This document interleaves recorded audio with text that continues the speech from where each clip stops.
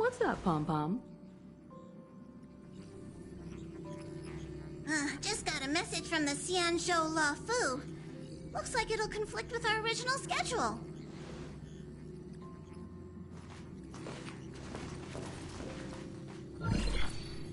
It's been a while, my friends on the Astral Express. How's your trailblazing expedition going? Soon, the Xianzhou La Fu will be holding the Luminary War Dance. Those who have aided the La Fu in overcoming the crisis are cherished allies of the Xianzhou. Thus, on behalf of the Seat of Divine Foresight, I'm extending an invitation to attend the ceremony. Your presence would be greatly appreciated.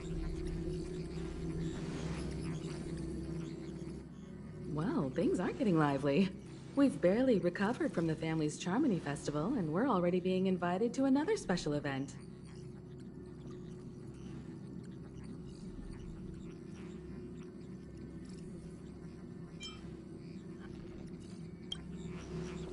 Yeah, me too. But wait, won't it look unprofessional if we attend 2 ceremonies in a row? Aren't we supposed to be focused on restoring astral charts and doing some serious scientific exploration? So we should leave March behind to take care of the Express? Hey! That's not what I meant! I'm all for some fun!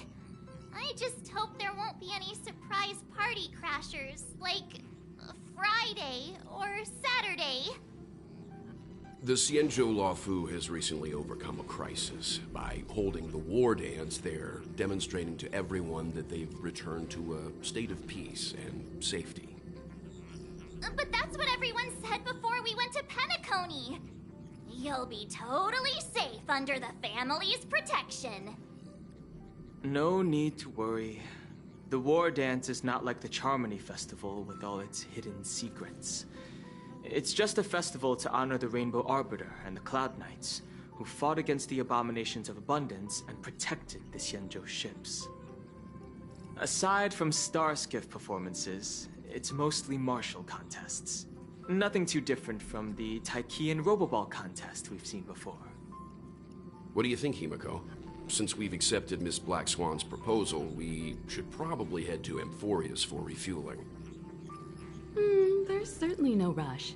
This trailblazing expedition is quite unique, and the Express needs to be fully stocked and prepared before moving on to the next stop. With Madame Herta's help, I was planning to deliver some Leviathan fossils from Kalinga Abyss to Ron May, member 81 of the Genius Society. It could earn us some favors before we set off. However, it may take a few weeks. So that means we're not going to the La Fu. Being an adult means maintaining relationships, whether we like it or not, March. Since we've been invited, it's only right for the Astral Express to attend the ceremony. So here's the plan. Pom Pom will take everyone to the Xianzhou La Fu. Mr. Yang and I will meet up with Ron May and fulfill our promise. Meanwhile, you, March, and Don Hung will represent the Express and attend the war dance. What do you two think?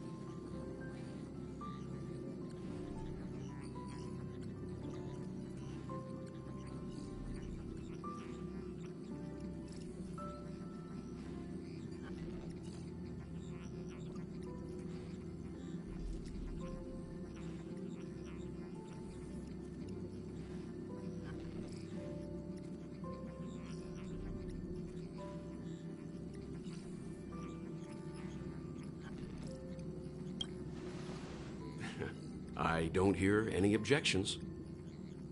Now that everyone's on board with the plan, it's time to work to the Xianzhou Law Fu.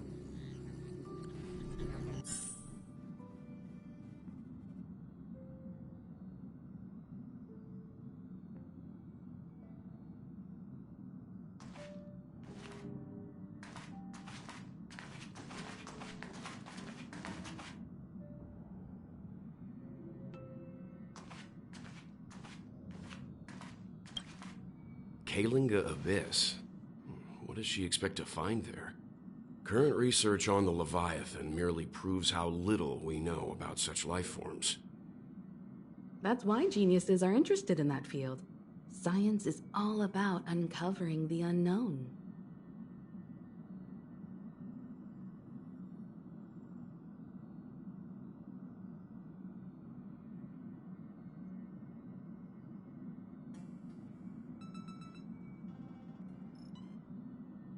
Don't miss us too much. If I stumble upon some cool Leviathan fossils, I'll bring a few back as souvenirs for you.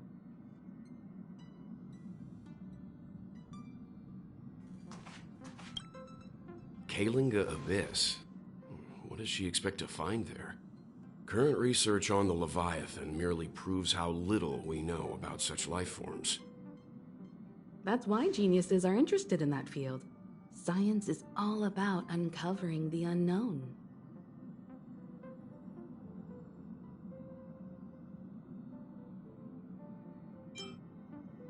Don't miss us too much. If I stumble upon some cool Leviathan fossils, I'll bring a few back as souvenirs for you.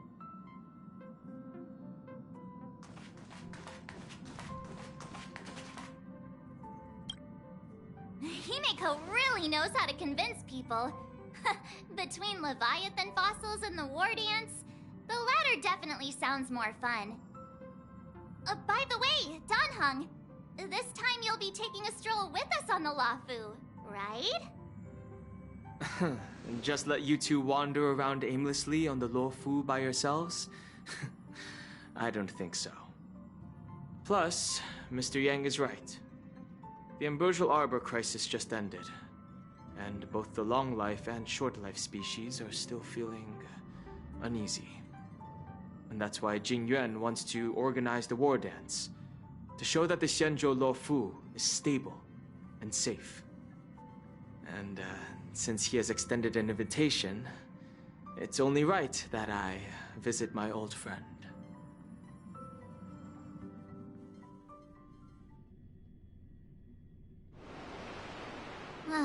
Coming back to this place brings back so many memories, you know?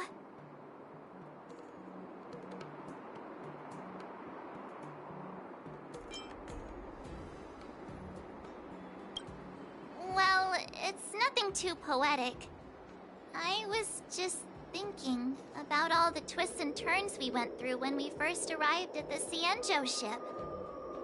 This time, we're not being forced or enticed or chasing after wanted criminals. And we didn't have to sneak in through the cargo dock. This trip has been incredibly smooth. Quite unusual, I must say.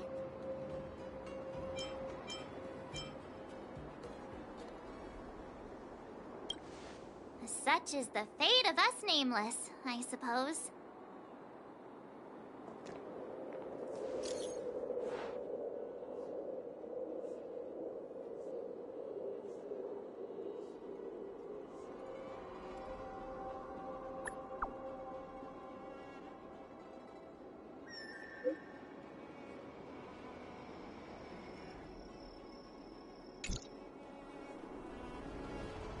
Is the Starskip Haven always this crowded? Oh, there's so many people here. I can barely hear anything. Yanqing said General Jingyuan sent him to welcome us, but where is he? Let's wait for him in front of the loom. It's the most prominent landmark on the dock.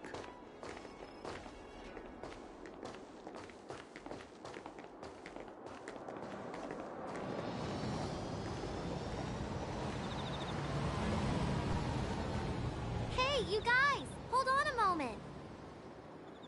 Did they just call us? Look at their outfits. They're from Penacony, right? Are you familiar with the Xianzhou Lafu? We know a little bit about it. What do you need? We're from Penacony. Maybe you've heard of it. We came to this ship to gather interesting materials for making dream bubbles. Oh, we just left there. Oh, talk about coincidence. That's great. Do you know any must-see attractions on the Luofu?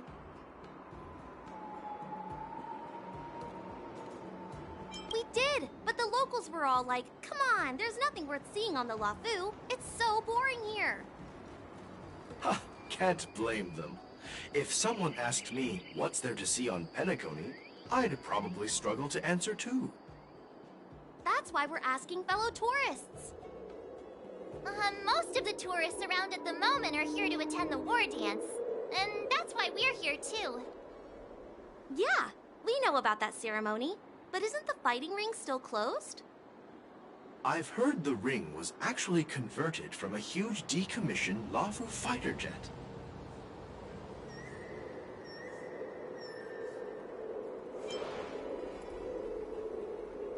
The Radiant Feldspar is bigger, I guess. But for now, all we can do is wait until the war dance starts in a few weeks, before we can board it. We've still got work to do, so we can't just sit around waiting for it to start. That's why we're asking you about some must-see attractions. We're looking for unique experiences that you won't find on Penacony. Our clients love these kinds of dream bubbles the most. You're the expert here. Give them some suggestions.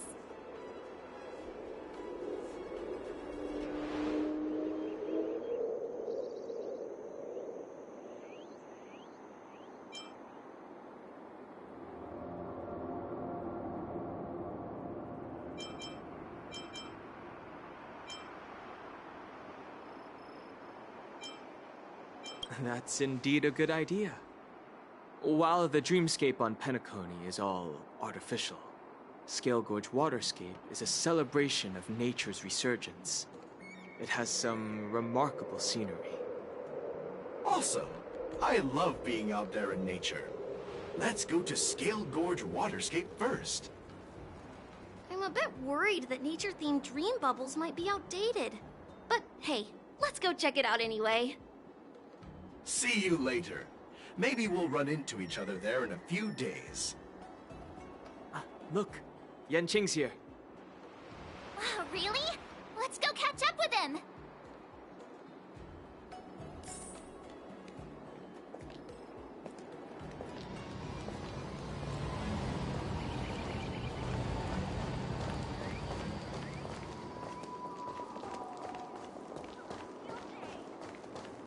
There you are!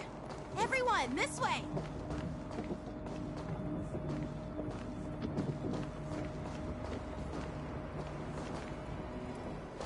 Hey, everyone! It's been a while.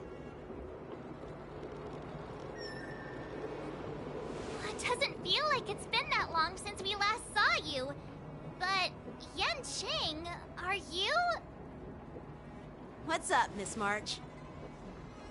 They say kids grow up really fast. Yanqing, are you a little bit taller than before? We've only been away for a few months.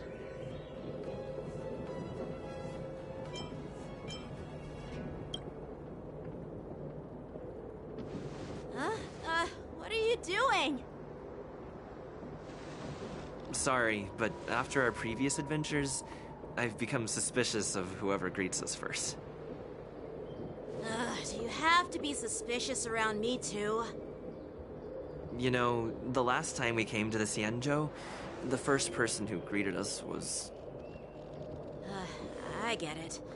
Better safe than sorry. Seriously, I've never seen the Luofu so lively before.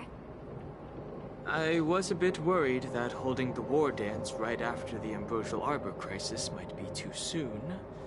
But seeing the bustling Starskiff Haven, I understand why General Jingyuan chose this timing.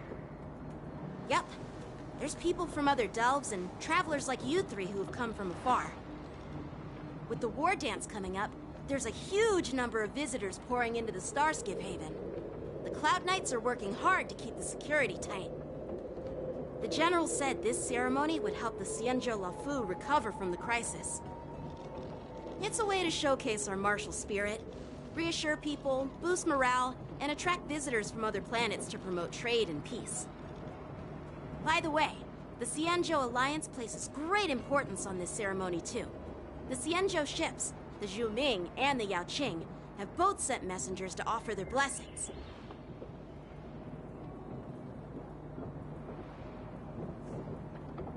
Yeah, I wonder if you've heard of it. It's known as the Star Forge, and it's responsible for providing more than half of the Cloud Knights' armaments. The Xianzhou Juming boasts skilled craftsmasters, and General Huayan is a top-notch craftsman himself. Ah, if only I could get a sword forged by him, I'd be on Cloud 9. By the way, Yanqing, where are we headed next? I'm sorry for talking your ear off.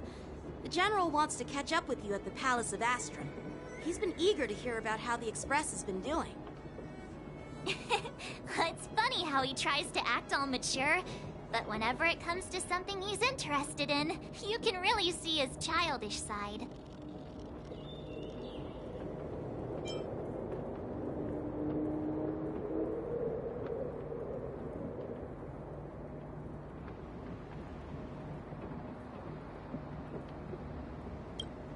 I agree.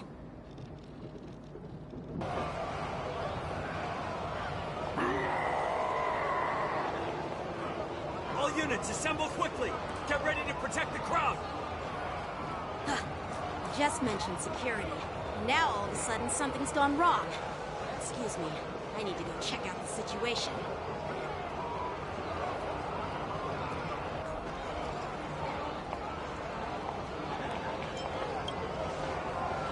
Hey, what's that supposed to mean? We'll go with you.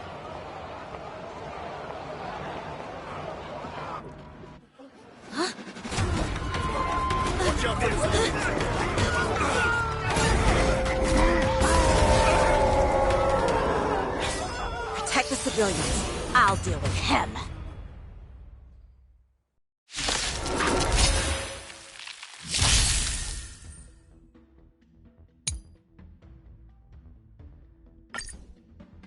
Arson? Why are there Boris in here? Serious, huh? This ends now.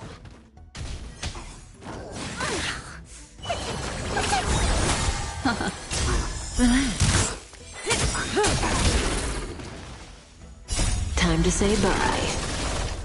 Boom.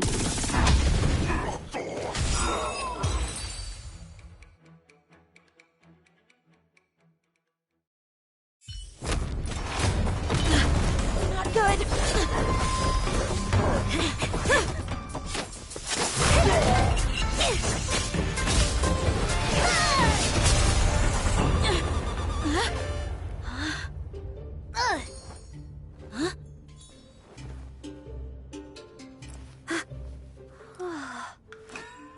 Thanks for the help. Sorry, no time to chat. Could you give me back my...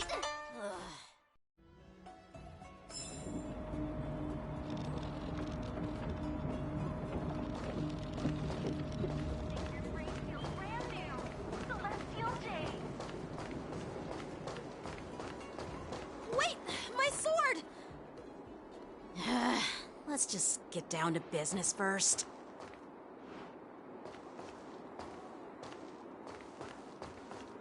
I'm sorry, but I'm afraid we'll have to put our plans on hold for now. I need to find out what's going on.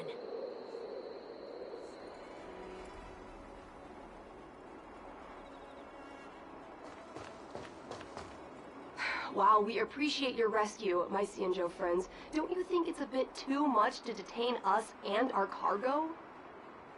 Sorry, but we've been ordered to detain you and your cargo for inspection until we figure out the source of the attack. Once we're done with the formalities, we'll let you and your cargo go. Oh, but this shipment isn't even meant for the Luofu. and it's IPC's patented technology. Who do you think you are to conduct an inspection? According to the protocol, all cargo arriving on the Luofu must go through inspection.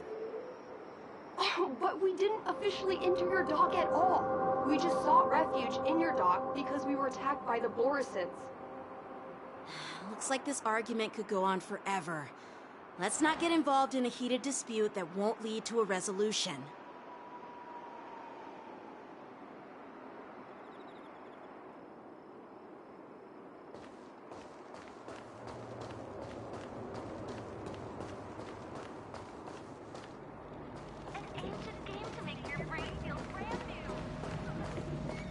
Who's in charge here? I need some answers. It's my fault. We let our guard down for a moment. I take full responsibility. With the war dance approaching, safety should be a top priority. Now, tell me, how did Borisin prisoners end up in Starskiff Haven?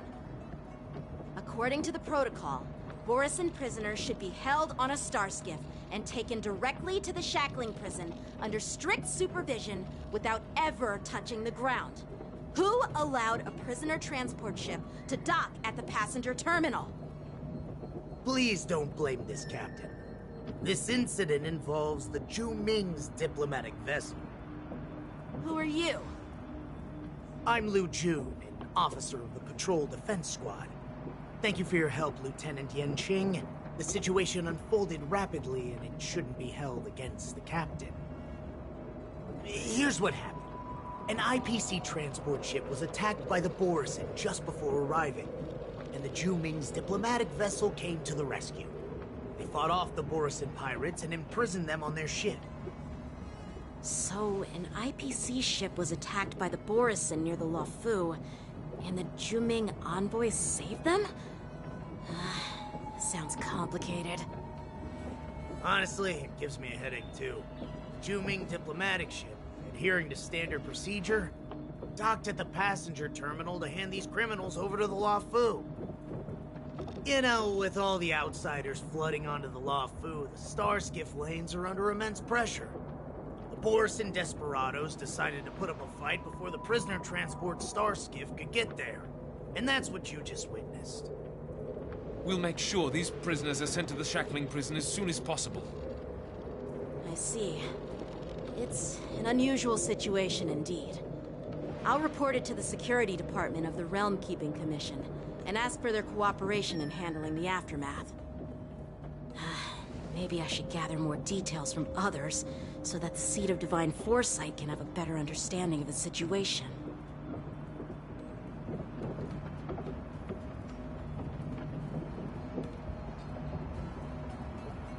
Oh, you look much maturer now, Yanqing. Please don't tease me, Miss March. The situation on the Xianzhou before the war dance is like a calm lake that can be disturbed by even the smallest pebble, capable of generating far-reaching ripples with even the slightest disturbance. What are those people? I mean, those monsters we just dealt with?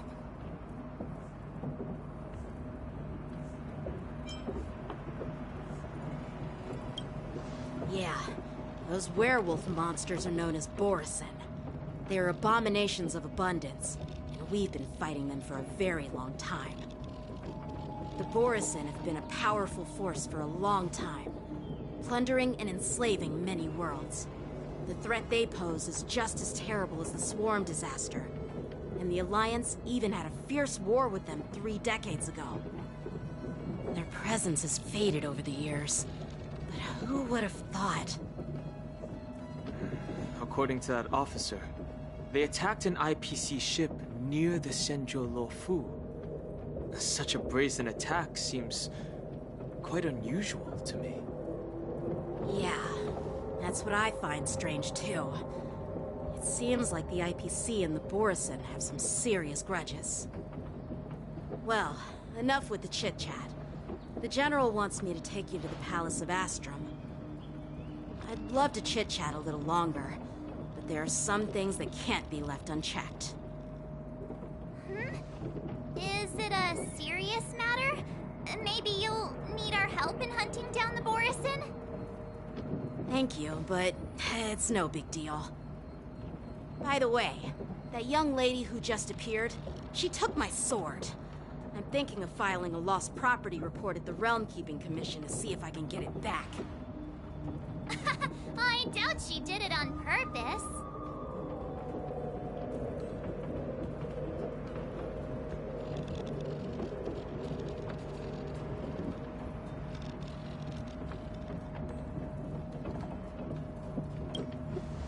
Perhaps she's around here somewhere.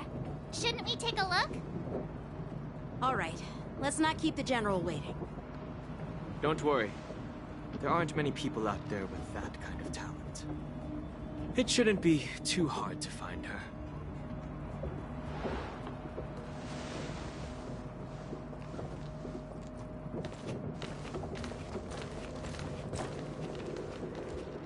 There sure are a lot of troublemakers around.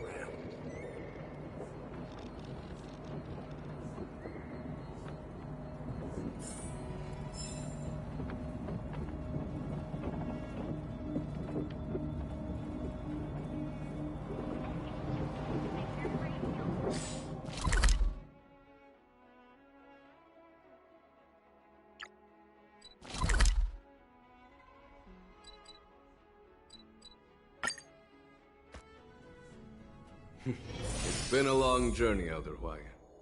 Thank you for your presence. Don't mention it.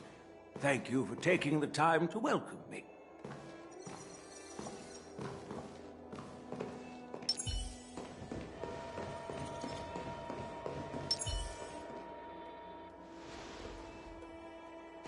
General, I brought our guests from the Express. Oh, I'm sorry for my bad timing. I didn't know you were meeting a guest, General. Don't worry, you're just in time. It's been a while, my friends from the Astral Express.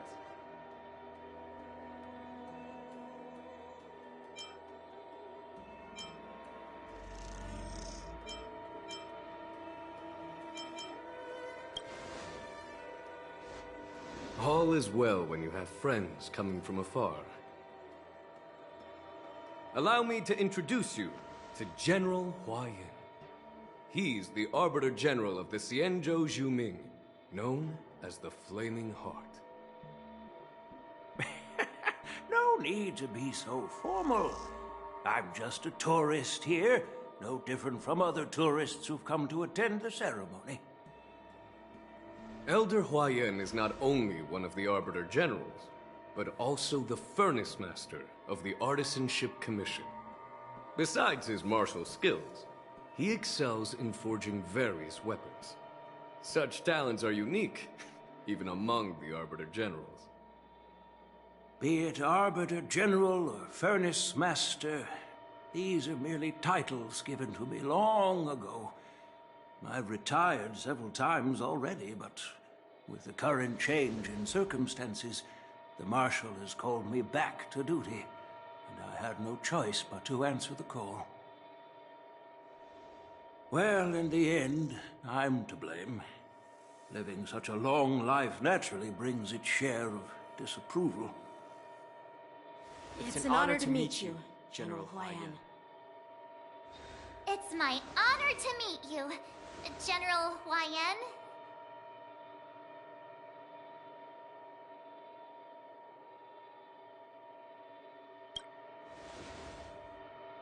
No need to be all formal. Today I'm just a guest on the Lawfu, the same as all of you. So, these three are the ones you mentioned, Jingyuin? The heroes who helped you with the Ambrosial Arbor crisis? Indeed. There's Dan Heng, March 7th, and him. Without their help, I'm afraid the Lawfu might not have easily overcome this crisis. So, the Imbibitor Lune's reincarnation has returned to the Lawfu and will attend the war dance. I'd love to have a drink with you should the chance present itself. You're more than welcome, General Hwaiyan. And this young friend is? Yanqing, my apprentice. He remains by my side as my retainer due to his youth, which I hope will season him with experience. He will stand for the Law Fu's Cloud Knights in the upcoming war dance, ready to take on all kinds of challenges. Great, great! It's a real treat to see so many talented young people around here today. Oh, I almost forgot. This is my apprentice, Yoon Lee.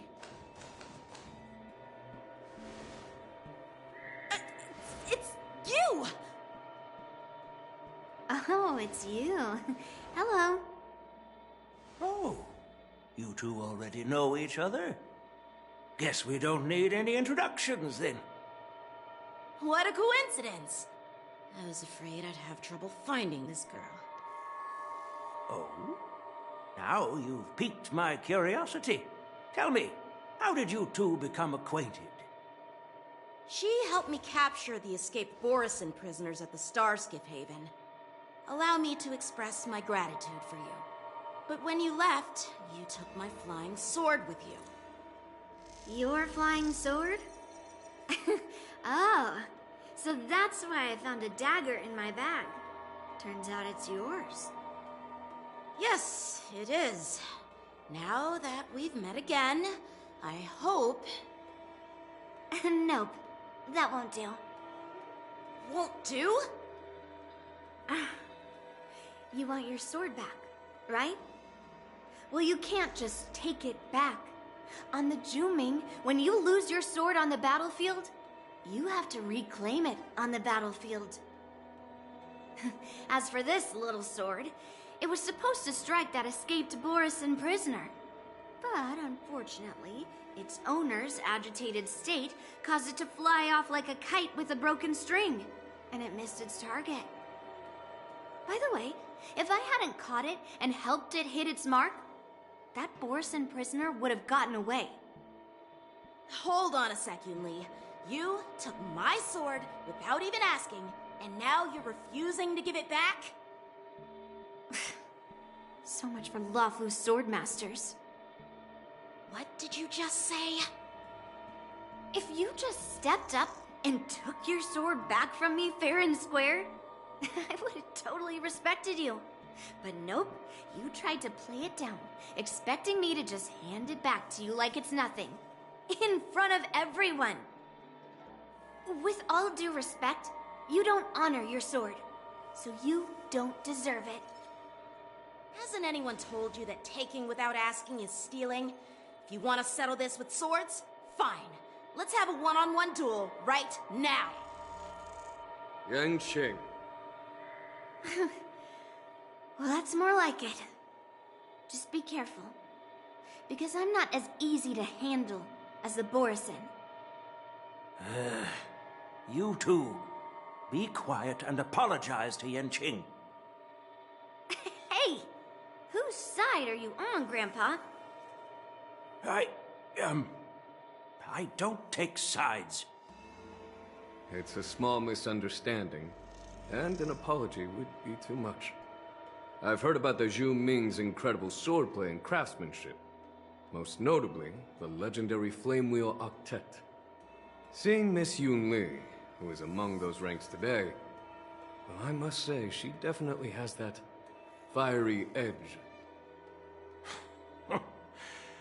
Such grandiose names. Some folks love to spin these fancy titles, trying to set the Cloud Knights apart. Yoon Lee is still just a young girl, a bit awkward and hot-tempered. So please forgive her if she's being rude. Well, everyone, Elder Huayan and I have some business to discuss.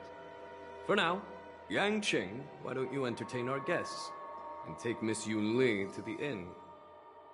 I'll find another chance to talk with you all. I'd like to express my gratitude to the Astral Express for helping the Law Fu during the crisis. That's so kind of you. I mean, you've already thanked us so many times. Please forgive me for coming at an inconvenient time. You needn't apologize, General Huayan. All right, Yun Li. Take this opportunity to clear things up with Yanqing. Yeah. It's better to make friends than enemies. But I won't be heading to the inn just yet. I want to visit Lingsha. She just arrived in the Luofu and could use some help settling in. Yanqing, once you've helped our guest get settled, go to the Artisanship Commission for me. I've heard about the attack and the detainment of the IPC ship. Qingzu sent word that the IPC members are protesting and wish to have their cargo back. See if you can calm them down. Don't get aggressive. Just make it clear that the Xianzhou Luofu has no intention of violating their rights. I'm on it.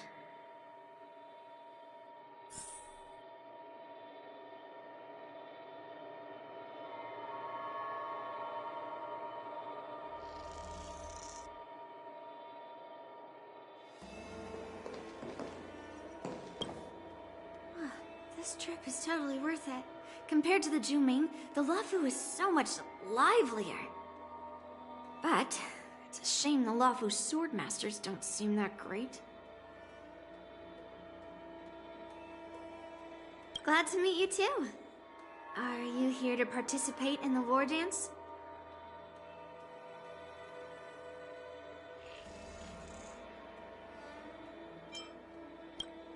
Of course.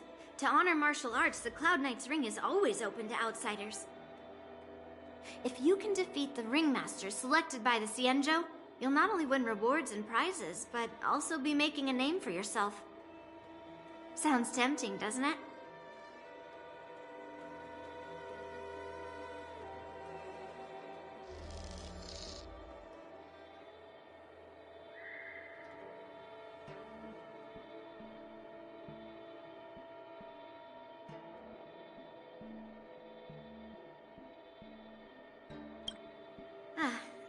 That's how outsiders refer to my peers in the Juming Cloud Knights and the Artisanship Commission.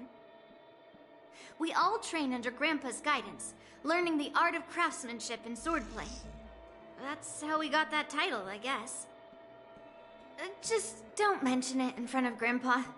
He always says that empty titles bring pointless challenges and conflicts. We Juming swordmasters pride ourselves on the success of the group over the individual.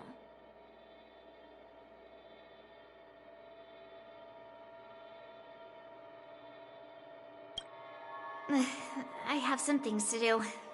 Besides, little Yanqing doesn't seem too happy about me tagging along.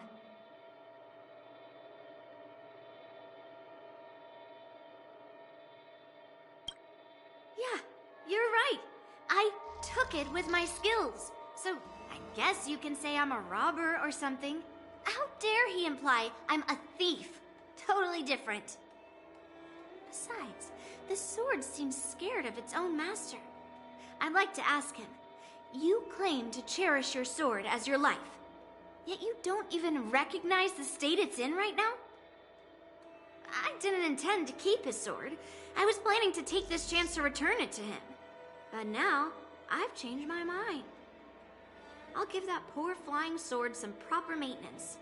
I won't consider returning the sword unless he learns how to say please, hello, thank you, and sorry. So he can forget about it for now.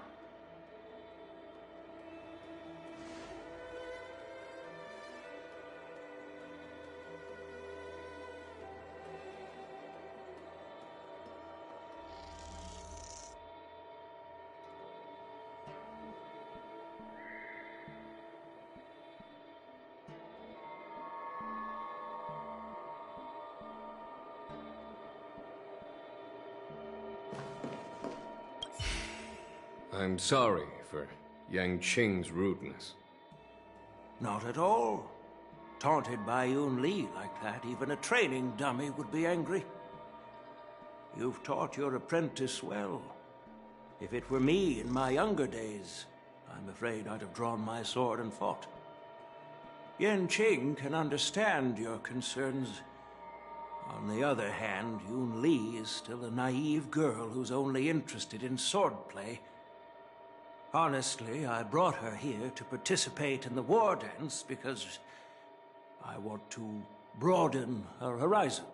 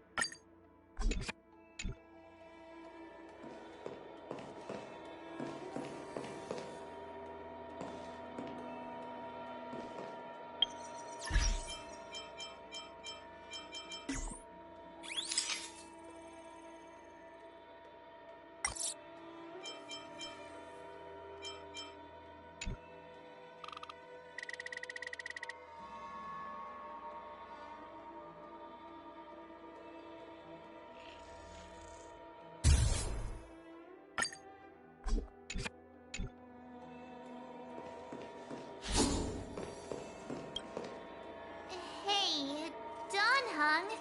I thought all the Xianzhou generals were like Jing Yuan. But that General Huaiyan, he looks so thin and scraggy, as if even a light breeze would knock him over. Is that old man really an Arbiter General? Well, each Xianzhou ship has its own division and specialty within the Alliance. Not all of the Arbiter Generals are good at leading the charge. You heard what Jing Yuan said, right? General Huaiyan was once the head of all the skilled craftsmen on the Zhuming.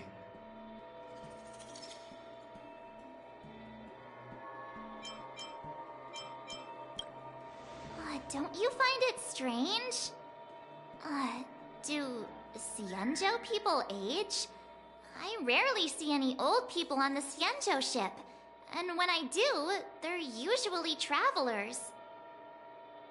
But General Huaiyan looks like an ordinary old grandpa. Is he really a Xianzhou general? Good question. He's right there. So why don't you ask him yourself? Nah, I'd like to live a little longer. We should leave. General Jing Yuan asked Yan Qing to entertain us, so obviously, he has important matters to discuss. Let's not waste any time here.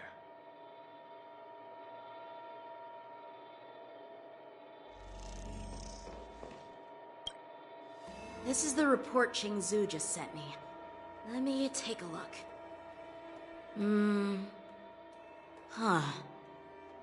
Looks like the General has given me a tough challenge. He wants me to try and help put the IPC's mind at ease. Well, it's not exactly a test. As Cloud Knight officers, we not only learn the art of war and martial arts, but also occasionally have to handle diplomatic disputes. It's just, you know, talking things out isn't as straightforward as duking it out with weapons on the battlefield. This is especially true when you're up against the IPC, with their non-stop corporate babble. Well, let's not worry about that for now. Shall I take you to the inn?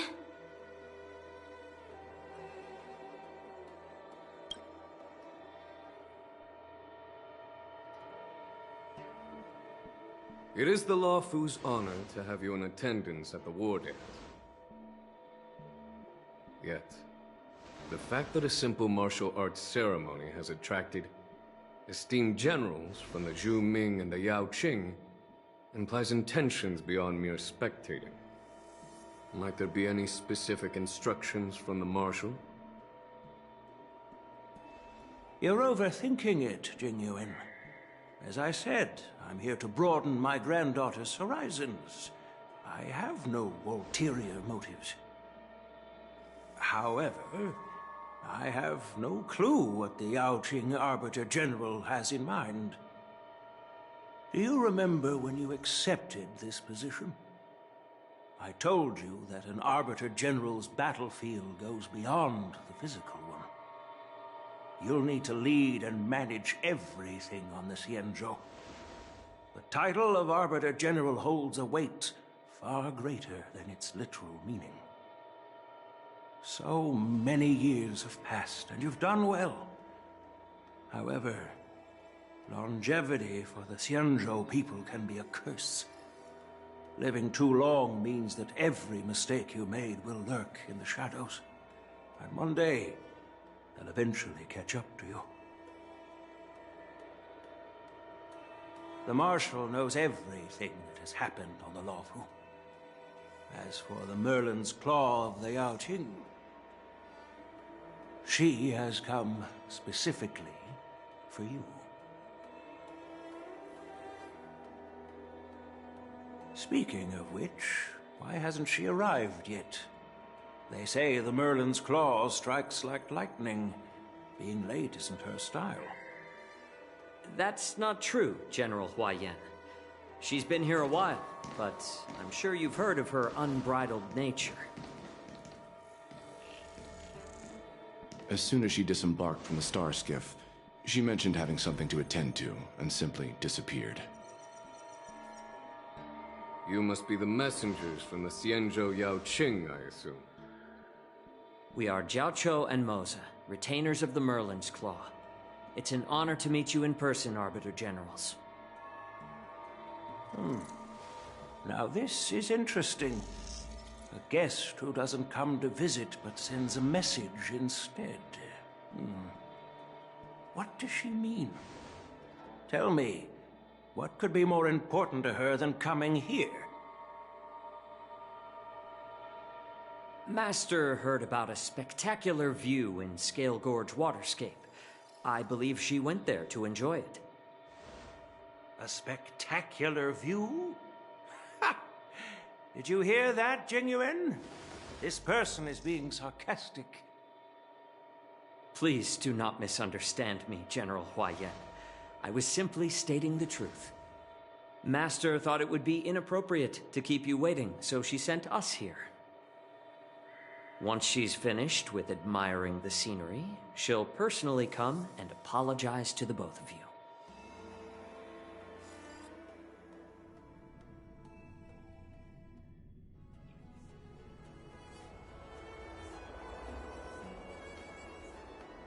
Drat, I forgot to ask Yun Li to return my sword.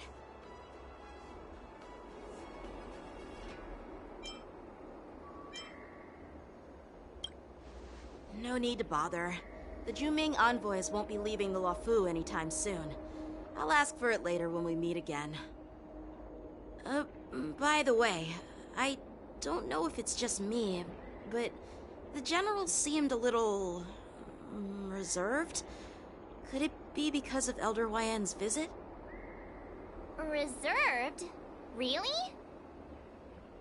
Maybe I'm just overthinking things. No, you're not. When I entered the Palace of Astrum, I realized that the messenger from the Xianzhou Juming was actually the Arbiter General himself. So, the messenger from the Xianzhou Yaoqing must be the Merlin's Claw herself, I presume. That's right. Well, that's what makes this entire thing so unusual. What's so unusual about it? They simply received an invitation from Jingyuan, just like the crew, right? The war dance is just a small festival. And now we have 2 Arbiter Generals from other Xianzhou ships here. I'm afraid they're here for something more. Maybe they've come to hold Jingyuan accountable for the Ambrosial Arbor crisis? Hold him accountable? Come on, didn't the Luofu fall victim to the disciples of Sanctus Medicus and the Antimatter Legion? Why would they blame the victim? Donshu's rebellion and Ventilia's scheming are merely one side of the story to the other Arbiter Generals of the Alliance. Only a single piece of incontrovertible evidence remains, creating an endless source of potential complications. The Ambrosial Arbor. Yes. It's undeniable that the plague mark, which was subdued by the Xianzhou Luofu, has resurfaced. But was it really a conspiracy instigated by the Antimatter Legion? Or does it indicate a traitorous intent from within the Luofu, implicating Jingyuan himself? Once the spark of suspicion is kindled, it proves hard to extinguish.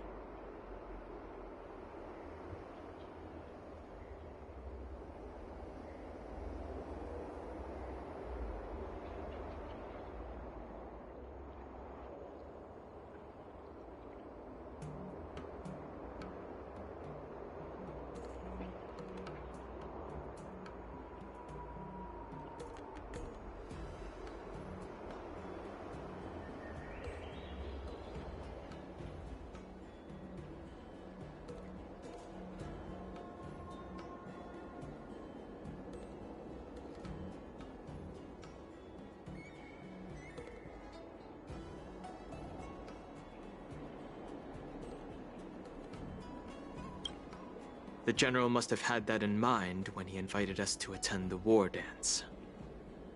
What was I thinking?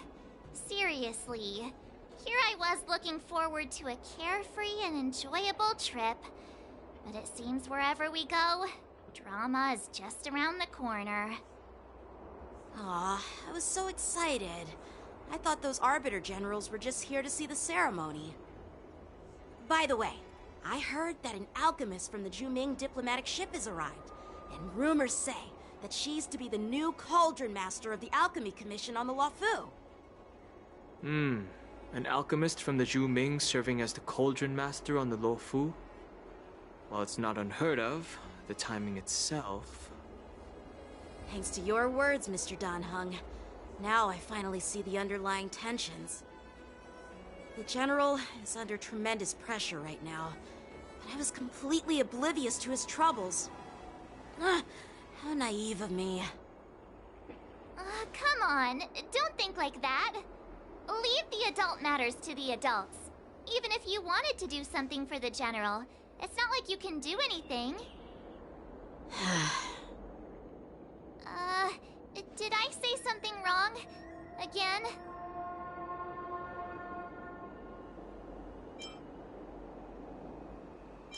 Miss March is right. I don't have the skills to share the General's burdens at the moment. Still, I'll do my best to follow his instructions. Let's go. Once I've taken you to your accommodations, I need to go to the Artisanship Commission to handle the IPC's protest. He looks like he has a lot on his mind. We can't just let him go alone. Why don't we accompany you to the Artisanship Commission? This is too much trouble. While I appreciate your kindness, dealing with the IPC's workers could be tricky. I'm afraid this will cause trouble for the Express. No worries. We're pretty experienced in dealing with the IPC. You've heard of the 10 Stone Hearts? We've dealt with quite a few of them, right?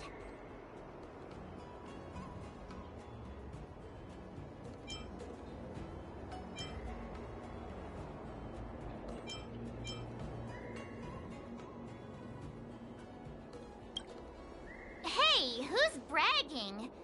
Anyway, this time it'll just be a few ordinary IPC workers.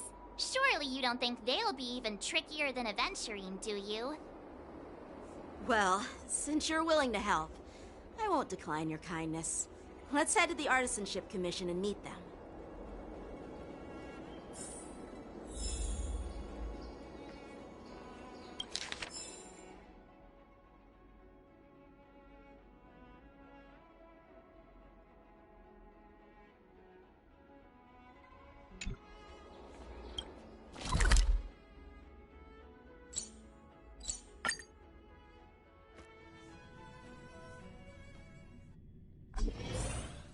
Can I really reason with you Xianzhou people? I think I get it now. In your words, this is called looting a burning house, right? But I am trying to reason with you here.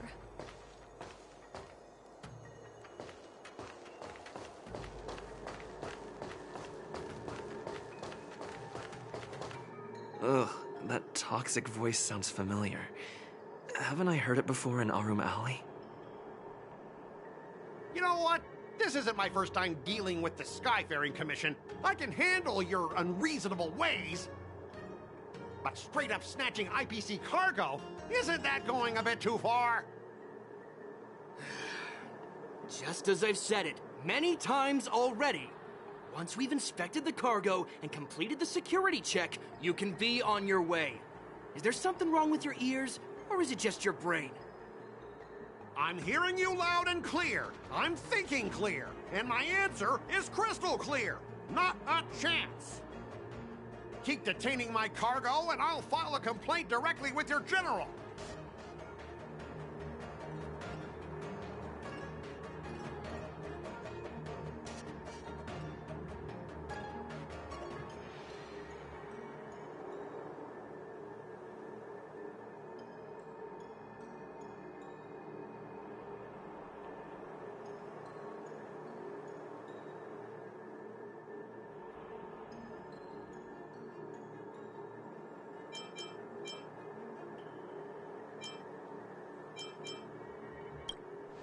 Don't think you can possibly convince me.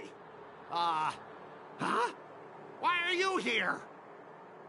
You're staying on the Cienjo, are you? What terrible luck. Wherever you go, disasters aren't far behind. Aren't you the guest from the Astral Express? What brings you and Yanqing to the Artisanship Commission?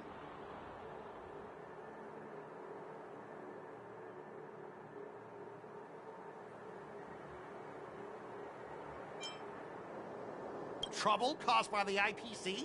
I'd say it's caused by the Skyfaring Commission. Looks like you've met this IPC worker before. I'm not sure if that's a good or a bad thing. I was sent here to deal with the IPC protest, Nishikwe. What's going on here? As you know, this IPC transport ship was attacked by the Borisin and rescued by the Juming's diplomatic ship. Then the Cloud Knights were instructed to bring it back to the dock for repairs and inspections. And this is Mr. Scott, the person in charge of this transport ship. So, you're Scott. I've heard him mention you. Weren't you kicked off the Lafu before? Why did you come back? Like I wanted to come back. I thought I'd just dock at the harbor for repairs and leave this forsaken place for good. Little did I know, as soon as the ship entered the harbor, a bunch of Cloud Knights showed up and snatched all our cargo from the hold. What do you mean by snatched? I've told you 1,000,000 times. It's a security check. Then why did you bring the cargo to the Artisanship Commission? You even brought in some shady craftsmen. It's obvious you're trying to steal the IPC's patented technology! Listen here. Firstly, the Skyfaring Commission detected dangerous items that could possibly be weapons in your cargo hold. That's why they called me here, to double-check. Secondly, where the heck did you get the idea that I'm a shady craftsman? Even if there are dangerous items, what do they have to do with you? It's not even being shipped to the Lafu. We'll just fix the ship and be on our way. We won't unload our cargo here. But you'll have to stay in the port for several days before your ship is repaired and you can take off again. How can we just leave unchecked items sitting here? I understand, but we don't need to disassemble the cargo if it's just a security check, right? In most cases, we don't.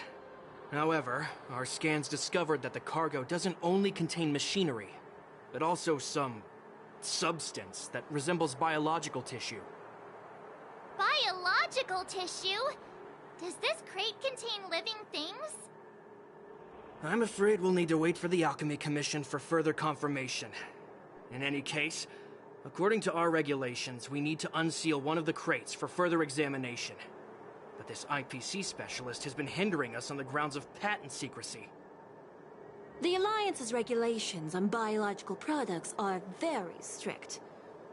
Without further inspection, there is no way for the Skyfaring Commission to release the cargo. Oh, really? Fine! If anyone lays a finger on that shipment, they'll have me to deal with. It doesn't matter if it's mechanical or biological. It's none of your business. I'm filing a complaint against the Skyfaring Commission's ridiculous regulations. This Mr. Scott seems stubborn and difficult to persuade. Honestly, I really don't want to have a vicious confrontation with the IPC.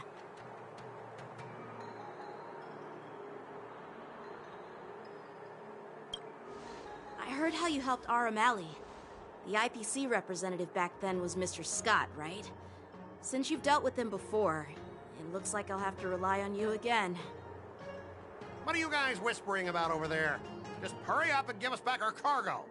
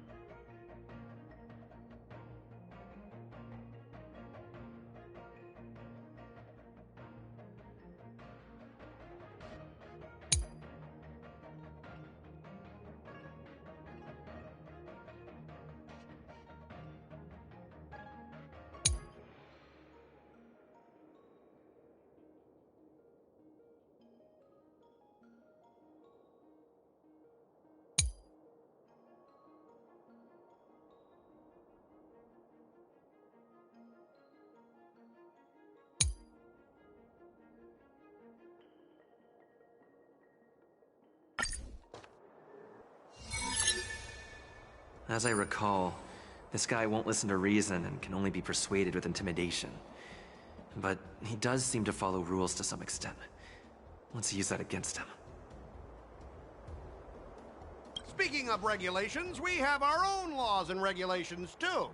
According to Article 4 of the Cienjo Alliance IPC Trade Consensus, the Alliance and IPC shall never infringe on each other's intellectual property rights.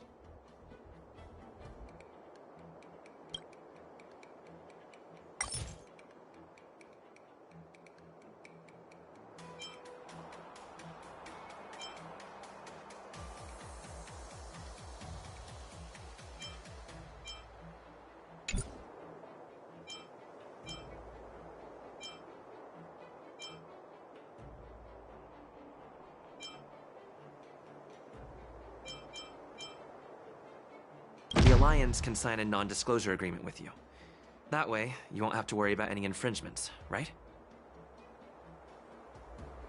We can sign a mutually acceptable non-disclosure agreement in accordance with the IPC's rules.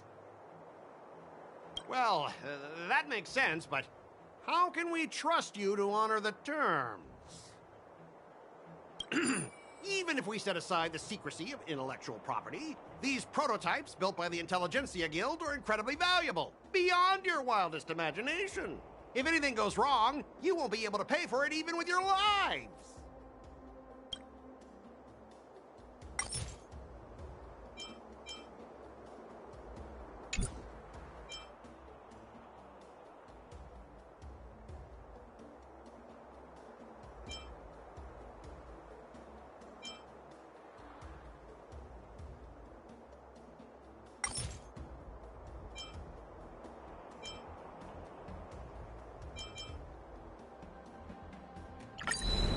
Huh? Your logic is too confusing for anyone to follow. Maybe you should learn the art of communication from a monkey before you continue spouting nonsense.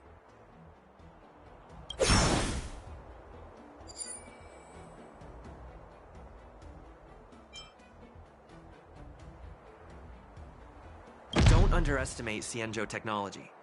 Even if they need to dismantle your cargo, the Artisanship Commission can easily put it back together.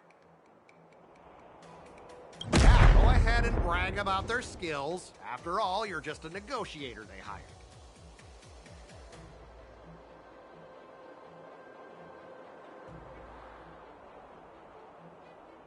But I'm different. I'm an IPC member, and my fleet has accepted this transportation order. Naturally, I need to be responsible for the integrity of every piece of cargo. Besides, the cargo on this transport vessel belongs to the Intelligentsia Guild. If you want to inspect the cargo, shouldn't you at least call in a member of the Intelligentsia Guild to be present?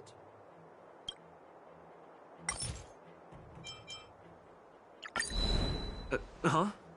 Could you repeat that? I didn't quite hear you. Could you say it again?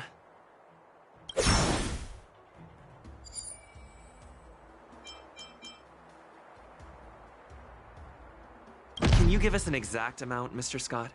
If there's any damage after the inspection, the Express, the Skyfaring Commission will compensate you. The Skyfaring Commission. Yeah, they will compensate you, provided a detailed report of the damage is submitted. I don't doubt the financial strength of the Skyfaring Commission. However, this is not just about money. Besides, the cargo on this transport vessel belongs to the Intelligentsia Guild. If you want to inspect the cargo, shouldn't you at least call in a member of the Intelligentsia Guild to be present?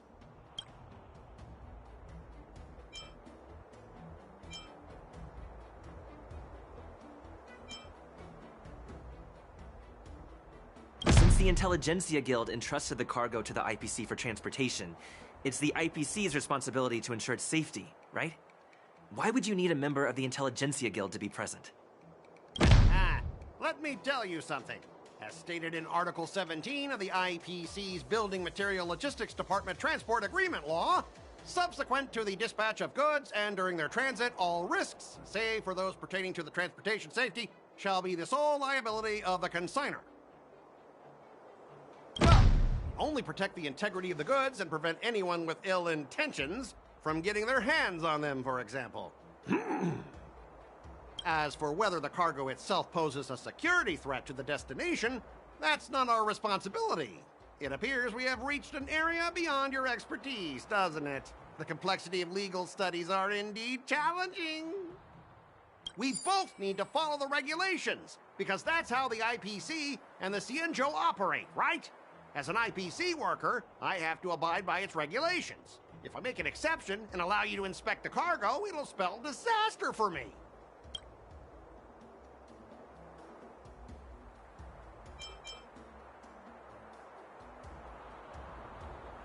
I understand that you're trying to stick to the IPC regulations, and that's commendable, Mr. Scott. But what you fail to see is that this argument is tarnishing the IPC's reputation on the Cienjo. If this conflict with the Skyfaring Commission escalates, it won't just make things difficult for your business, but it'll also have an impact on your career down the line. Of course, I never wanted conflict with the Cienjo. Like I said, all I wanted was to retrieve the cargo and be done with it, but they just refused to let us go.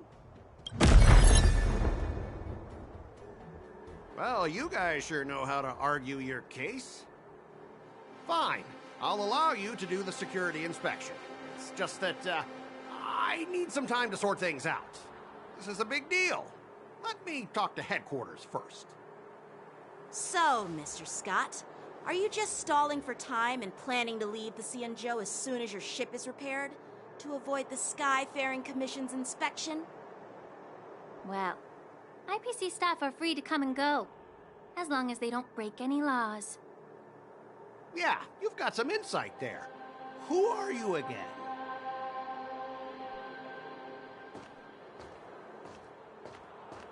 Allow me to introduce myself. I'm Lingsha, Cauldron Master and head of the Alchemy Commission on the Lawfu. Could she be? Yeah, she's the new Cauldron Master assigned here from the Cienjo Juming. I received a report from the Artisanship Commission about cargo containing samples of unknown organisms. It said they needed help from the Alchemy Commission. I had nothing better to do, so I came myself. It's fine, Mr. Scott. If you really don't want your cargo to be inspected, it doesn't matter. It doesn't matter? How can you say that?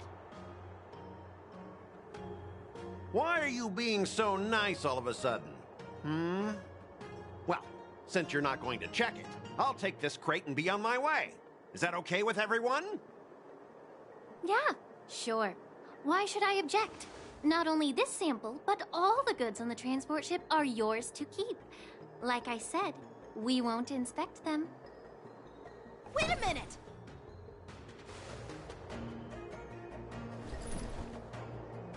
Well, that's more like it. If only the young displayed a more reasonable attitude, we could have sidestepped that altercation just now. Our ship will leave in a few days once the engines are repaired. Your ship can leave whenever you want, but I'm afraid I can't say the same for your cargo. According to the import and export regulations signed between the Xianzhou and IPC, all biological shipments can only leave the port when they have confirmed to be of no threat, or when all biological activity expires. Since we can't determine if your shipment is safe for the environment, I guess we'll have to wait for its biological activity to expire. Let me check the previous cases. Normally, it'll only take around 47 star calendar years. Only 47 years? Why so surprised? You're still young and full of energy. I'm pretty sure you'll live a few more decades. Have some confidence in yourself. Ha! Typical of a long-life species. Your words are dripping with sarcasm. While you may not care about time, I do. I'll be demanding double compensation from the Skyfaring Commission for every minute wasted. Sure thing, Mr. Scott. You seem pretty confident that your career and life will last long enough to witness this victory unfold.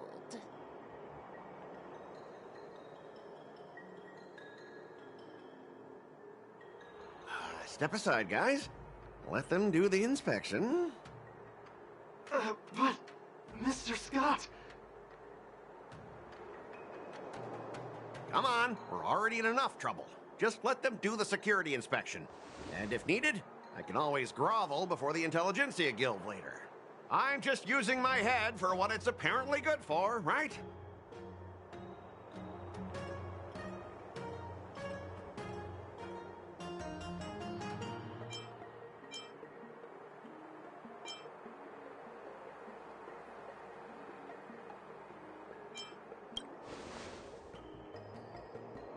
Well, honestly, at least you're not as annoying as that woman. Just get on with the inspection. Don't act all chummy with me now that you've got your way. This lady is really something else.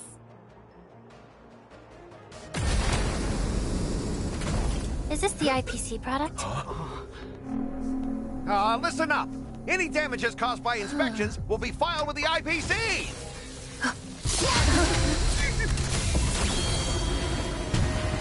Turn it off!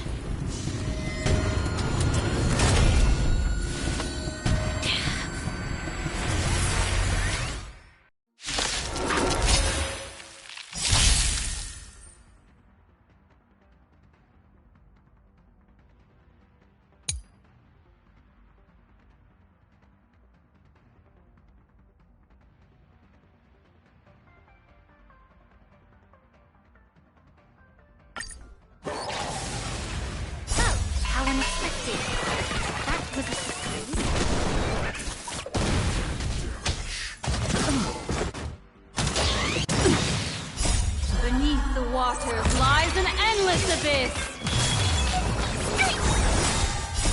Fiends or devils? I'll crush them all! Stand still. Didn't hurt. Get them! Relax. Time to say bye. Boom. Stand still.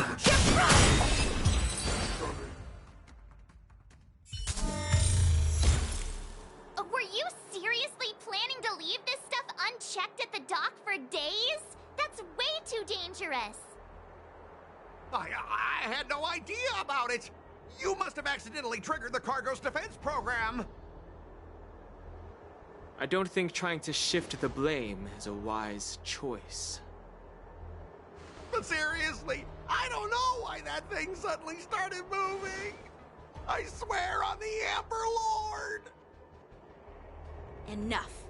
Miss Shikwe, please escort our IPC guest to the Skyfaring Commission. I'm on it. Please follow me, Mr. Scott.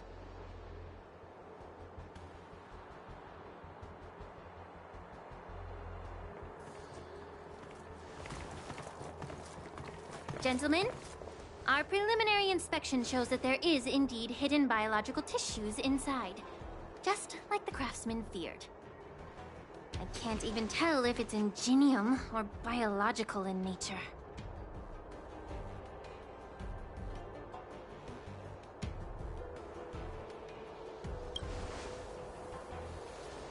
The core of this device is what they call wetware in industry slang. To put it simply, this machine operates with a kind of biological nerve as its control center. I'll take some samples for the alchemist to analyze and figure out where the biological tissue comes from. Why would the Intelligentsia Guild use such unethical technology? Perhaps they're trying to create a new weapon? Whatever the reason is, it's probably why the Borison attacked the ship. No wonder the IPC were trying to obstruct our inspection. I'll contact the Ten Lords Commission and ask the judges to come and give their final verdict on this. According to our rules, all prisoners and weapons involving dangerous creatures must be taken to the shackling prison for further sentencing. After all, it's the safest place on the Luofu. As for you, Mr. Craftsman, please go with the Cloud Knights and explain the situation to the judge.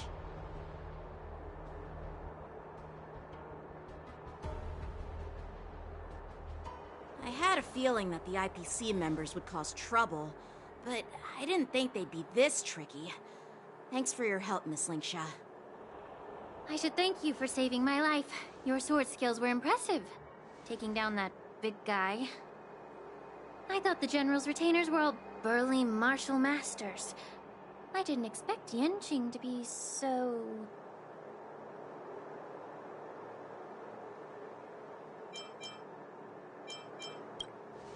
Yeah, exactly.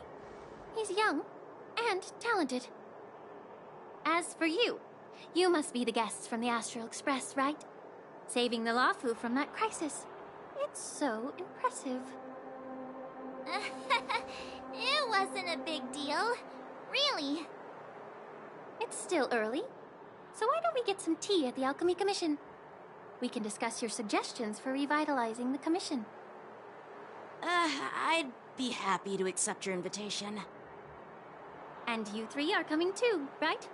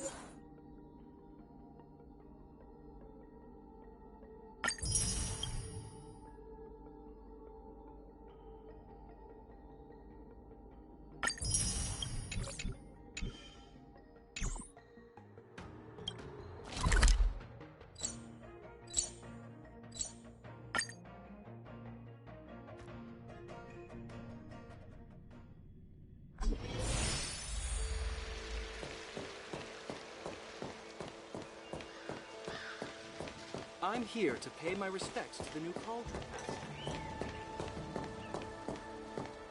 All these years, and the view at the Alchemy Commission hasn't changed a bit. The tides come and go, but the ancient sea remains the same. For us Vidyadhara, there's nothing more nostalgic than our homeland. You're a Luofu native, Miss Lingsha?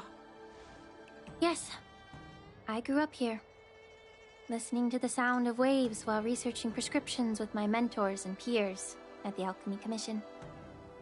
It's kind of sad, isn't it? Everything changes but somehow remains familiar. Just like you, Don Hung, I traveled far from home, and now I've returned. Seeing the familiar scenery brings back a hint of nostalgia. The view here would be even better without the ambrosial arbor. Oh, really? I think that towering tree looks pretty impressive. Even if it's impressive, it's a plague mark. The Xianzhou have been fighting abominations for thousands of years. And now that the ambrosial arbor has been reborn, it's only natural for everyone to feel uneasy. Well, once a seed is planted, no matter how long it takes, it'll eventually sprout and bear fruit. In my humble opinion, the rebirth of the ambrosial arbor and the resurgence of the disciples of Sanctus Medicus were inevitable. The seed was already planted when the ancestors of the Xianzhou sought immortality.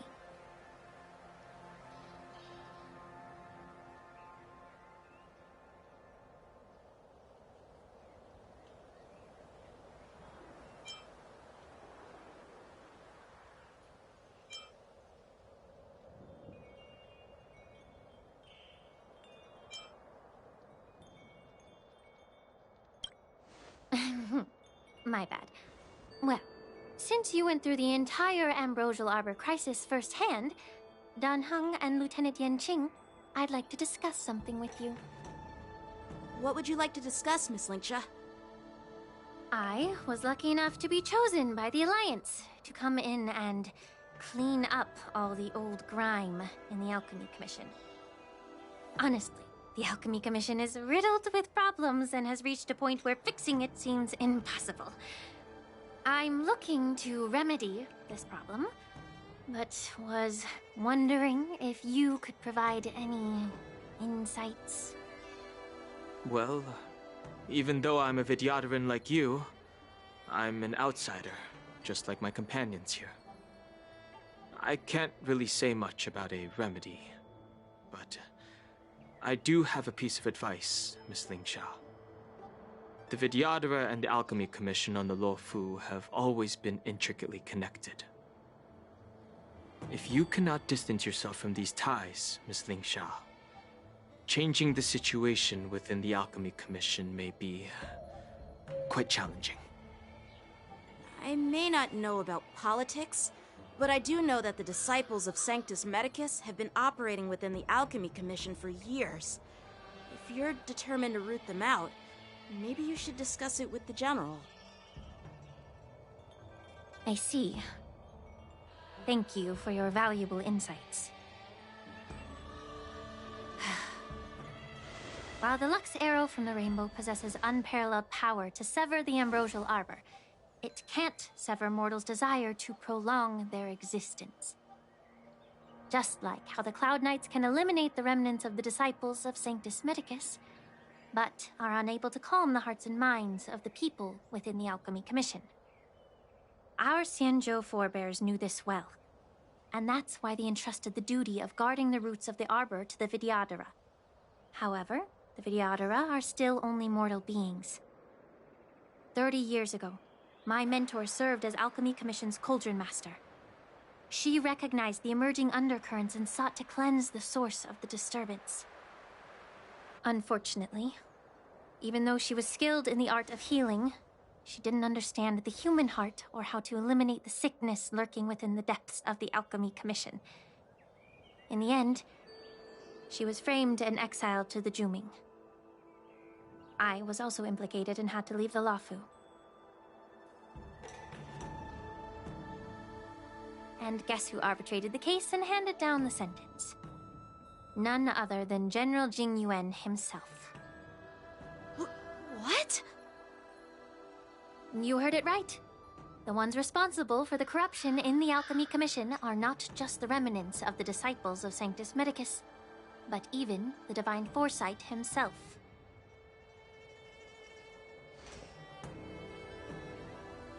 Alas, why is your face turning pale, Yanqing?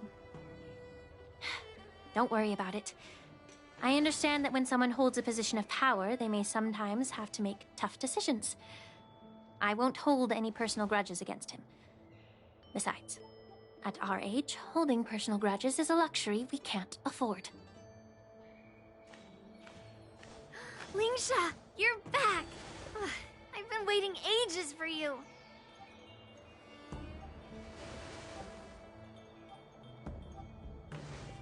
Yunli! Why aren't you with your grandpa? What brings you to the Alchemy Commission? Well, let me take this opportunity to introduce you to Yanqing. What a small world. You stole my sword! Give it back! I see. Let's skip the introduction part then. Why do I keep bumping into you? Are you stalking me or something?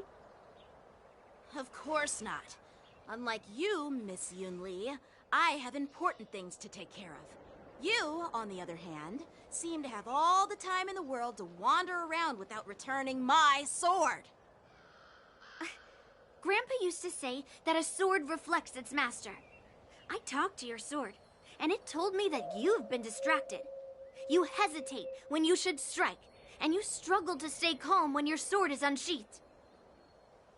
Now that I see you again, I realize your sword was right. It wasn't me who took your sword. It was you who lost focus. Do you really expect me to believe that nonsense? I've been taking it easy on you because you're a guest from the Juming, but you're not taking the hint. Don't people from the Juming know you're supposed to return what you've borrowed? Just look at this flying sword. Even if I gave it back to you now, it'd just be taken away again in a few hours. You know the Cloud Knight saying, a Cloud Knight must never let slip their weapon, yes? Well, sure, I can give it back to you now, but on the battlefield, that's a whole different story. Poor flying sword. Fine! You don't have to give it back, because I'll take it back myself!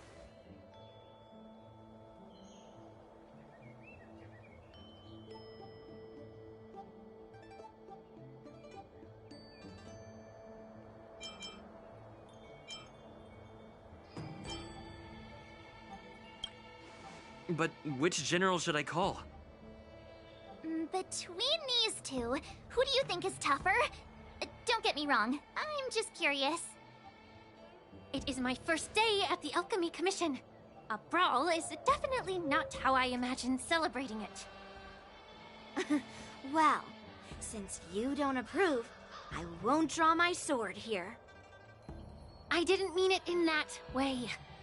Since you've already drawn your swords, you'd be disappointed if you didn't get to test one another, right? I've received reports that the delves near the Alchemy Commission are still infested with abominations. Seems like my predecessors left quite a mess. So, if you two want to determine who's better, why not focus on them instead of each other? Clearing out some abominations? Sounds boring. It's the Cloud Knight's duty to eliminate those abominations. You don't have to ask me twice, Miss Lingsha. I'll help you get rid of them. Oh, you think you're the only one who knows how to behave?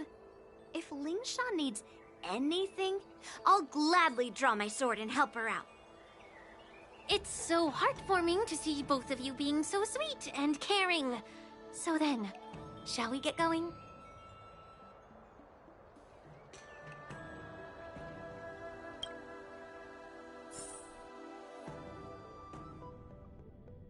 Ever since the disciples of Sanctus Medicus were eradicated, their experimental abominations have been festering here. If you want a contest, I'll be the referee. The one who kills the most abominations within an hour wins. Lingsha, as always, you're still an expert in making unpaid work sound so noble and grand. It's for your own good, little Yunli.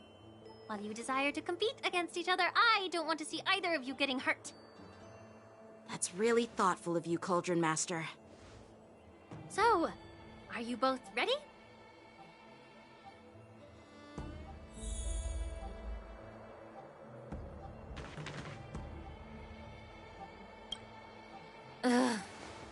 Looks like my predecessors left quite a mess. Let me say it again. The one who kills the most abominations within an hour wins. Be careful when you draw your swords, and make sure you don't hurt each other. Can we start now, Lingsha?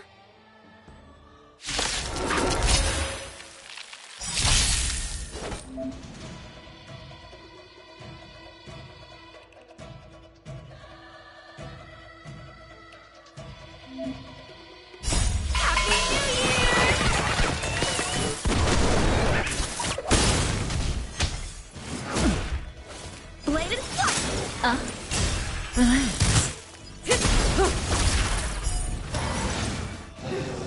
I didn't expect someone who can't even hold on to a sword to actually have some skill.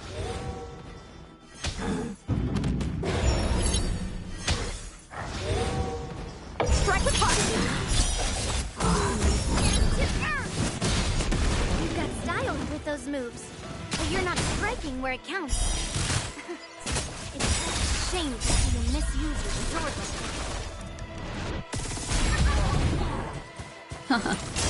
Relax. Beneath the waters lies an endless abyss.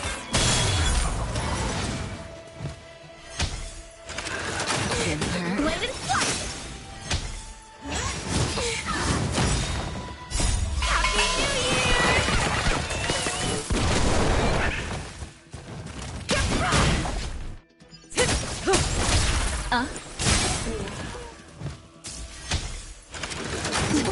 Strike with heart!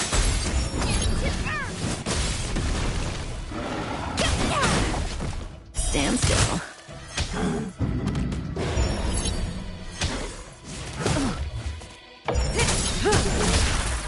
Time to say bye. Boom.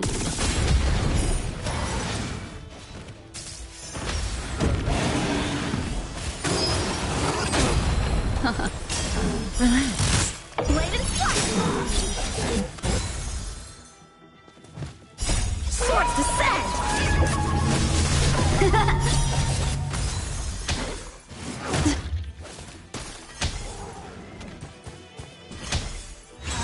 Didn't hurt.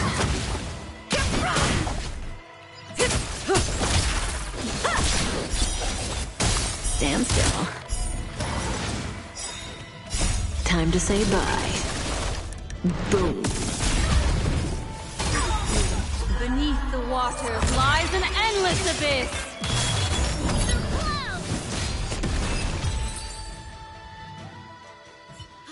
I win, Miss Yun Li! You got lucky. Why don't you just give me back my sword, sincerely apologize, and then go cry your eyes out to your grandpa? Consider yourself lucky that I'm not interested in your rusty sword, as I don't have the nasty habit of snatching other people's weapons. All you did was chop down a few monsters. Don't get carried away with yourself. If you think you can just take this sword from my hand, go ahead and try.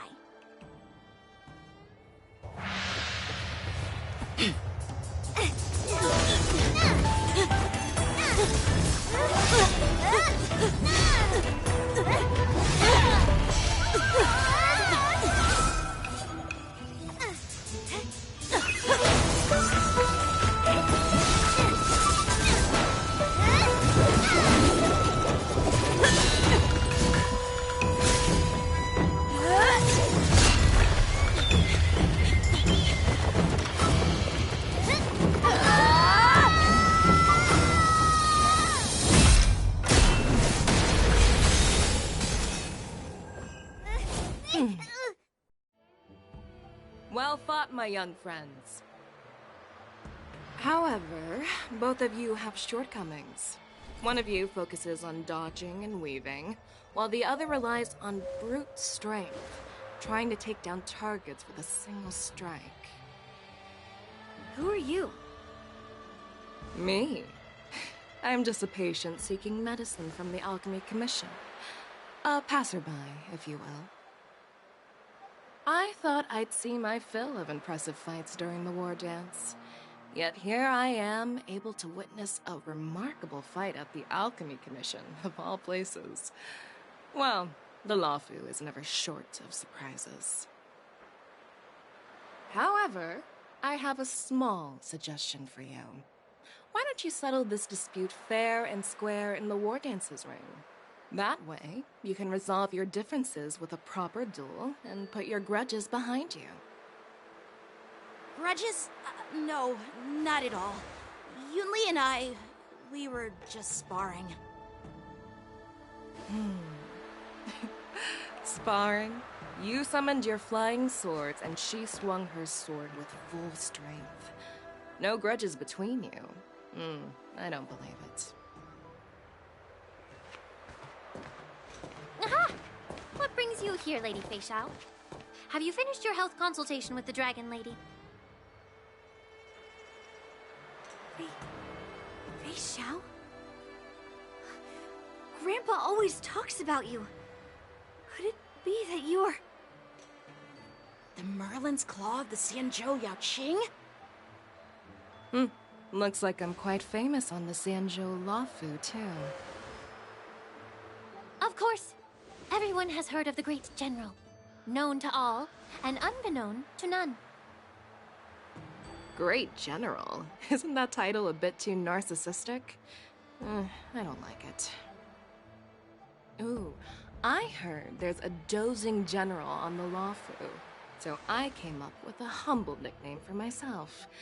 The Lacking General. Lacking in worries, regrets, and rivals. Sounds much better, right? Yeah, that's a befitting title that sounds both humble and impressive. Now that the sparring session is over, Yanqing and Yunli, shouldn't you politely thank General Fei Xiao for her guidance and bury the hatchet? Here's your sword. Keep it safe. Or it might get taken away again. By the way, we haven't settled the score yet. I'll defeat you fair and square next time we fight. This is how she apologizes? Now that I finally got my sword back, I should report to the seat of divine foresight. I'll take my leave, General Fei Xiao.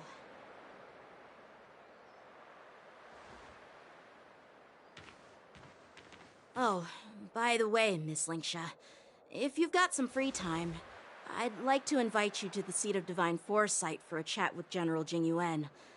I think there's more to those personal grudges you mentioned earlier.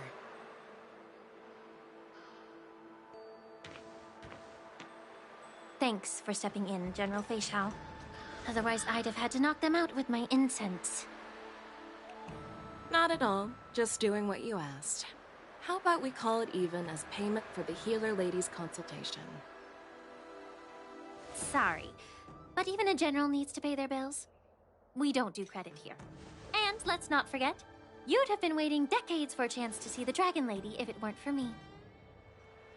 Well, you can always send the bill to the seat of divine foresight and say it's for mentoring those kids. After all, it was quite the effort splitting them up. I nearly had to get tough. Now, if you'll excuse me, I need to find a spot and get some fresh air.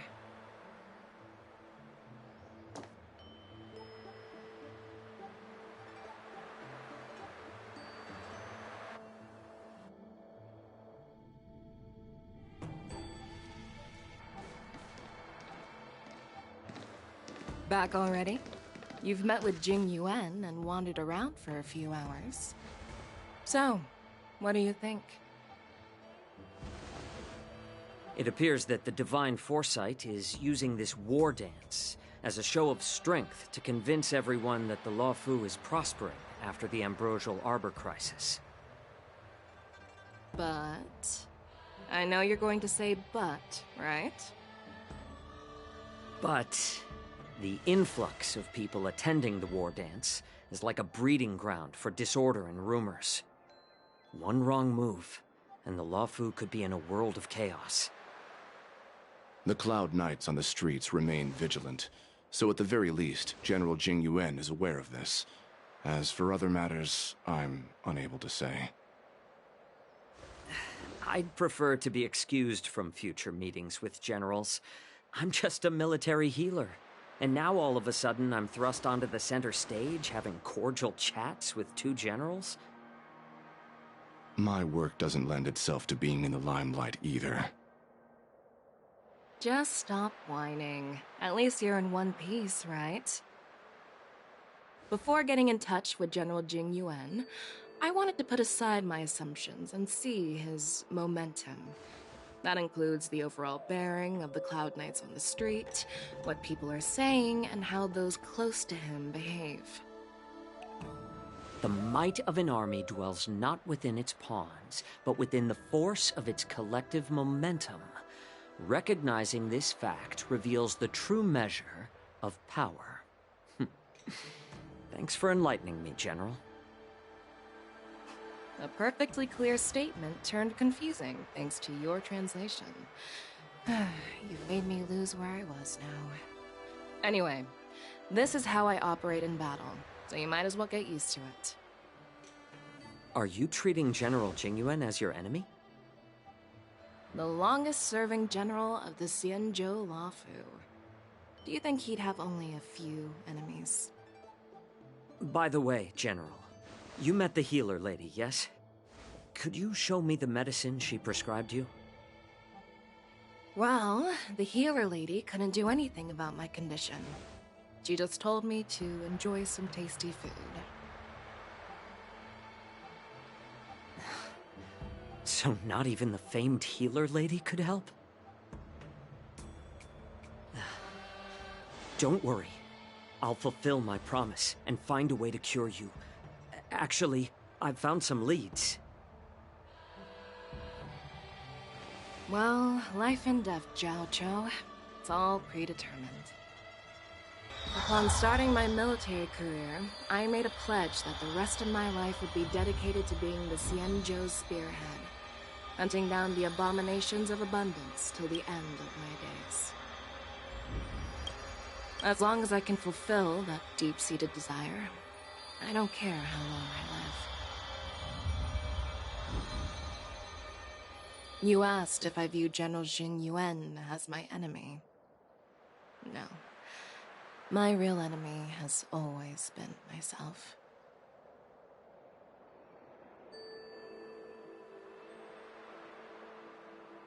Enjoy some tasty food.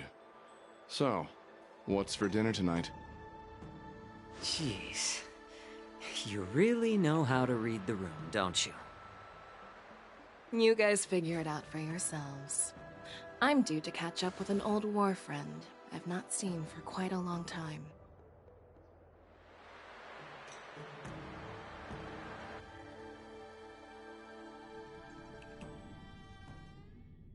Hey! Was that the Yaoqing general who just dropped in out of nowhere? Oh, she's so awesome! I mean, when Yun Li swung that massive sword, she just casually blocked her attack with ease. Mine too. Yeah. But to go up against Yun Li is quite impressive, you know? That aura of heroism and grace. It almost makes me want to learn Xianzhou swordplay. You think so too, right?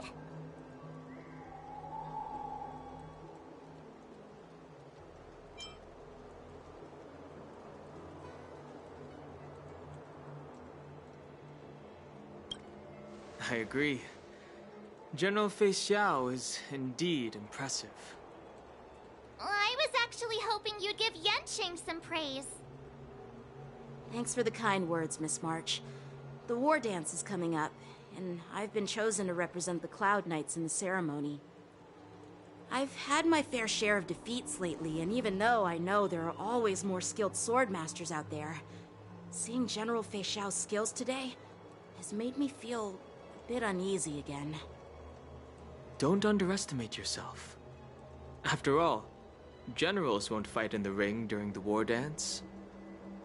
Just remember the state of mind you had when you single-handedly took on me and Blade, putting life and death aside. With that mindset, you can prevail against most challengers. I see. Thanks for the advice, Master Danheng. By the way, now that today's events are over, General Jingyuan wants to invite all of you to the Seat of Divine Foresight. He has something important to discuss.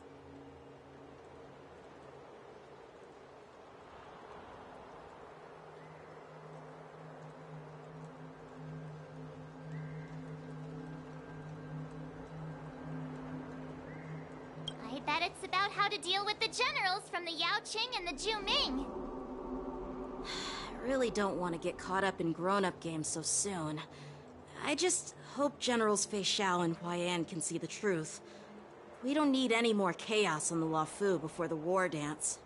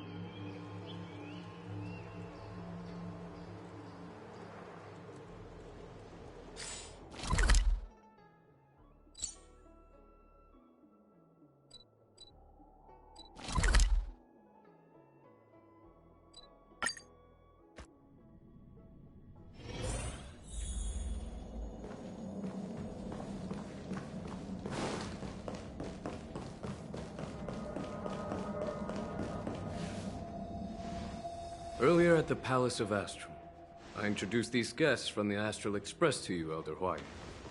But with all the people around, we only exchanged pleasantries. Now, I'd like to officially introduce them to you. These three braved great dangers, accompanying me to perilous places, defeating the chief culprit Vantilia, and uncovering the conspiracies of the disciples of Sanctus Medicus. If you wish to know more, please, feel free to ask us. Well, I skimmed through the reports about the Arbor's rebirth from the Master Diviner Hu Xuan. She's been summoned to the Yuchue for questioning. There are a lot of doubts within the Alliance about this whole situation. But despite all that, I believe in you. Since you joined the ranks, you have repeatedly achieved remarkable feats. After the High Cloud Quintet each went their separate ways, despite the many criticisms within the Alliance, the Marshal still stood firm against the dissenting voices and entrusted the Luofu to you. Over the years, you've served the Alliance with loyalty and wisdom. You've taken down abominations in Thalassa, rescued the Xianzhou Yuchue from a siege, and destroyed the demonic planet summoned by the denizens of abundance. I still remember those battles vividly.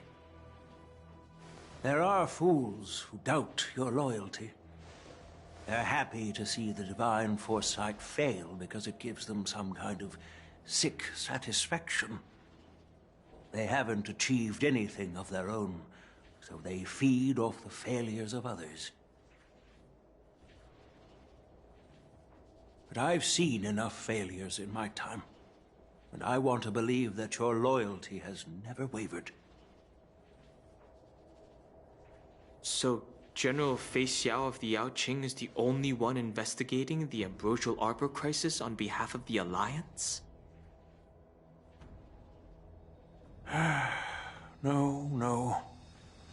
I am too. This old man's words always catch me off guard.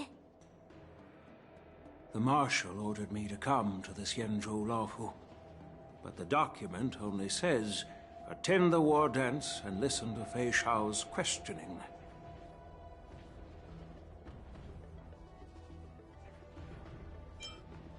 No need for that.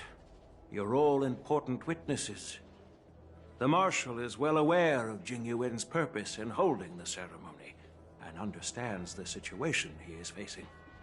She mentioned it because she believes both issues are important. Thanks for your kindness and sincerity, Elder Hwayan. But is it appropriate to tell everyone here about the Marshal's orders? By introducing the Express's witnesses to me alone, aren't you aiming to discern the intentions behind both my actions and Fei Xiao's? And whether there's any discord between us? Well, since I'm being open and honest with you, I encourage you young folk to do the same. As for the Ambrosial Arbor crisis, all I need to do is listen. General Fei Xiao will be the one asking the questions. To be honest, I'm more concerned about the timely start of the war dance. Oh, by the way, I've prepared a gift for the war dance.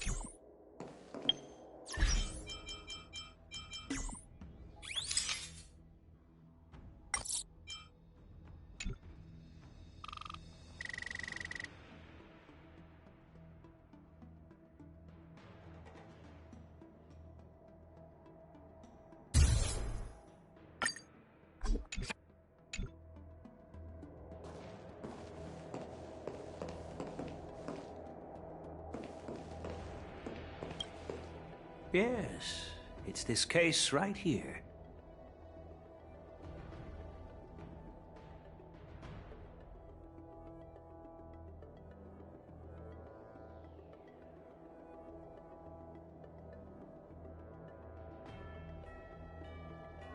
There will be numerous contests and celebrations during the war dance, and the main event will be the Ringmaster's Challenge. The host will dispatch a skilled warrior to take on challengers from all over the cosmos, showcasing the excellent martial arts of the Xianzhou Luofu. When you mentioned that the Astral Express would be attending the ceremony, I thought the High Elder of the Luofu would be the Ringmaster. You humor me, Elder Hwayan. The healer lady is just a young lady who knows nothing about martial arts. How can I assign her as the Ringmaster? I'm no match to you when it comes to joking. What's this box for? Why don't you open it, General Hwayan? This sword case is intended for the War Dance's award. It's empty now, but in a few days, a precious sword will be delivered and stored inside. I don't mean to boast about our skills, but this sword represents the pinnacle of the Zhuming's craftsmanship. It has a legendary history, full of heroic tales from foreign lands, tales that are too detailed to be summarized in just a few words. Since the delegation delivering the sword hasn't arrived yet, I'll just leave the case here for now. I've been wondering, who would be worthy of such a sword? And then it hit me. I can award it to the champion of the Ringmaster's Challenge. The ceremony's champion is sure to be a perfect match for the sword. Moreover, I hear that Yanqing is an excellent swordmaster, and that he will be representing the Luofu as the Ringmaster. So it seems like a perfect gift for him. Thank you for your generosity, Elder Hwayan. If you want to give me a sword, just say the word, Grandpa. No need to beat around the bush. You've got confidence, my girl, but I don't think you can best Yanqing. I know you're all about swords, Miss Yunli. It's just a shame that it's the sword that ultimately chooses its rightful master. Yeah, and even if someone gets their hands on such a precious sword, it'll probably end up in someone else's. The outcome of our duel at the Alchemy Commission is still up in the air. Since you're interested, why don't you represent the Xianzhou Juming and challenge me in the ring? That's exactly what I had in mind. Nobody knows who's gonna come out on top. It could be me, could be someone else. It'll probably be me. But whatever happens, it won't be him.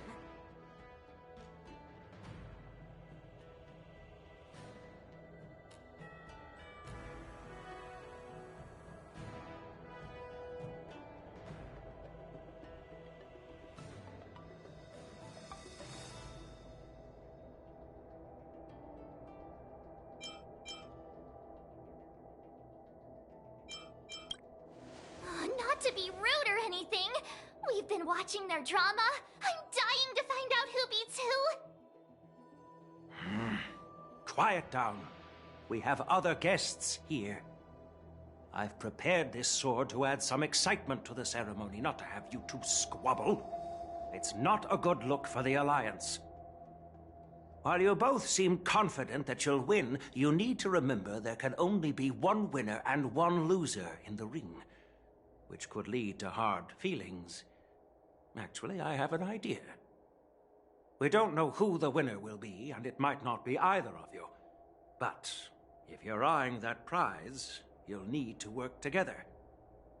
I want you to take on an apprentice who will take part in the war dance and win at least one match. How does that make sense?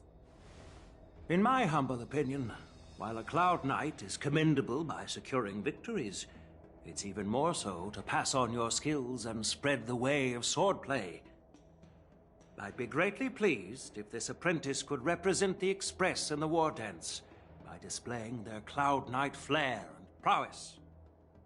Well, Elder Huayan's idea is quite interesting. Imparting swordplay skills requires teamwork, and both the winner and the loser will learn a valuable lesson regardless of the outcome. The question is, whom should the two of them take as an apprentice? Huh? Who? Wait, me?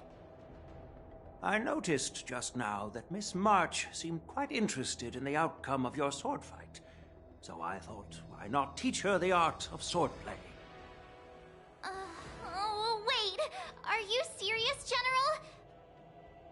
Why am I being dragged into this all of a sudden? I've never practiced swordplay before. I'm a total newbie. You really think I can learn it? Well, you'll probably realize I have no hope and give up on me. And that'd be so embarrassing.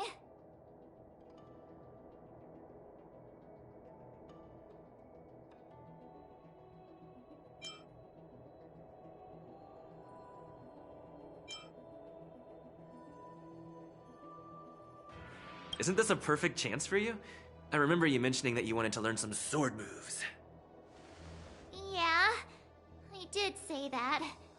But this is all happening so quickly, don't you think?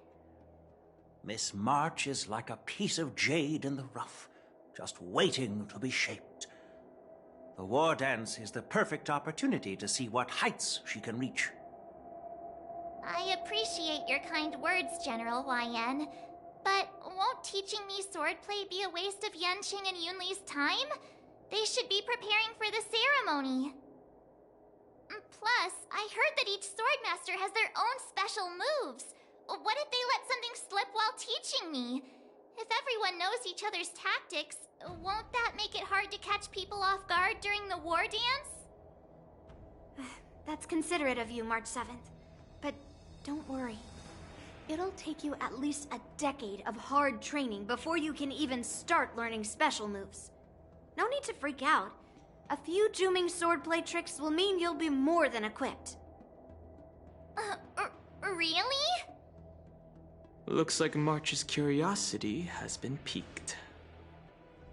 The whole point is to know each other's moves. Defeating your opponent in just one move? How boring would that be? Plus, what really decides a swordsman's fate isn't some special move. It's the solid fundamentals. So Miss Yunli has already agreed. What do you say, Yang Qing? General, I haven't graduated yet. How can I be qualified to teach swordplay to others? So you're admitting your defeat, huh?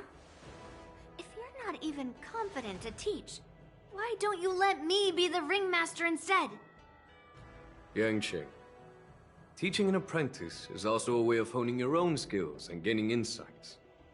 You've been an apprentice for years. It's about time you looked at swordplay from another perspective. I see, General. Then count me in. Now that Yang Qing has agreed too, it all comes down to Miss March giving her nod. It's up to you to make the final decision, March.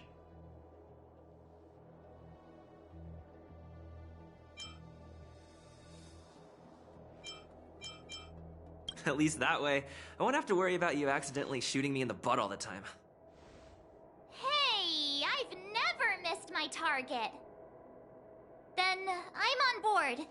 Thank you for your kindness, General Huaiyan. Great! Starting tomorrow, Yanqing and Yunli will teach you the basics of the Cloud Knight's swordplay. Yunli and I will head out and purchase some sword practice equipment for Miss March. Think of it as a little initiation gift. You're too kind. Wait, you're giving me a gift? Shouldn't it be the other way around?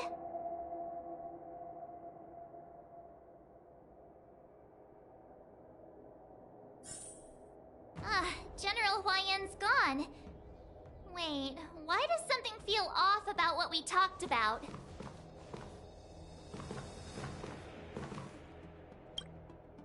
I think we strayed off topic. How did things even get to this point? Yeah, I brought you here because the General said he had some important matters to discuss. But how in the world did Yun Li and I suddenly become Miss March's swordplay mentors? Because General Huaiyan wants us to stick around on the Luofu for some time.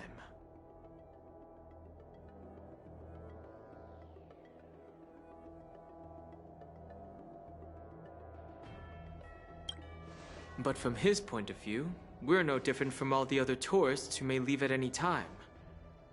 Since the crew's actions were mentioned in the Luofu's operations log were given to the Alliance, he probably wants to see firsthand if we're as capable as the report claims, or if we're just some made-up excuse to save face.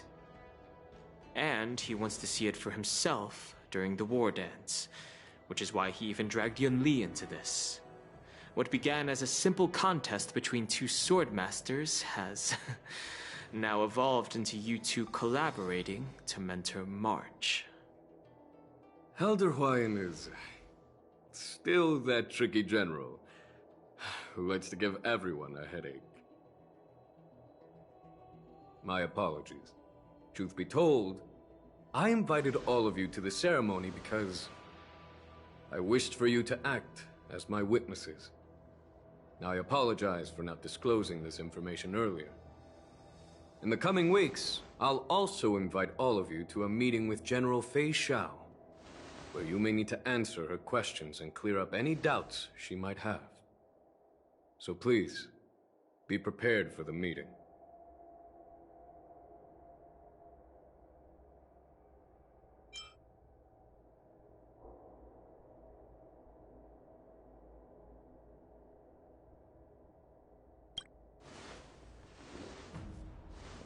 Did we do something wrong? We really did save the Luofu, so why do you want to sneak off like we're fugitives? Don't worry. No matter what happens, I'll stay here as a witness and answer any questions she might have. Thank you, everyone. General, I know there isn't much I can do to share your burden, but... As the Luofu Ringmaster, I won't let anyone defeat me in the war dance. I know.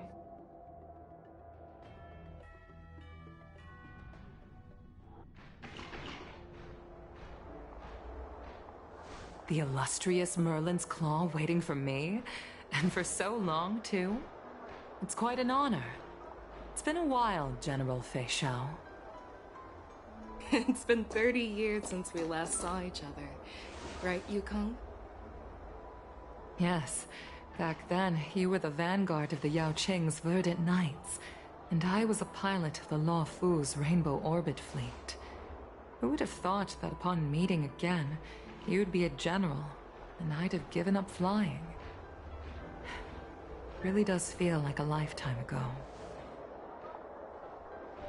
Well, I wouldn't say I haven't seen you in 30 years. After all, your great victories are announced through the Yellow Bell resonance system every day. So I'm well aware of your great feats. How's your health holding up? Still stable, I suppose. Do you still remember the medic who saved me in battle? That healer with the odd name and peculiar temperament. What was his name again? Was it Pichu? Or Kachio? Jiao Cho. He's been my retainer and personal healer, delegated by the Alchemy Commission from the Xianzhou Yao Qing. Over the years, he's dedicated himself to managing my condition. It's thanks to him that I'm still in good health today. Given my background, I'm happy to have made it this far. I'm relieved to know that you're safe and sound. Well then, since you and Elder Huayan are here, I imagine you must have received orders from the Marshal? As your friend, may I ask how the Alliance intends to punish the General of the Lawfu? The Arbor's rebirth has frightened the Elders who lurk behind the scenes. They fear the resurgence of abominations, much like what happened 30 years ago. Although the report from the Lawfu explained all the details, we don't know if the Ruin Legion really invaded, or how exactly the Stellaron Hunters and the Astral Express became involved. This puzzle has many missing pieces. As you know, the fugitive Jing Liu, who mysteriously disappeared many years ago, has resurfaced. This time, she has brought along an Outworlder and a coffin, claiming to offer the Marshal a method to fight against the Eons. The Lawfu Preceptor has also leveled accusations against Jing Yuan for neglecting the Alliance's principles.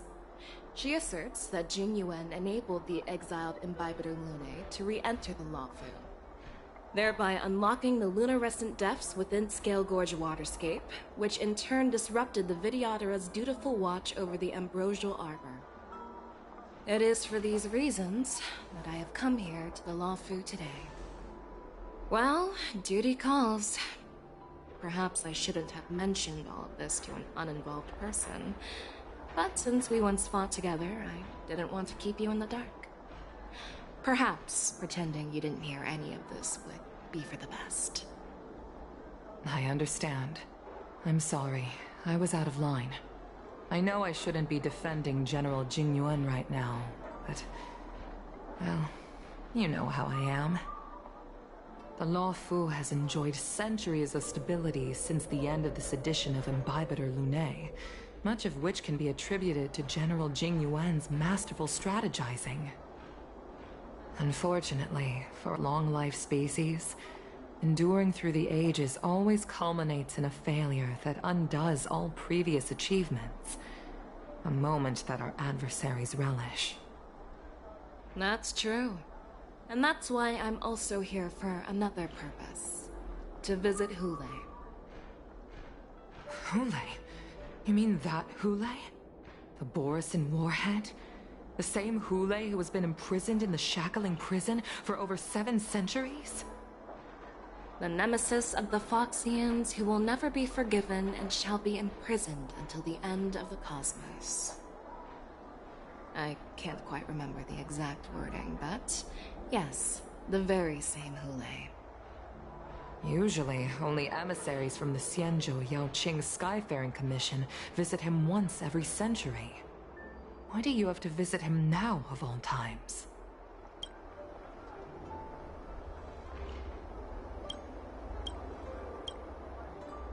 The Foxians and the Alliance made a pact to combat the abominations. aiming to achieve justice and free their kin. That werewolf monster is to be forever imprisoned in the dark recesses of the Shackling prison, facing unending retribution. Given the situation on the Luofu, those on the Yaoqing are concerned about Hulei's imprisonment. I'm afraid that the routine visit every century is no longer sufficient to ease their concerns. That's why I was sent here, to reassure them. It's all bad news. Well, not everything. There might be a silver lining. Oh, by the way, I found some clues about the thing you asked for. Tell me more. The Verdant Knights followed the route you mentioned and discovered the wreckage of the Whistling Flame ship. Unfortunately, there were no survivors and no cargo. However, someone had already been on the scene before we arrived. Our people? Or someone from the IPC?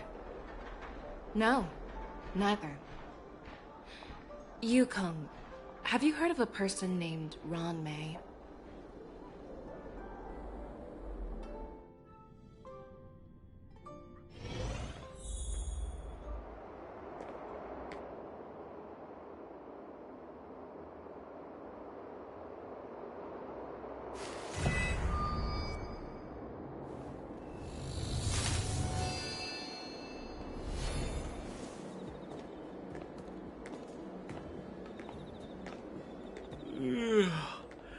I'm still feeling sleepy.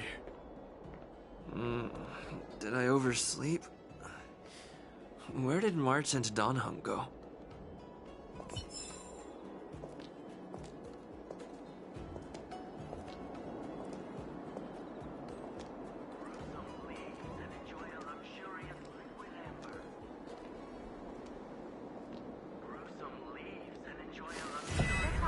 Welcomes you while a drizzle douses dust.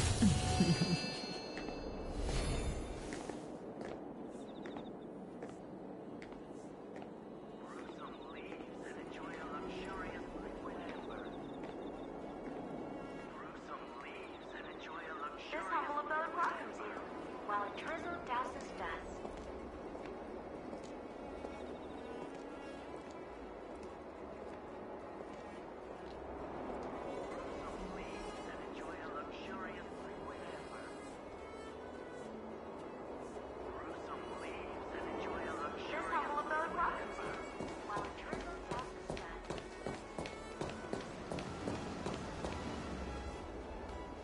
There you are.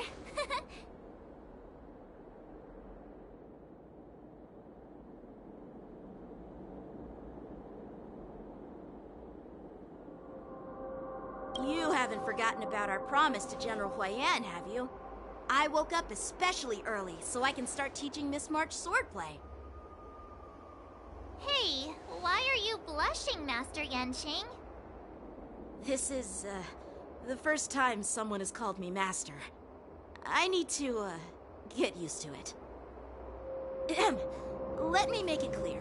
Swordplay training is about improving your body, mind, and strength. It's not a casual game you can master overnight.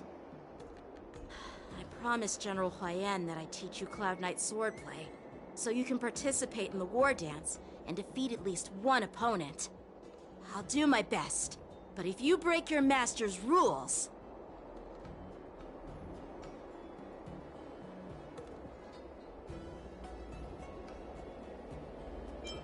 Is it too late for regrets? I'm already regretting my impulsive decision. Honestly, I'm not sure what I'll do either, because I've never been a teacher before. So, Miss March, please behave and don't skip classes. Or complain. You need to toughen up and train her properly, Master Yanqing. Don't go easy on her. You're so heartless. By the way, where's Yunli? I've found a quiet spot in the back garden of the Palace of Astrum for our first lesson together.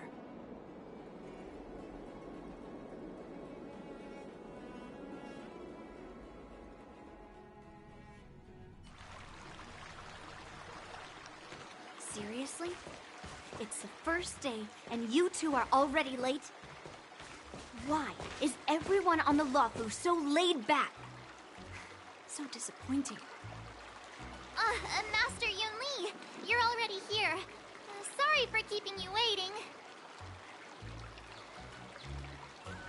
Oh, wait. Were you trying to teach her in secret? That's sneaky. I'm just showing you what Lawfu etiquette is all about. She might be my apprentice, but it's customary for the master to personally escort their apprentice to the place of learning. As the host, I'll be teaching Miss March the essence of Lawfu's swordplay, after which she'll emerge victorious in the war dance ring. You won't be complaining about Lawfu's swordplay then. Stand aside, rookie. Let me show you how we Ju-Ming sword masters treat their apprentices. Quickly, over here, Miss March. This is a reverse mentorship gift from me to you. I hope you put it to good use. What's this? Xianzhou clothing? It's so beautiful! Sword practice requires precise movements. This outfit is tailored to fit perfectly and allows for smooth movements. I even added some small accessories. I put a lot of thought into it.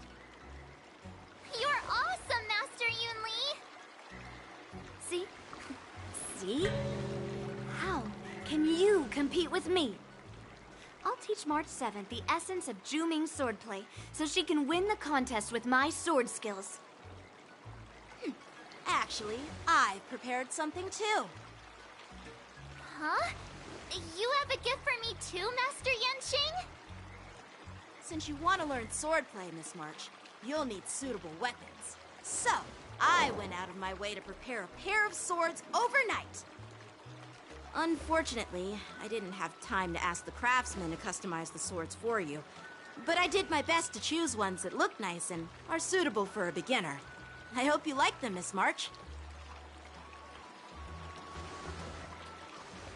Thank you, Master Yanqing! Bet you didn't see that one coming, did you, Yun Li? The real competition is just getting started. I'm so lucky to have two great masters. But why does it feel like things are getting a bit weird?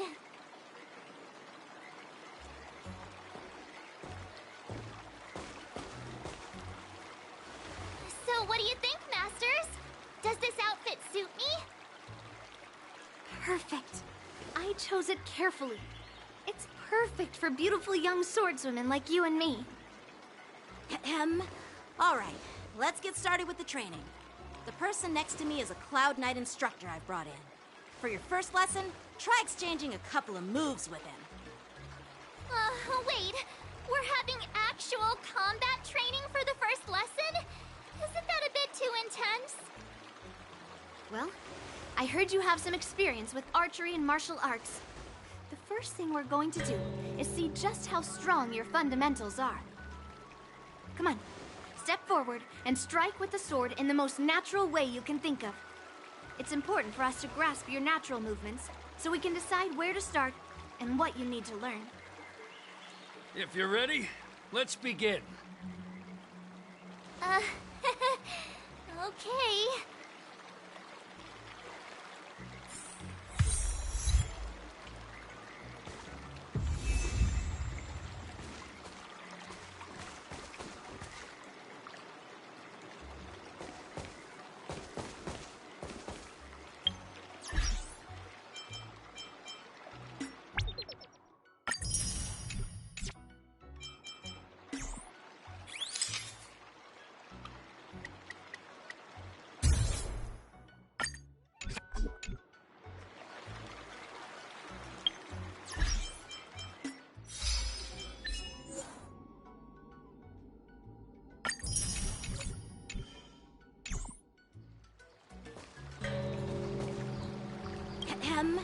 All right, let's get started with the training. The person next to me is a Cloud Knight instructor I've brought in. For your first lesson, try exchanging a couple of moves with him.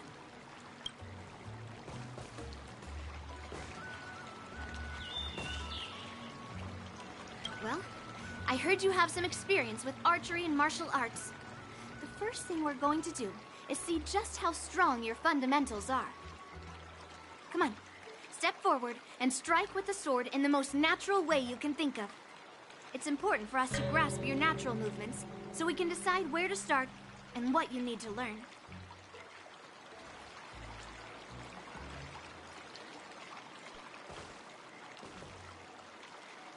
Are you ready?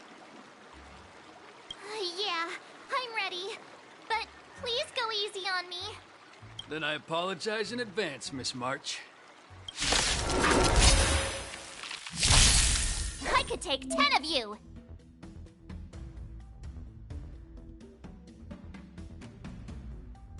Please,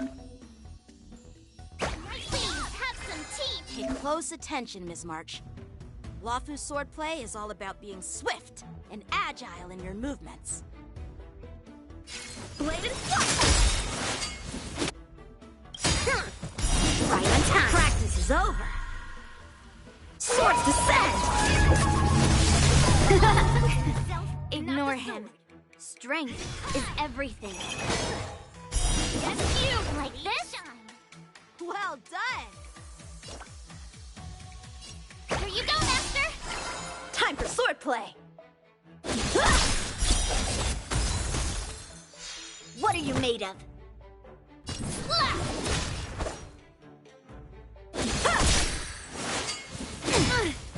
Right on time. Yes, you! Strike with heart!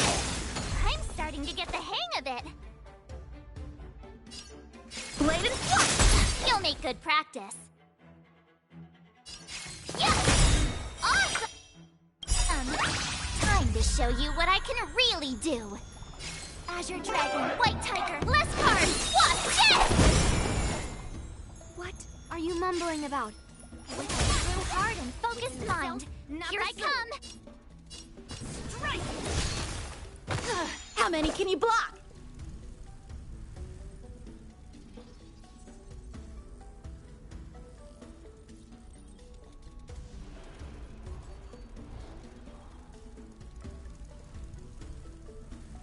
The sword is like...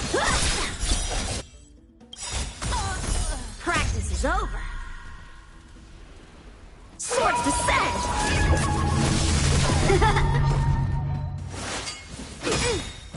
Right on time.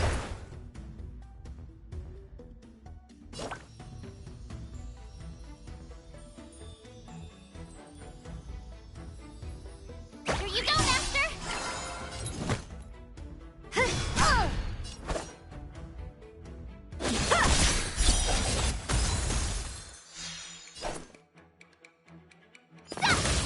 Time for swordplay! Strike with heart! Oh, I get it!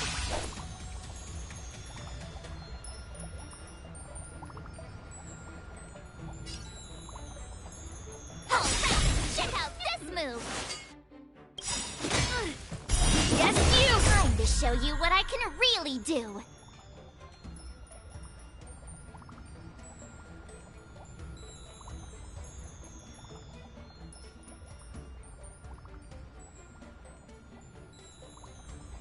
Oh, come on! Let me fight!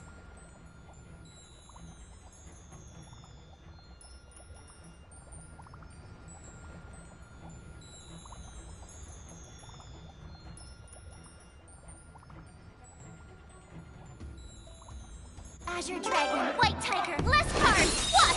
Yes! What are you made of?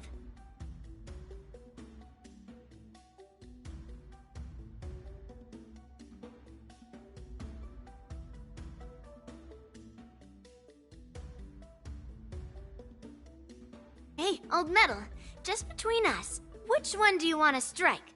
Oh, all of them? All right.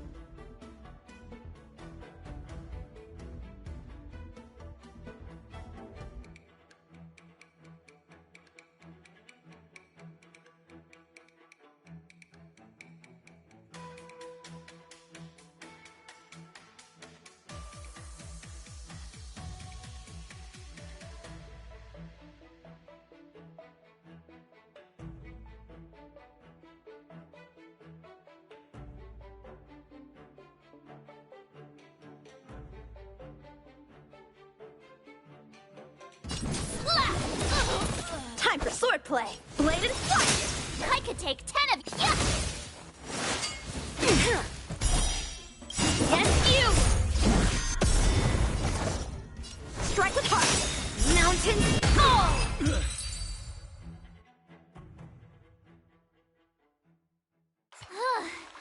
I didn't expect the first lesson to be so intense. Miss March has quick hands and a flexible body. She's a perfect fit for practicing Lawfu swordplay.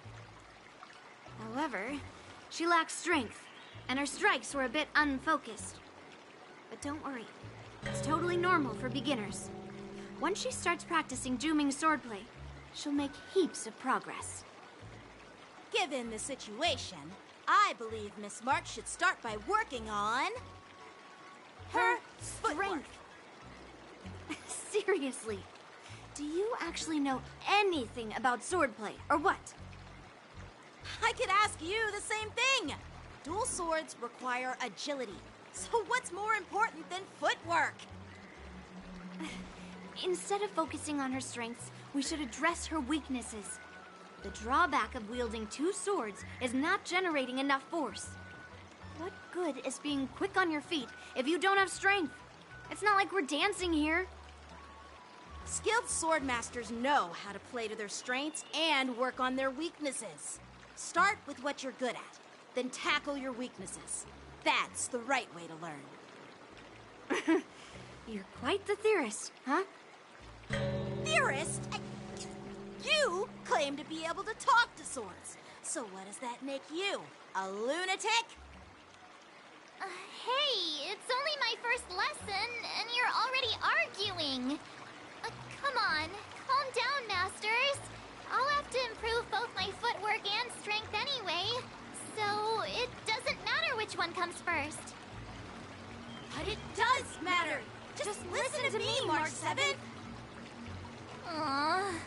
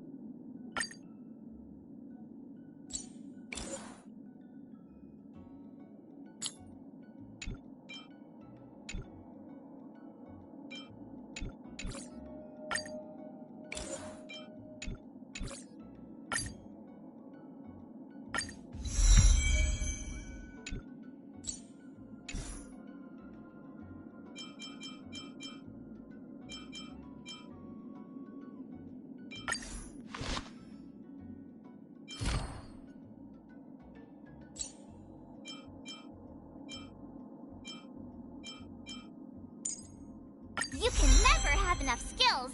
Let's train some more.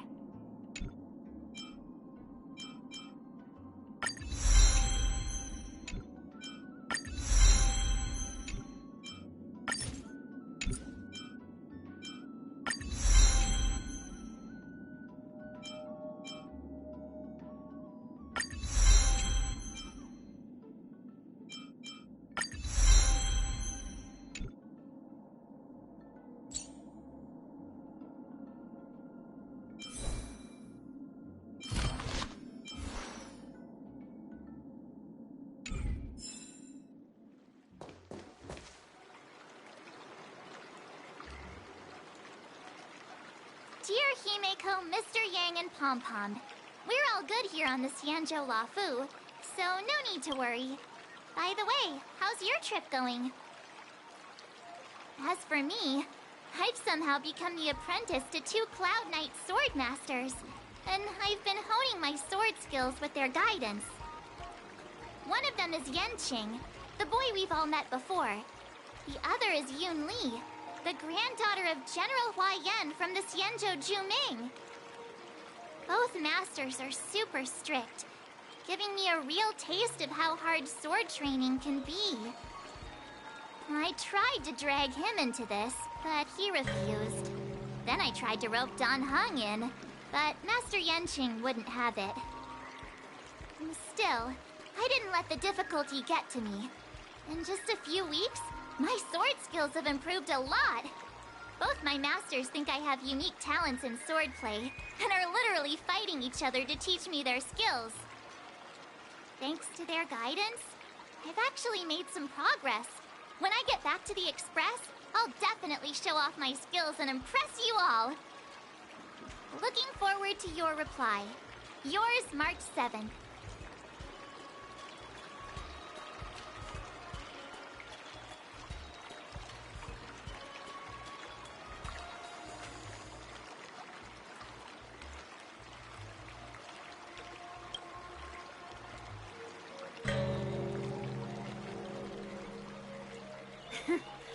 Well done. Let's call it a day.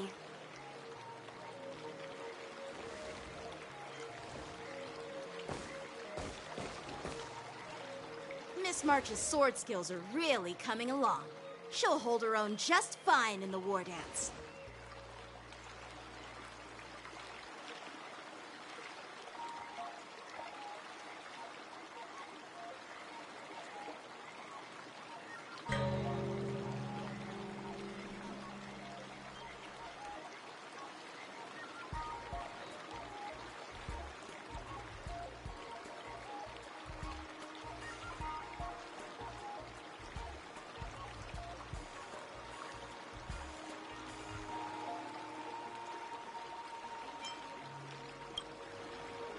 Just you wait and see. I'll show off my skills in the ring and win a match. I'll make both of you proud. Can you believe it? March 7th has actually become a pretty decent swordmaster in such a short time.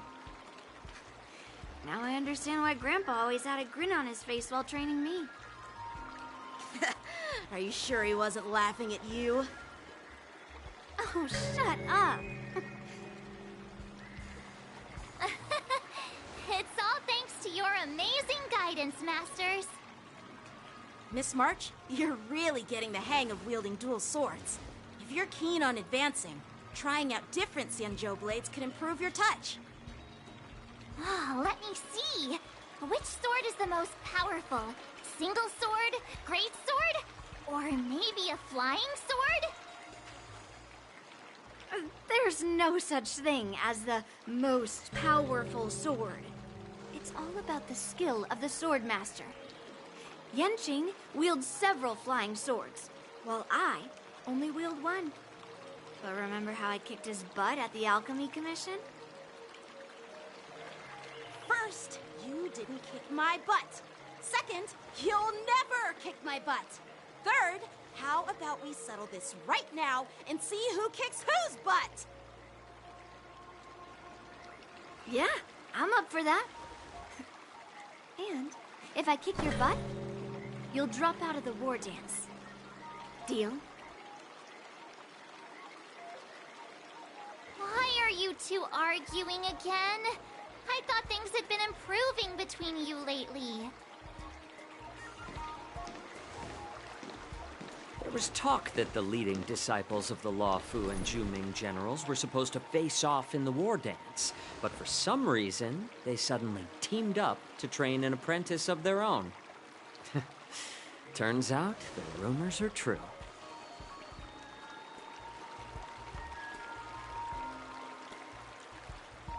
Tomorrow is the big day of the war dance.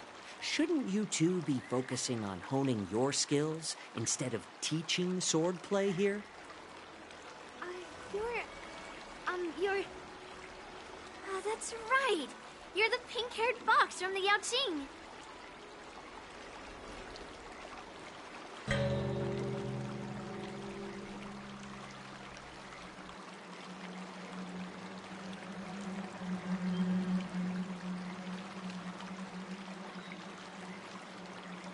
This is Mr. Jiaoqiu, the healer working for the general of the Xianzhou Yaoqing. Ah, got it. So, you're the participant attending the war dance on behalf of the Yaoqing, and you were trying to sneak a peek at our training? Sorry for the misunderstanding. I don't know anything about martial arts. I'm just here on the General's orders to take care of some official business. I didn't mean to interrupt your training. I'll be on my way. If you know nothing about martial arts, why were you smirking earlier? Well, my curiosity got the better of me, I suppose. When I heard Miss March's pondering about what to learn, I couldn't help but wander over.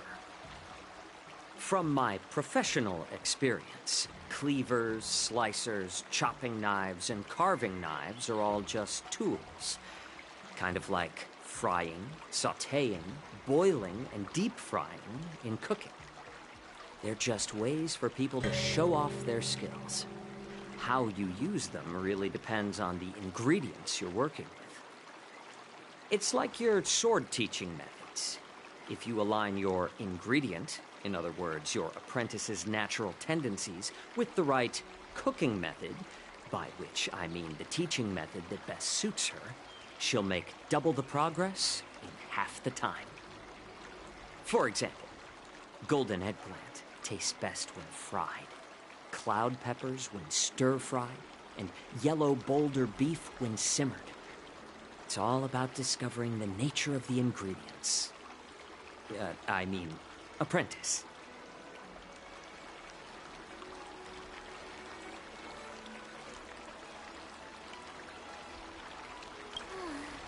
All this talk about food is making me hungry. Aren't you a healer? Why are you talking about food?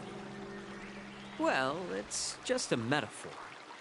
The medicinal school I follow on the Xianzhou Yaoqing is called the Ranja School, that specializes in food therapy.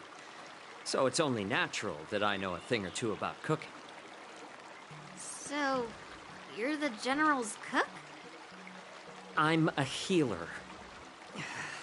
But anyway, a cook who isn't interested in health doesn't make for a good advisor. Fine. Call me a cook if you want. Seeing the way you're looking at me, it's obvious you think I'm just some feeble academic who likes to blabber on about martial arts. But, in reality, I know a thing or two about killing. After all, the art of healing inherently encompasses both life and death.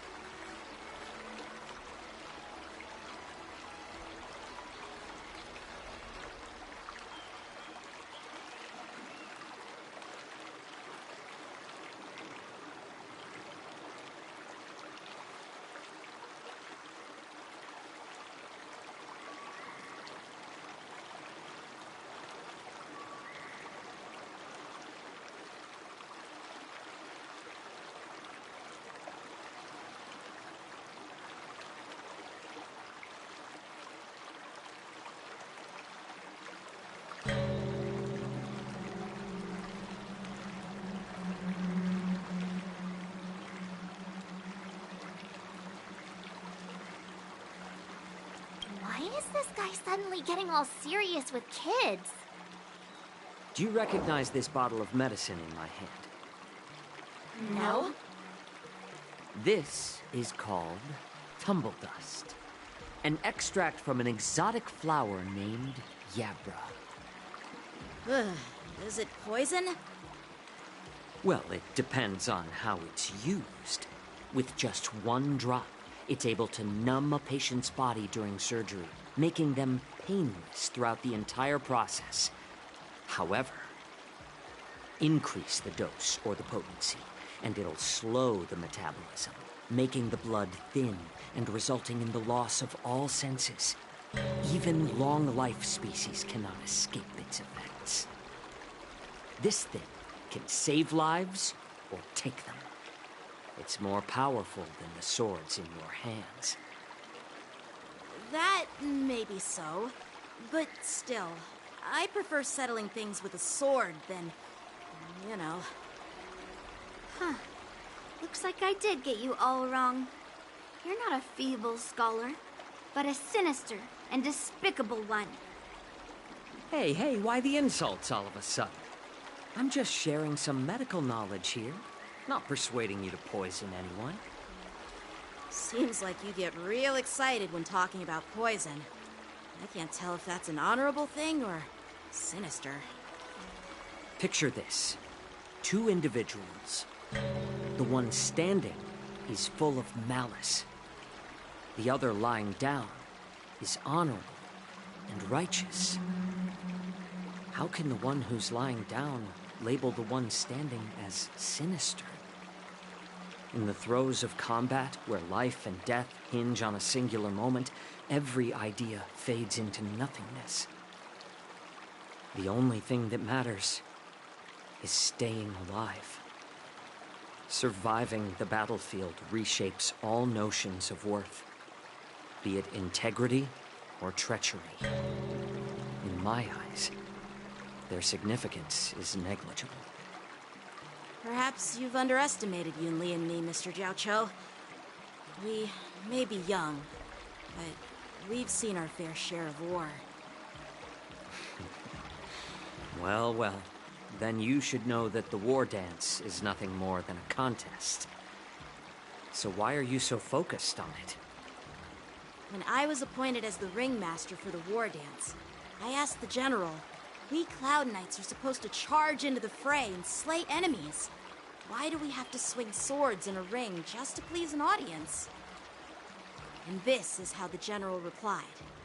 To unsheath your sword in a ring is no different than on the battlefield, as your sword reveals the might of all Cloud Knights. The war dance is the perfect chance to showcase martial virtue and forge alliances from all over the cosmos. When we unsheath the sword without drawing blood, we not only display our might, but also the martial virtue of the Cloud Knights.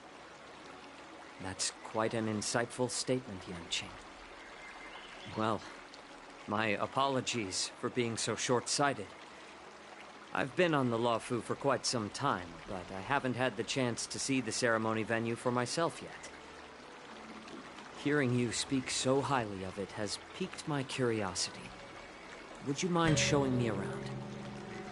You want to see the Sky Splitter ship where the war dance will be held? Let's go! I bet Yunli and Miss March haven't seen it either, right? Well then, I'll give you all a tour.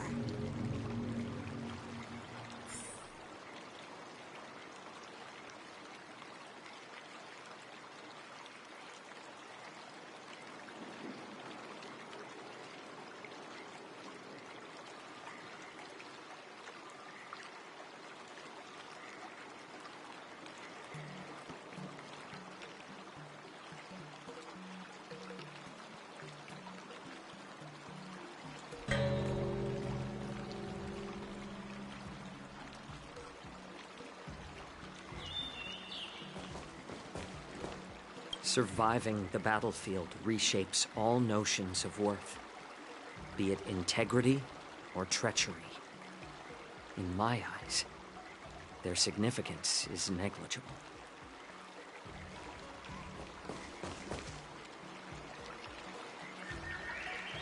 Let's go. I'll give you a tour of the Sky Splitter.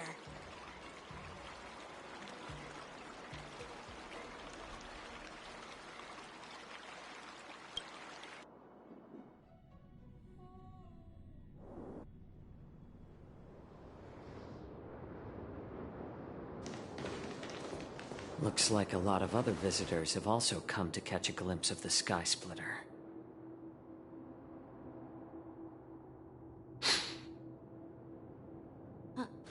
What's up, Mr. Jiaoqiu? No, it's nothing.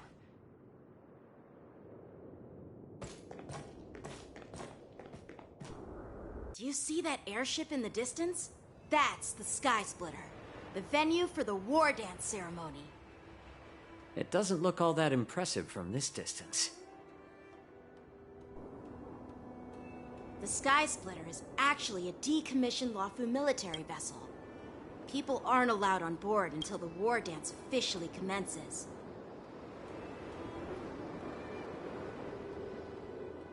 Tomorrow, when the bell rings and the ceremonial cannons roar, I'll be there representing the Cloud Knights of the Xianzhou Luofu, standing in the ring, ready to take on challengers from all over the cosmos. Since I was a kid, I've been training in swordplay and the art of war under the general. Every day, I'd swing my sword 10,000 times, and then thrust it 10,000 times, repeating the process over and over. I understand that I'm not like other kids. I never envied the toys and freedom they all had. I never found sword practice boring or hard. Even in the thick of battle, facing down savage abominations, I never felt scared. Each day, I could feel myself getting stronger and stronger, and I racked up countless victories. It's the best feeling in the world. But then, I faced a really tough opponent. And just one slash shattered my confidence into 1,000 pieces. That's when I felt true fear for the first time. Maybe that's what Mr. Jiaoqiu meant by life and death hinge on a singular moment. Every idea fades into nothingness.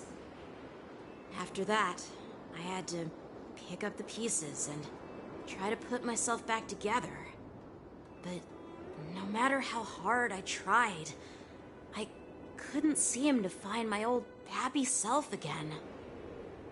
I often ask myself, why do I wield my sword? If defeat is inevitable, why do I continue to fight? Is it to reclaim the joy of victory? To meet the General's expectations? Or to secure my honor among the Cloud Knights? While the General could teach me the art of swordplay, he couldn't teach me why I should keep on going. He said the reason must come from within myself. I've been struggling to find that reason. But after talking with you, Mr. Jiaoqiu, I think I already have that reason in mind. As a member of the Cloud Knights and the General's apprentice, I've had a weight on my shoulders. And I know there's still more to shoulder. But when I wield my sword, it feels like I'm letting go of everything. I love the feeling of giving it my all, facing any obstacle in front of me, pressing forward. That's why I wield my sword. Oh, Yanqing. So young, yet so grown up. By the way, how old are you exactly? Age doesn't really matter. All sword masters will understand how I feel. I get it. Looks like all the kids on the Luofu live tough lives. So, how about you, Miss Yunli? It's not polite to ask a girl her age, no matter which Xianzhou ship you're on. I'm not asking your age. I'm asking if you have a dream like Yanqing has. You don't talk like a cook. You sound more like a TV host or something. Need I repeat myself again? I'm a healer. Well, I don't have a dream like Yanqing does. The only reason I'm participating in the Ringmaster's Challenge is because I made a promise to my grandfather that I'd win the precious sword he's contributed to the war dance. Sounds like that mind of yours is just filled with swords. I bet you've got nothing better on your mind. My father was a craftsman on the Xianzhou Juming. Because of his foolishness, many innocent people fell victim to the cursed swords he forged. Since I was a kid, it's been clear to me that not everyone deserves to have a weapon in their hands. Giving them a sword is no different than being cruel to the innocent. So, whenever I come across someone unworthy of a sword, I can't help but want to take it away from them. Given that Yanqing is the war dance ringmaster, I'm stepping up to challenge him. To ensure the precious sword doesn't fall into the hands of an unworthy master. Hey, what do you mean by an unworthy master? I see. It's not easy for kids on the Juming either. Well, it's better to have a reason for wielding a sword than to be lost and confused.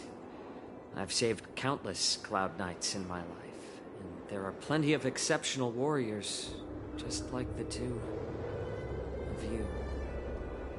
What happened, Mr. Zhao Cho? Oh, nothing. I was just reminded of some old friends and old tales. Judging from my professional perspective as a healer, both of you possess remarkable vitality. Your energies flow like raging fires and mighty gales. The upcoming fight will definitely be impressive. Well, we've seen the Sky Splitter and toured the Stargazer Navalia. I guess it's time to say goodbye for now. What? You're leaving already? But you haven't asked me about my dreams.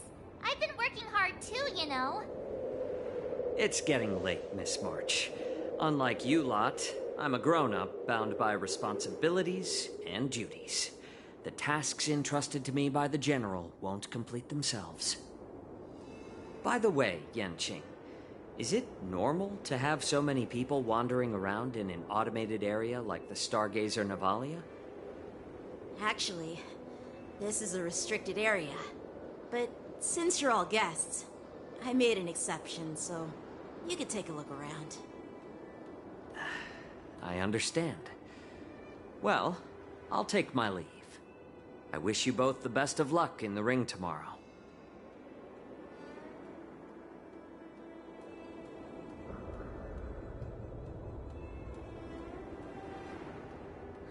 Seriously? I just spent so much time thinking about my dream that he didn't even ask me. Now that we're done with our tour of the Sky Splitter, shall we continue with our training? Why don't we take a day off? What? You want to secretly practice swordplay by yourself? Dream on. You know cramming before a fight never works out. For some reason, seeing the Sky Splitter has boosted my confidence.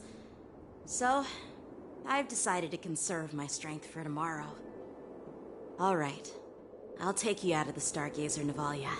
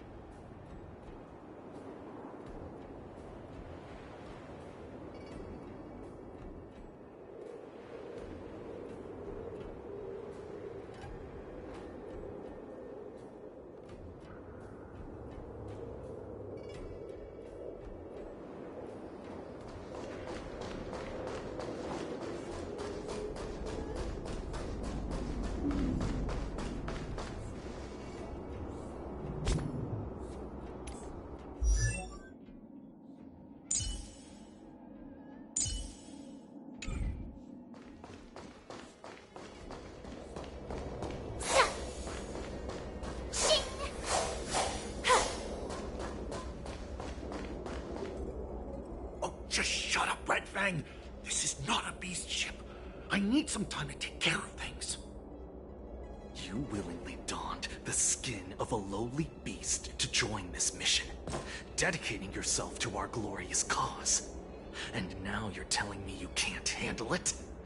Do you realize how many ships we need? I'm doing my best, all right? It takes time to figure all this out. When the guns go off tomorrow, all eyes will be on it. That'll be our only chance. How's that? Who's there?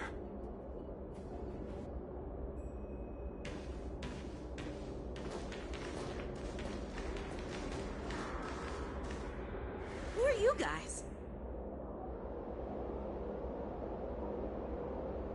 An impromptu inspection. Why are there outsiders loitering in Stargazer Navalia? And a bunch of kids at that. Hey, kids, didn't your parents ever tell you to stay away from the Stargazer Navalia? I know it's an automated facility, but it doesn't mean you can just break in and do what you want.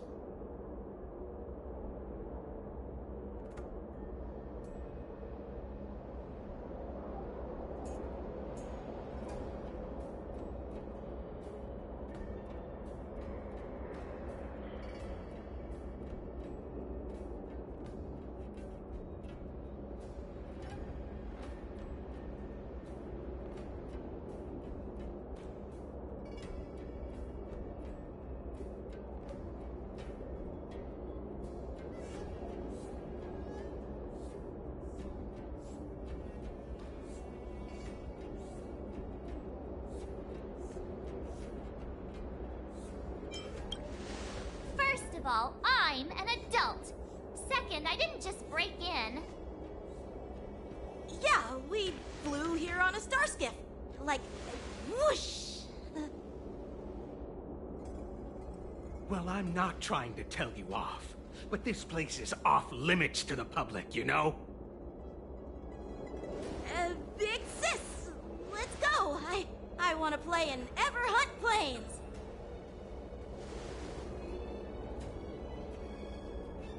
Huh? Ever hunt planes? Yeah, sure. Big sis will take you there.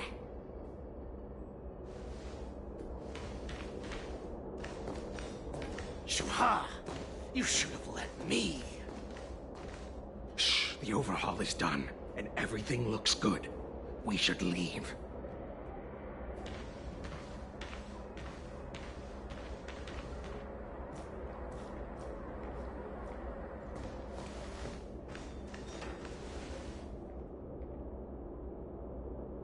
Could you repeat what you just said, Yenqing? What did I say? Big sis, let's go. I want to play in Everhunt Planes. Come on. Can't you read the room? Something is definitely off about the three people we just met. Yeah, anyone could see that. I just wanted to hear you say it again. That pink-haired fox tried to say something. I'm pretty sure he sensed something fishy. Since he's not familiar with this place, he just dropped us a hint. But you didn't seem to be paying attention at all. I knew that from the beginning.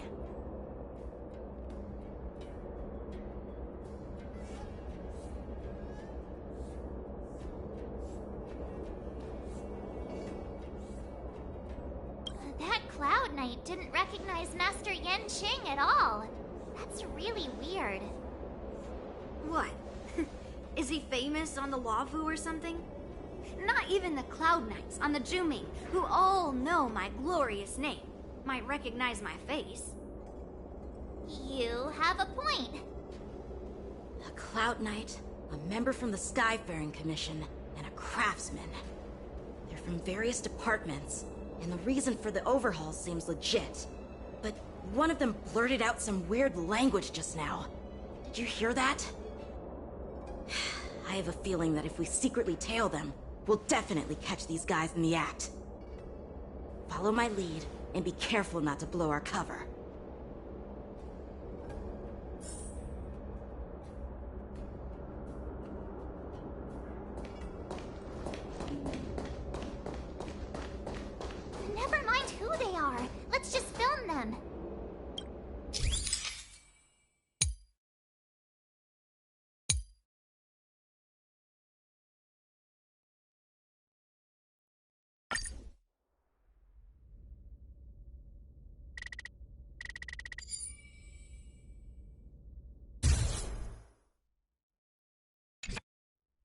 should have just killed those lowly beasts. Those little brats won't take up much space. There are boxes all over this place. Just dump them into one and no one will notice.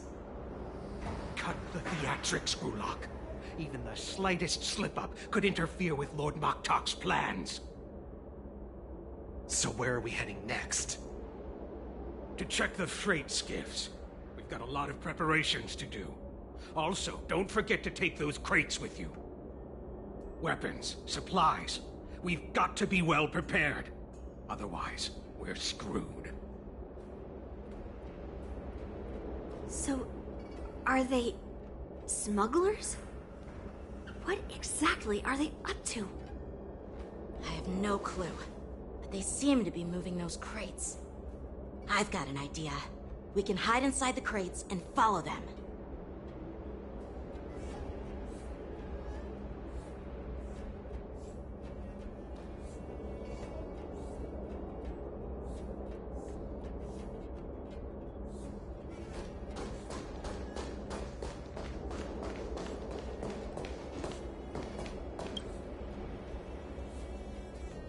Ugh, so cramped in here. I can hardly breathe. Just hang in there.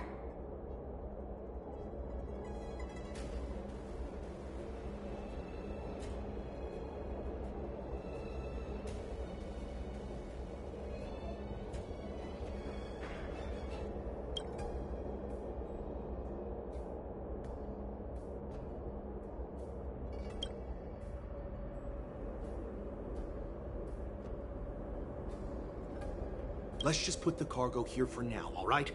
Then we'll move on to inspect the ships. Lord Moktok said that as soon as we're done, we're to board the freight skiff and leave this place. Don't worry, I've changed the shipping schedule. You two, come with me. Is it just me? I keep smelling that stench of lowly beasts everywhere we go. Don't be so paranoid.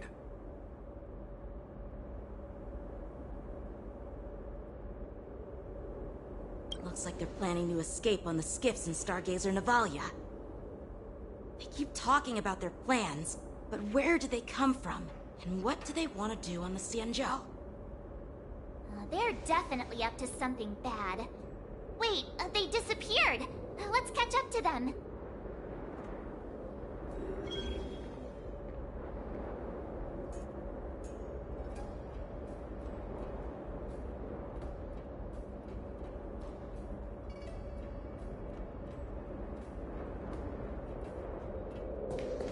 Tread softly. Breathe quietly. Something doesn't smell right. There's a weird... I knew something was off. There's always this stench of lowly beasts in the air. Looks like those brats were following us the whole time. Why are they coming back? Quickly! Retreat!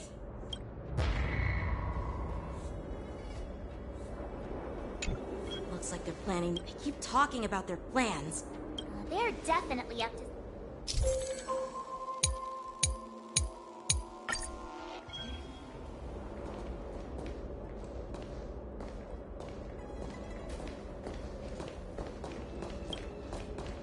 Watch out!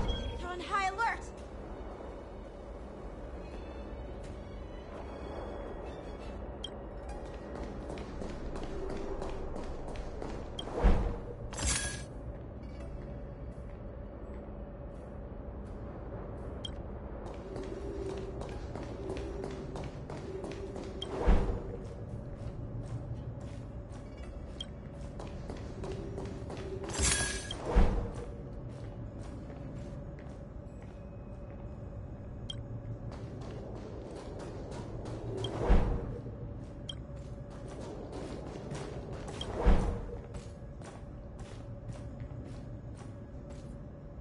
Don't be so paranoid.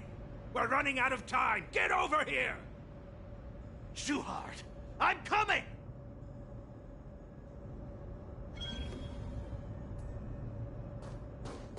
They're leaving. We should catch up to them. Quickly!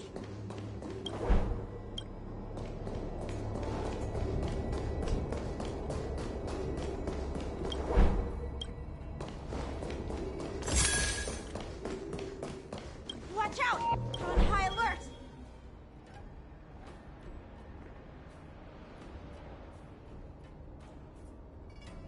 What are they up to? They're all wearing official uniforms, but I'm pretty sure they're not members of the Skyfaring Commission, the Artisanship Commission, or the Cloud Knights. This is way too suspicious. Never mind who they are. Let's just film them. That way, if they do anything bad, we'll have solid evidence against them.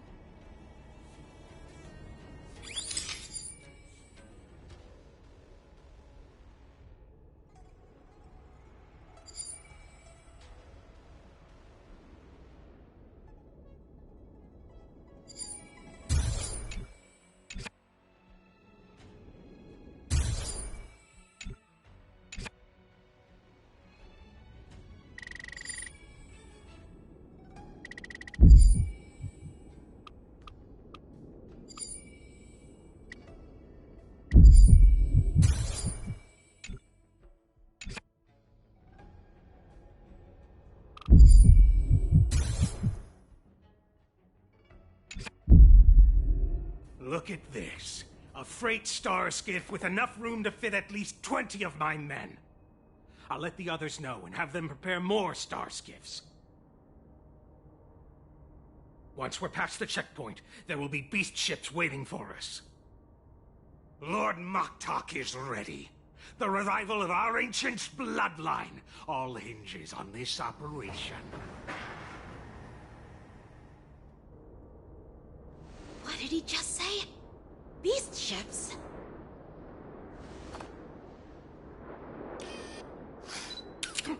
Who's there? It's those brats! I told you to get rid of them, but you didn't listen, you idiot! Wipe them all out!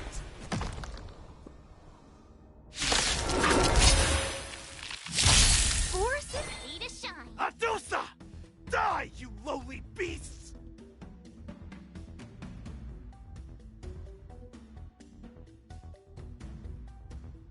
Here you go, Master!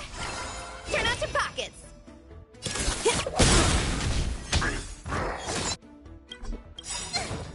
Come feast your eyes!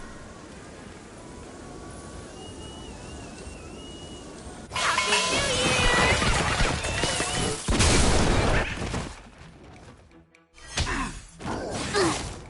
I can do this!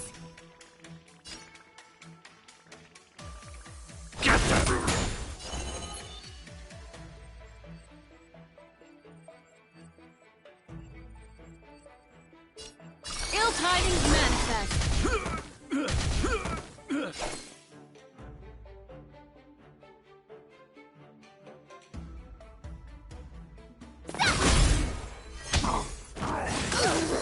Don't throw the game! Attack me!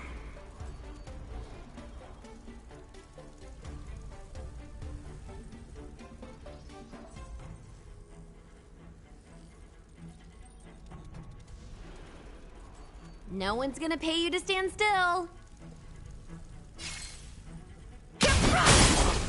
Destiny is apparent.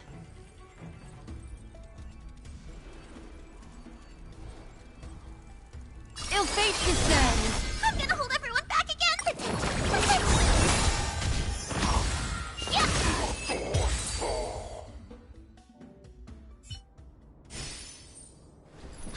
How is this possible? How did these Foxians change their appearances like that? They're not Foxians at all. They revealed their true form. They're Borisin, just like the bandits I defeated on the IPC ship. Wait, that means...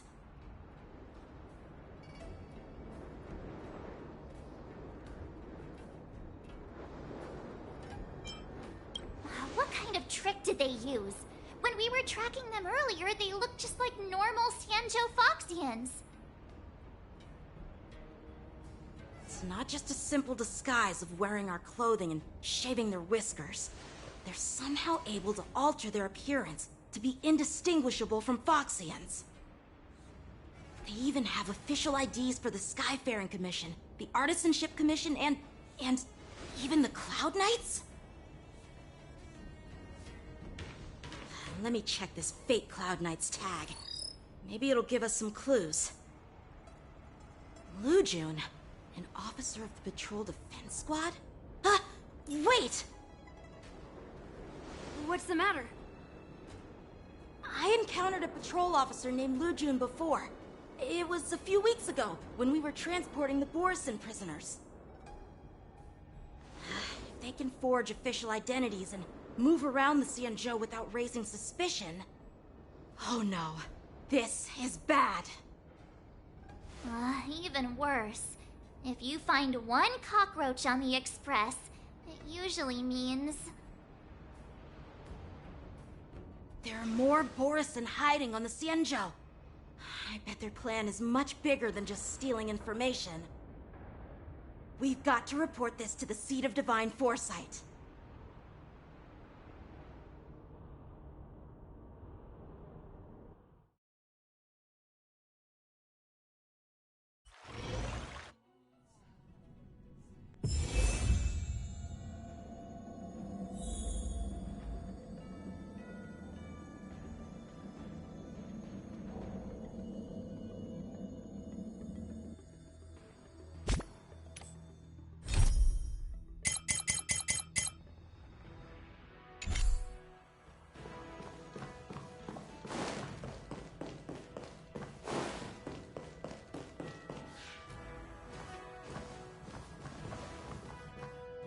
I am glad to finally meet you in person, guests from the Astral Express.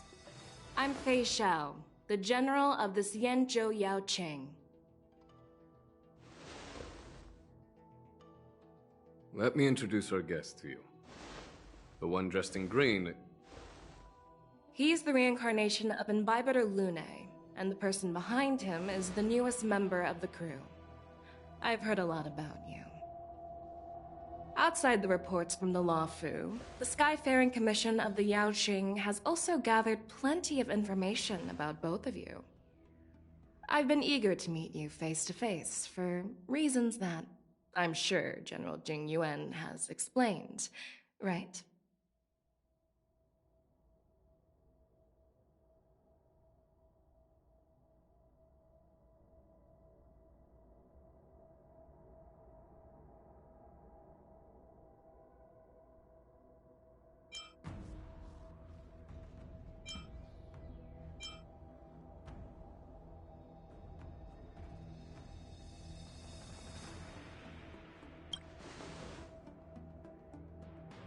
No, he didn't. That doesn't sound like the divine foresight I know. Don't worry. Just tell her the truth.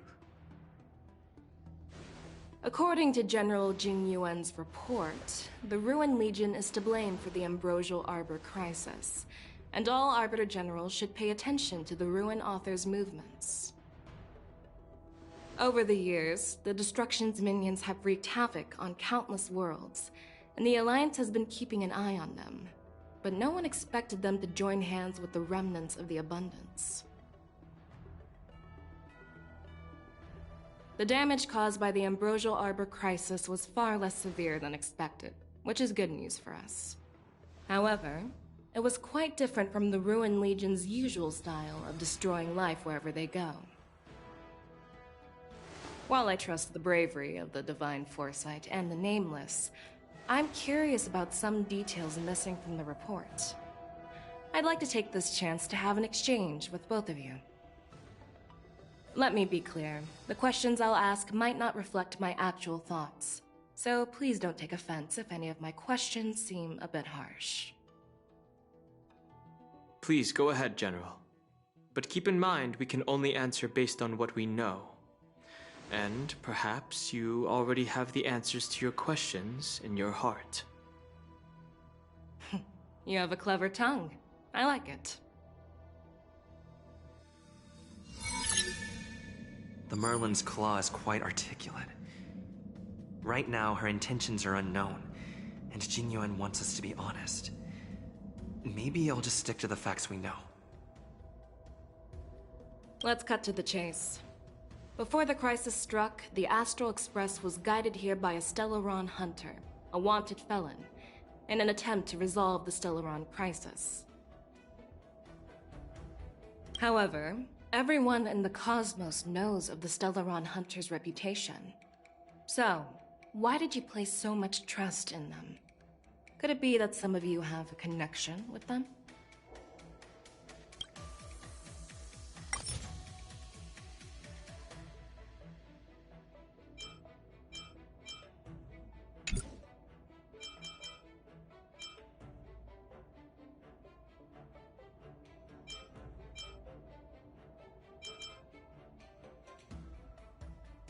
You know what?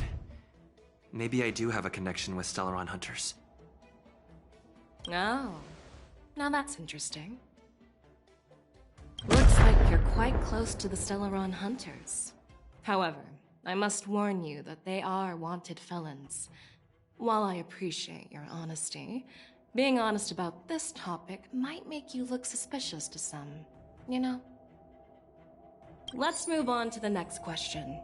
The reports suggest that Don Shu, the master of the Disciples of Sanctus Medicus, colluded with the Lord Ravager and used the power of the Stellaron to resurrect the Ambrosial Arbor. But here's the thing. Don Shu was just a chief alchemist. Even if she colluded with our enemies and summoned the Stellaron, how did she manage to bypass the Videodora guards around the Ambrosial Arbor?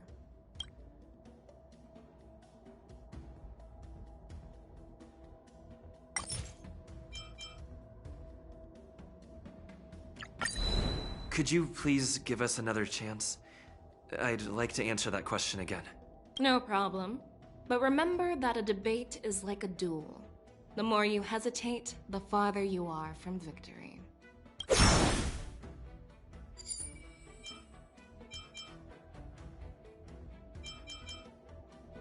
Apart from the Lafu, there are many other worlds suffering from Stellaron corrosion. For example, Eurillo 6, the world that the Express stopped at before reaching the Lafu, was one of them. To the Express, Stellarons act as roadblocks on the Silver Rail and pose risks to the warping process.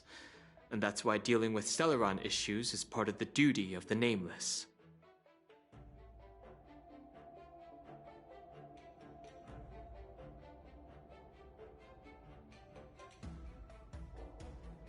Ah, I've heard about those problems caused by Stellarons. The Express connects various worlds, so it makes sense for you to take care of this. The cosmos is a mess, and the Trailblazers are just doing their best to fix it. I understand. Let's move on to the next question. The reports suggest that Don Shu, the master... But here's the thing.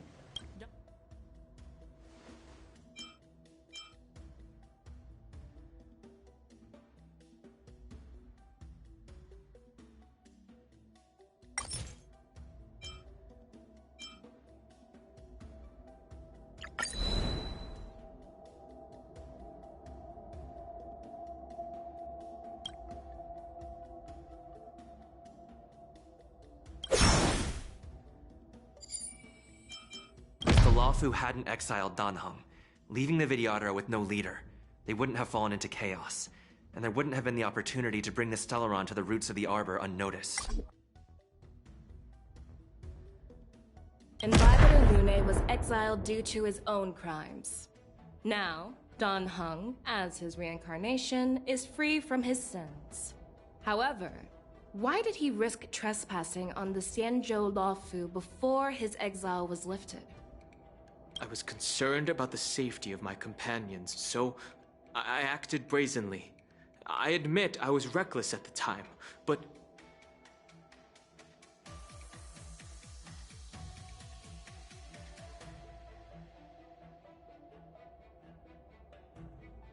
But he returned despite everything. Now, let's consider the outcome. The Arbor was resurrected, and the Luofu required a High Elder to repair the seal and suppress the plague mark. It's hard not to think about the stakes involved, right? According to the report, Lord Ravager Fantilia is the mastermind behind the entire conspiracy. She disguised herself as an ambassador of the Skyfaring Commission and traveled with you, only to vanish without a trace later on. It seems too convenient to label her as a scapegoat.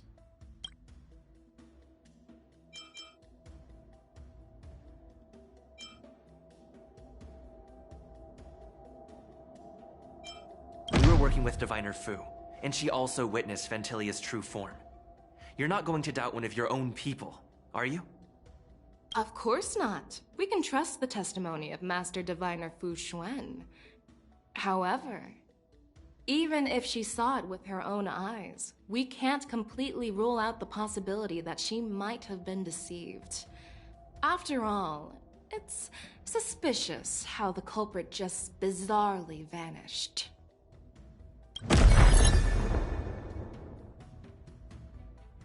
Well, it appears that you are still unable to give explanations for several details about how the Nameless got involved in the Ambrosial Arbor crisis. Generals, I am finished with my questioning. So, what do you think, General Fei Shao? Have the doubts in the report been cleared up? The two Nameless have been honest in their answers. Even though there are some tricky details, my intuition tells me there is nothing wrong. However, the 3 questions I posed earlier were not just for the Nameless, but for you too, General Jing Yuan. First, the disciples of Sanctus Medicus grew uninterrupted on the Law Fu, yet the 6 charioteers were not aware of it. That was a dereliction of duty. Second, you believed in the Stellaron Hunter's prophecy and entrusted outsiders to solve the crisis, even granting them access to the Plague Mark.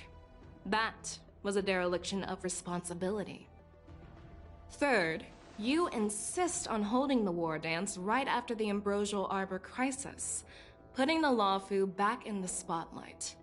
That is a dereliction of wisdom. Merlin's Claw. Is this your line of thinking, or the 10 Lords? From the moment I walked in, I made it clear that the questions I'd ask might not reflect my actual thoughts. The disciples of Sanctus Medicus were deeply rooted and had been plotting for a long time. I admit it was my negligence for not noticing it earlier. As for the Stellaron Hunter's prophecy, I didn't believe all of it, but in the end, the Law Fu did survive the Ambrosial Arbor crisis. So, I think it's safe to say that Elio's prophecy about the future holds some merit. And as for the war dance, do you think I'm unaware of the risks?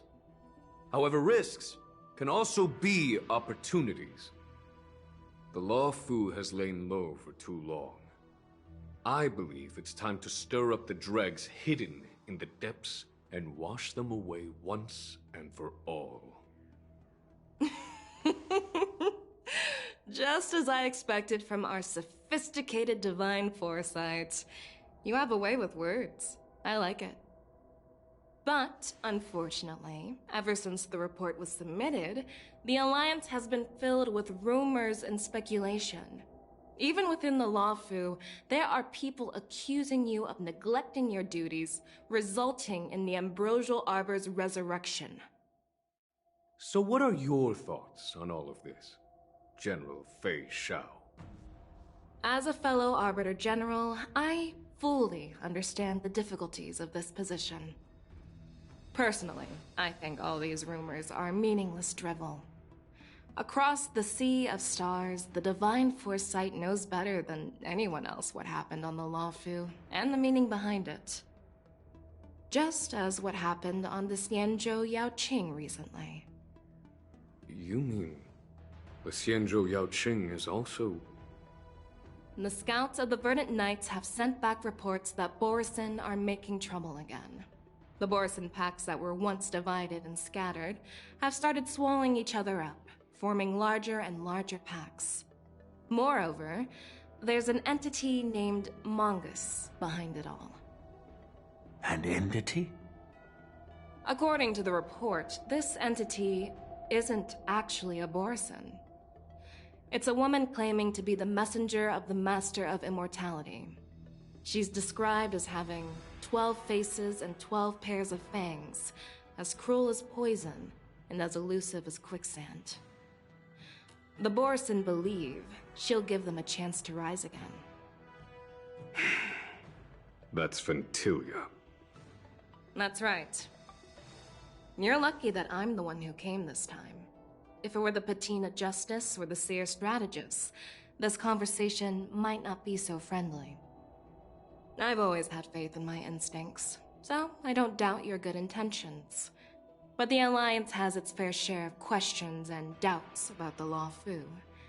So, my plan is to come up with an acceptable answer to satisfy the Alliance. What's in this plan, General Fei Shao? General Jing Yuan, you already know what has to be done. But since you don't want to be the bad guy, I'll take care of it for you. You need the final word from the Ten Lords Commission to quell any doubts. And for that, I'll have to ask the two Nameless to visit the Shackling Prison. No, I'm not imprisoning you. While you're there, I'll ask a judge in the Ten Lords Commission's Interrogation Division to record a detailed testimony with the karmic mirror from both of you. We'll fill in the gaps that weren't covered in the report, and silence any protests within the Alliance. I'm okay with that.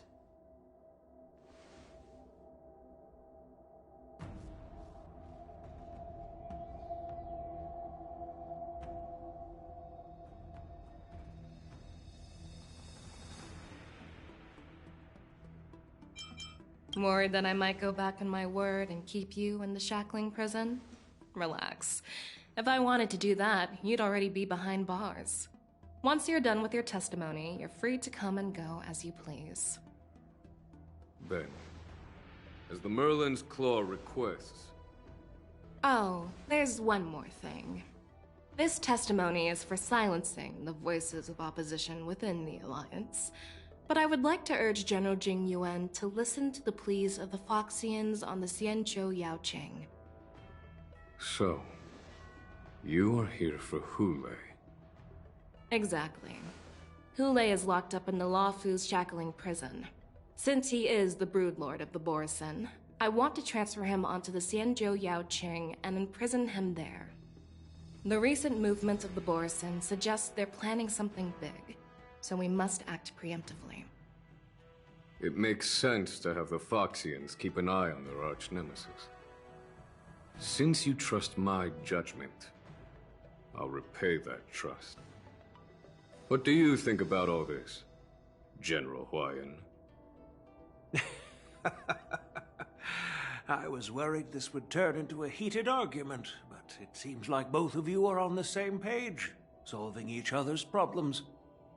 I couldn't have asked for a better outcome. And as for Hule, I'll send my lieutenants Zhao Chou and Moza to check on his condition in prison and ready him for transport. If there are no more questions, shall we get this started?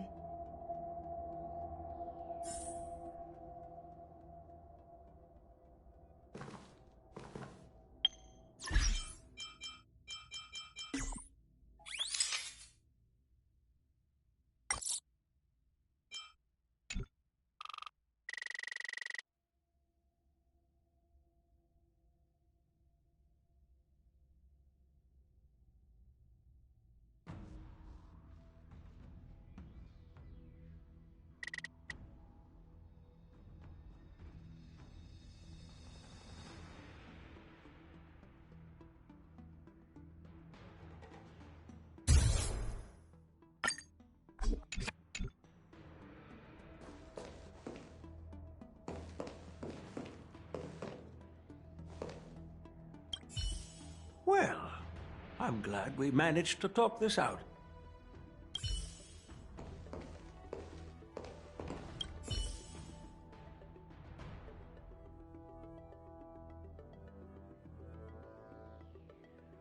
Do you actually believe in the Stellaron Hunter's prophecy? Yes, I do. That's why I'm here. I understand.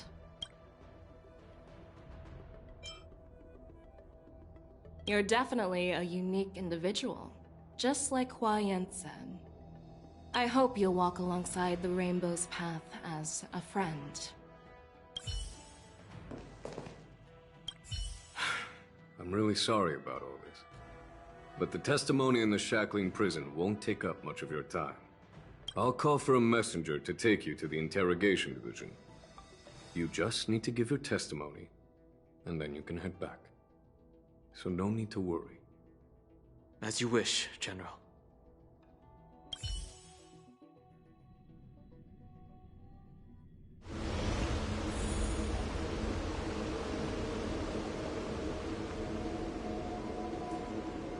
As General Jing Yuan requested, everything is prepared for your arrival, and I am here to receive you. The judges at the Interrogation Division also know your purpose in coming.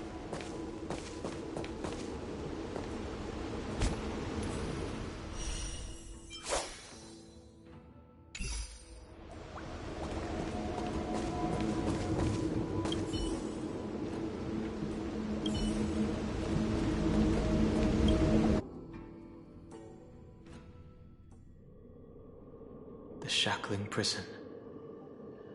I didn't expect to be back here after all these years. Dunham. Don't worry about me. If you're ready, I'll open the gate for you.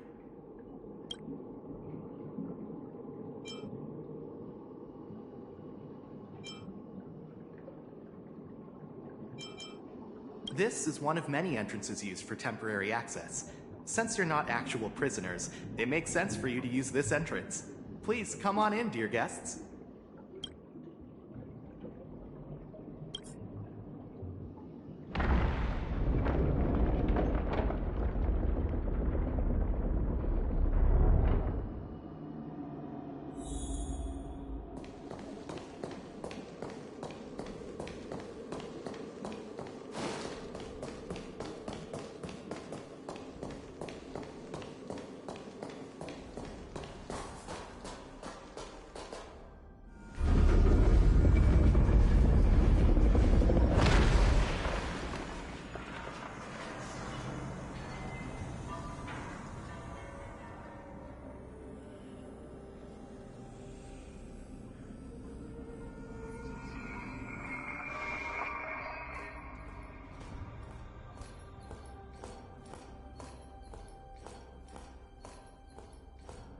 What are you looking at?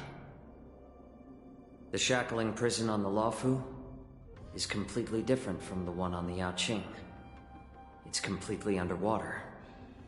Whether it's in the clouds or underwater, breaking free would still be a piece of cake for me. Still thinking about your old jailbreak tricks, huh? Forget it. You're free now. Just don't do anything stupid, or the judges will throw you back in there and lock you up for a few hundred years. You'll see me again in just a few days. Taking Hule back to the Yaoqing means a lot to the Foxians on the ship, and to the General herself. So stay alert.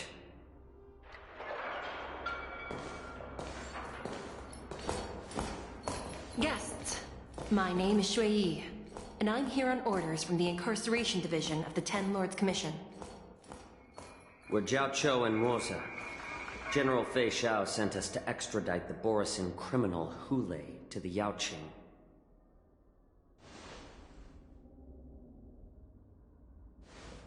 We're here to inspect the conditions of his imprisonment and make preparations for the handover and transportation. I assume you've been briefed, Your Honor. Your visit request has been approved. I'll be your guide for this trip. Prisoner Hule, the warhead and brood lord of the Borisin abominations of abundance and the arch-nemesis of the Foxians, is responsible for 2,123 wars of aggression and countless associated crimes. Due to his heinous acts, he has been imprisoned in the depths of the Shackling prison and subjected to the punishment of the Forest of Swords until the end of time. He shall never be pardoned. No need to repeat his crimes and sentence, Your Honor. He is the greatest enemy of us Foxians. The stories of his atrocities are used to terrify our children. I'm well aware of every crime he's committed. Let's move on to the next step. When it comes to visiting criminals, there are rules in place to ensure your safety. I know you've heard legends about Hule since you were children, but your knowledge about him is likely very limited. Only the judges of the Ten Lords Commission truly know what kind of abomination is locked up at the bottom of the shackling prison. It has been centuries since Jing Liu, the former sword champion of the Luofu, captured Hule. And during all those years, we never provided him with any food. Yet he somehow managed to stay alive. It defies all the documented physical characteristics of the Borisin. The Forest of Swords, forged by the Punishment Division, is a device of intense torment, used to execute sinful abominations. Most Borisin die within 3 days in the forest, but Hule is different. Every time the blades pierce him, his body instantly heals. Despite the brutal punishment, he somehow manages to survive. The complex rules are there because of his abnormal characteristics. Do you understand now? I apologize for any offense caused. Please continue, Your Honor. I've given you the instructions regarding Hule's visitation. Please make sure you read them carefully.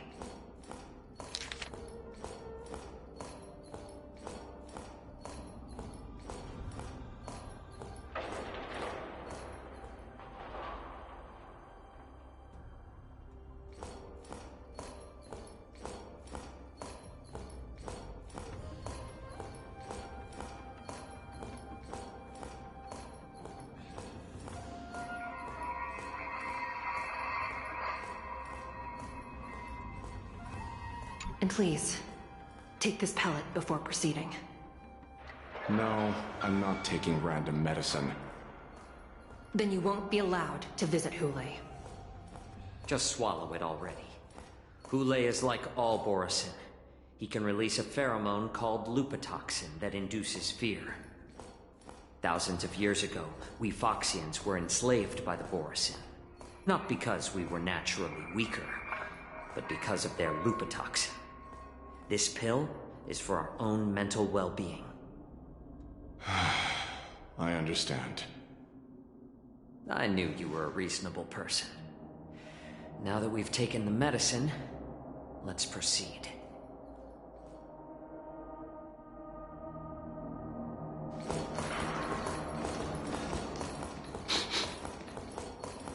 Your Honor. What is it? No, never mind. Maybe I'm just imagining things. Let's keep moving.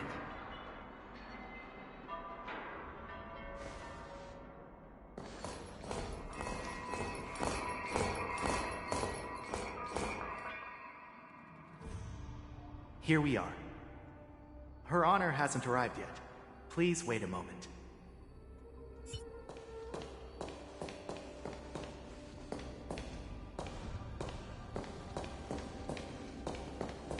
Her Honor hasn't arrived yet. Please wait a moment. This place... it's still as cold as it used to be. Sorry, I was just reminiscing about some unpleasant memories.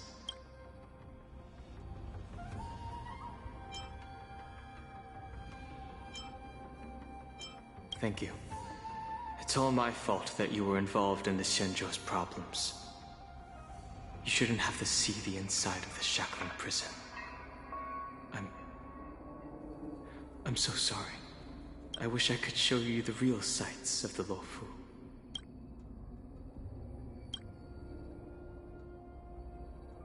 The 6 charioteers might have more power over the rest of this Xianzhou ship. But here, in the shackling prison, it's the judges of the Ten Lords Commission who call the shots. The judges will use a complicated interrogation device called the Karmic Mirror. It accurately tracks every physiological change during questioning and records it. Therefore, the judgment made here will be sufficient to convince the other administrators of the Xianzhou.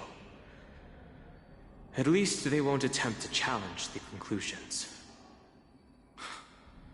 Perhaps that's why Fei Xiao insisted that we come here. Okay. But watch your step. This place is not like the others.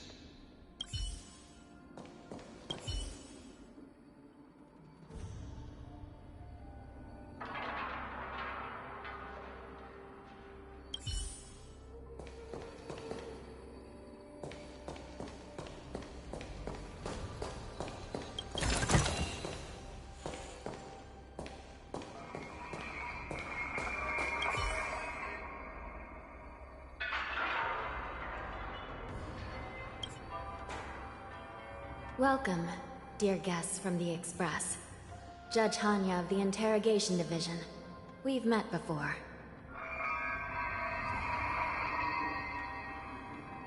Glad to meet you again. Please allow me to express my gratitude to you again for subduing the demons in the Fixtral Garden. Looks like while March 7th and I were clueless, you already made many friends on the Xianzhou Luofu.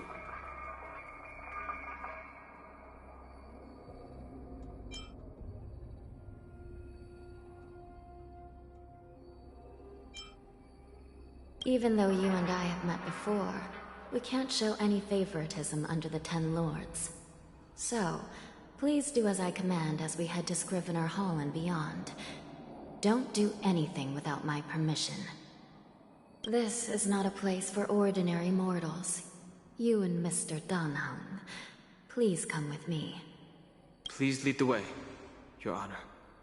Please let me activate the mechanism before we all move forward. And please, watch your steps.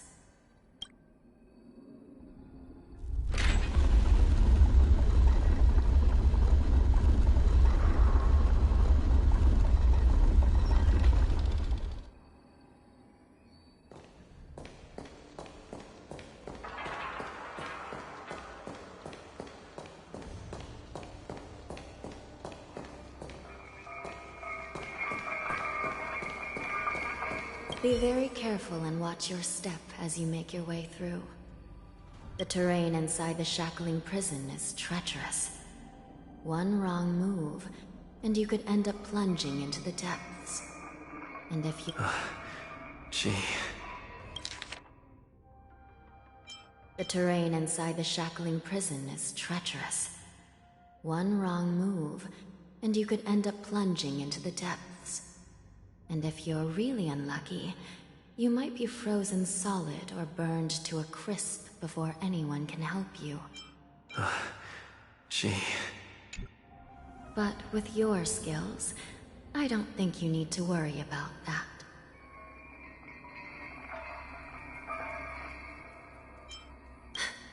You're funny. This prison does contain many layers. We even brought in Videodora Ichor line craftsmen to introduce the ingenuity of Delve enchantment. What you're seeing now is just one part of the shackling prison. Perhaps.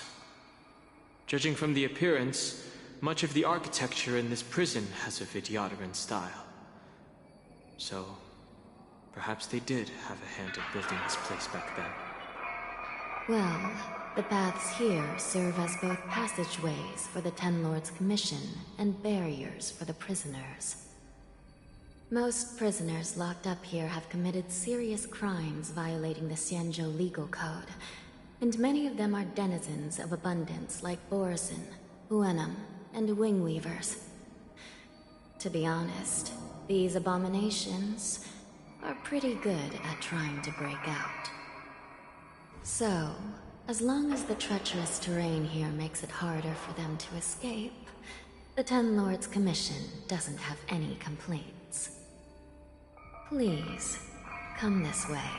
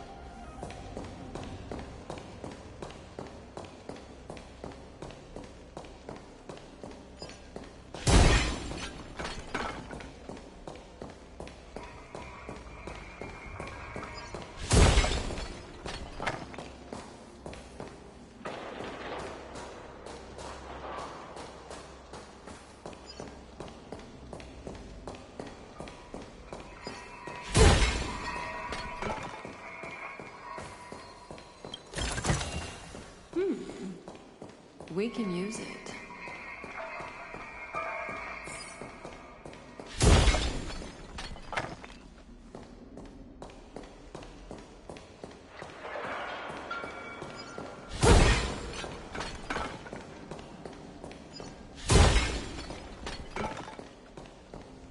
I heard the war dance is about to be held in the mortal world.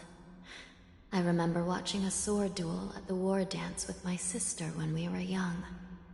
The Cloud Knight, who was the Luofu's ringmaster, was an amazing swordsman, and their sword flashed like lightning. The Outworld Challenger had fiery red hair and a hand made of steel, which roared like thunder. They battled for a long time before a winner could be declared. Time sure flies. Now, both my sister and I are residents of the Netherworld, and we will never again feel the thrill of a competition. Are there a lot of people in Starskiff Haven due to the war dance?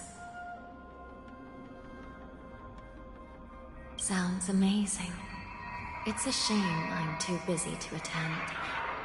But even if I could, I'd probably just scare people off with my current appearance. Let's get going then.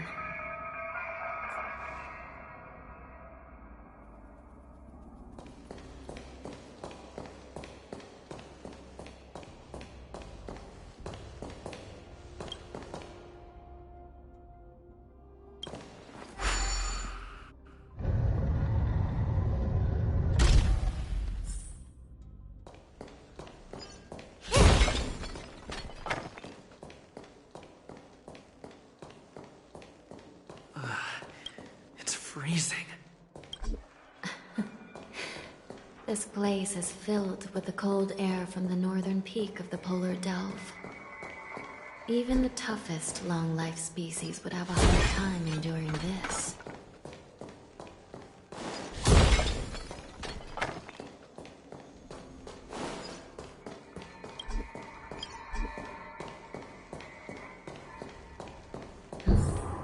Did you hear something just now? Let me check it out.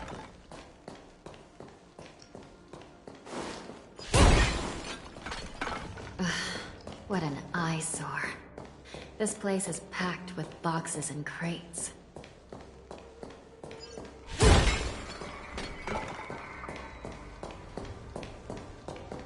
These crates, they look oddly familiar.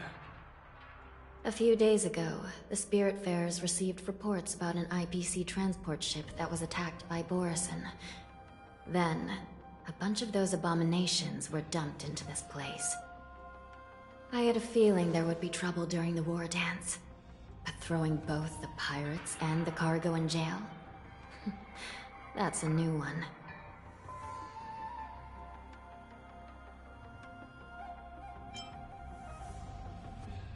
I heard the Intelligentsia Guild crafted something dangerous.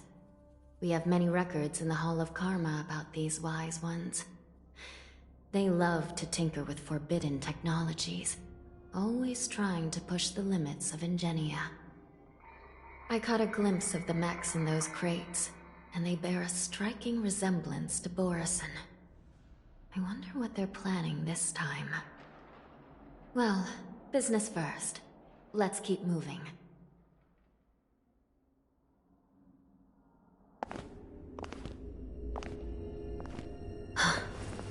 Strange. I don't remember checking the containment facilities a second time.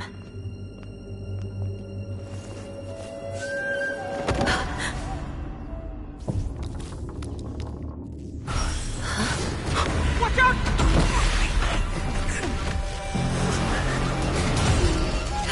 Emergency! All wardens prepare for action! Emergency! All wardens prepare for action!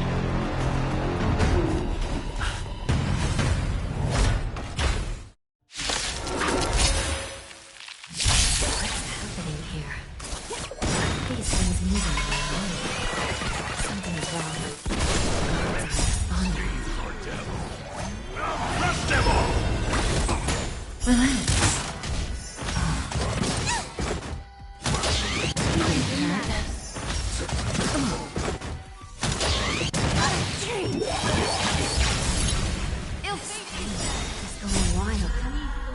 Lies an endless abyss. Looks like we're on our own.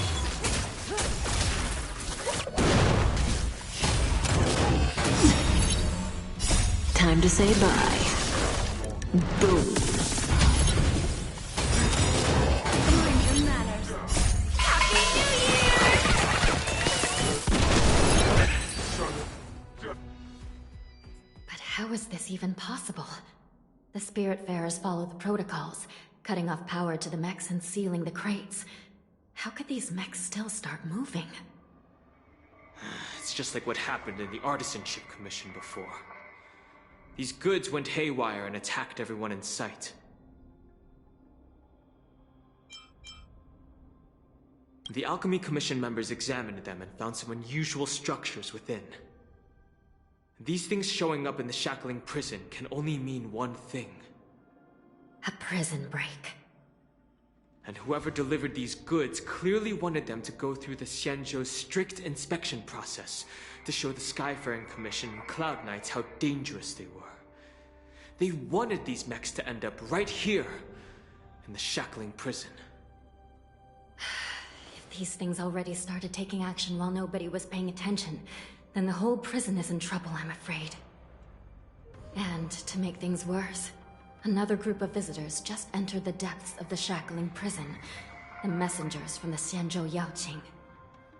And the prisoner they came to visit might be the target whom these wolf-shaped mechs were delivered here for. If that vicious beast manages to break free, it will be a catastrophe for the Xianzhou Luofu.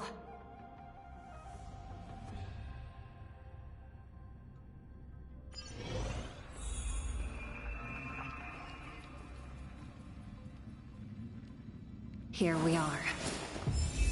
Have we arrived already, Your Honor? Shouldn't there be a cage here? The most notorious felons are locked away in the solitary delves, deep down in the prison. Those delves can't be opened without proper authorization. The blue bird paves the path, and the Stygian lanterns illuminate it.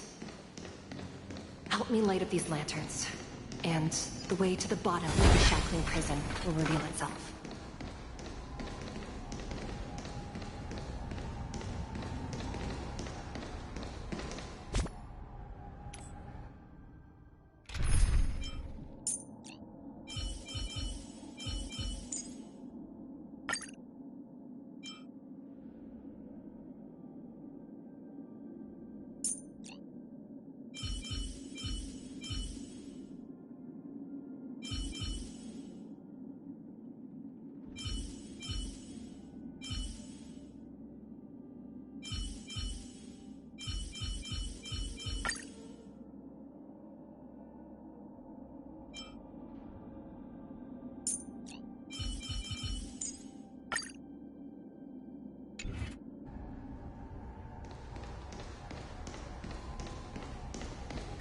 I've given you the diagrams for lighting the lanterns.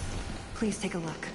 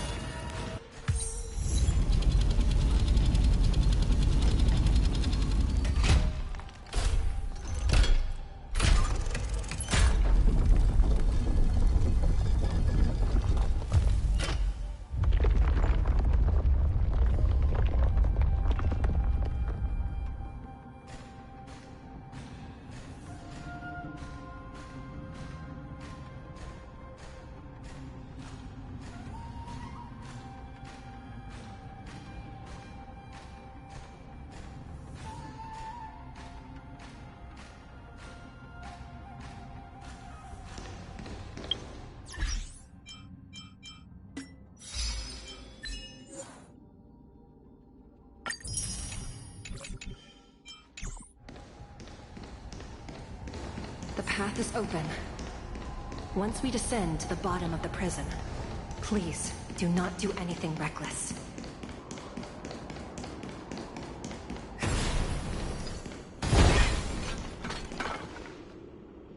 Inside the delve, behind this door, is the greatest enemy of the Foxians, Hule.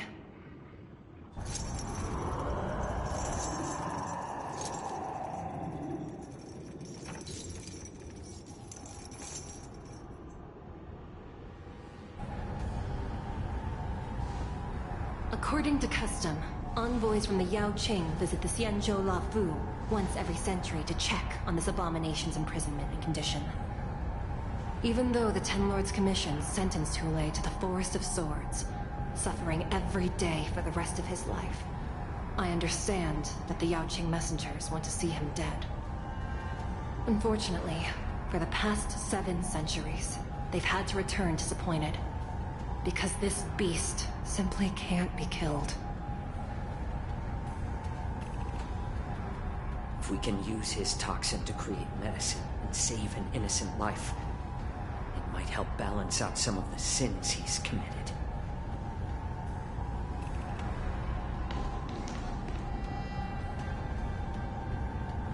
Could you be the key to a cure for the General? Hule.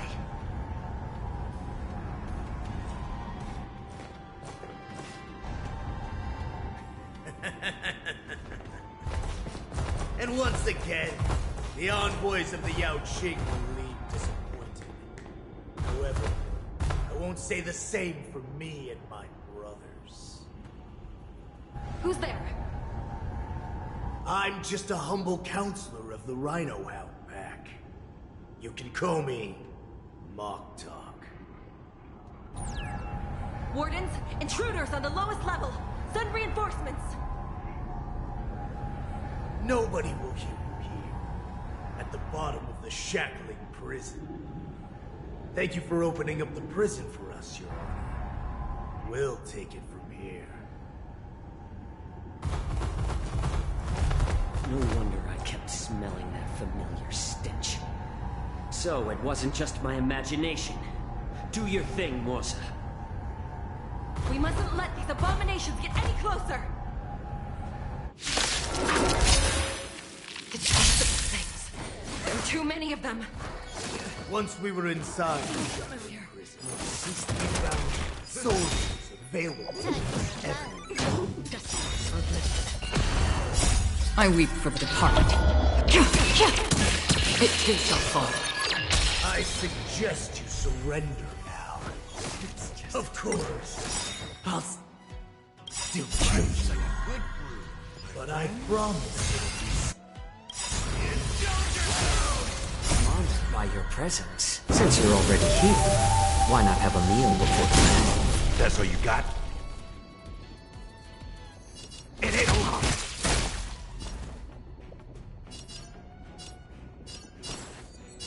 A little more heat. Huh. More enemies. Time for a fun.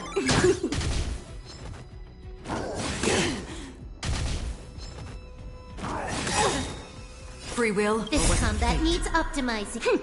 This is double speed.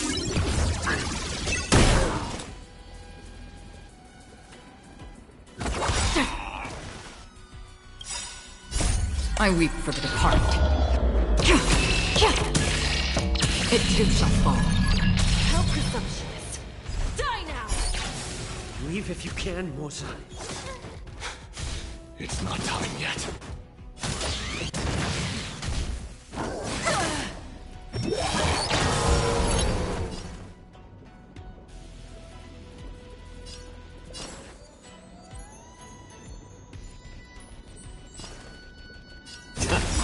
Step up, let's see it. I'm honored by your... Since you're already here, why not have a meal before... How's this taste? Thank you for your generosity. Another journey begins. Destined for oblivion. I weep for the departed. It too shall fall. Guard the gate! They can't be allowed in!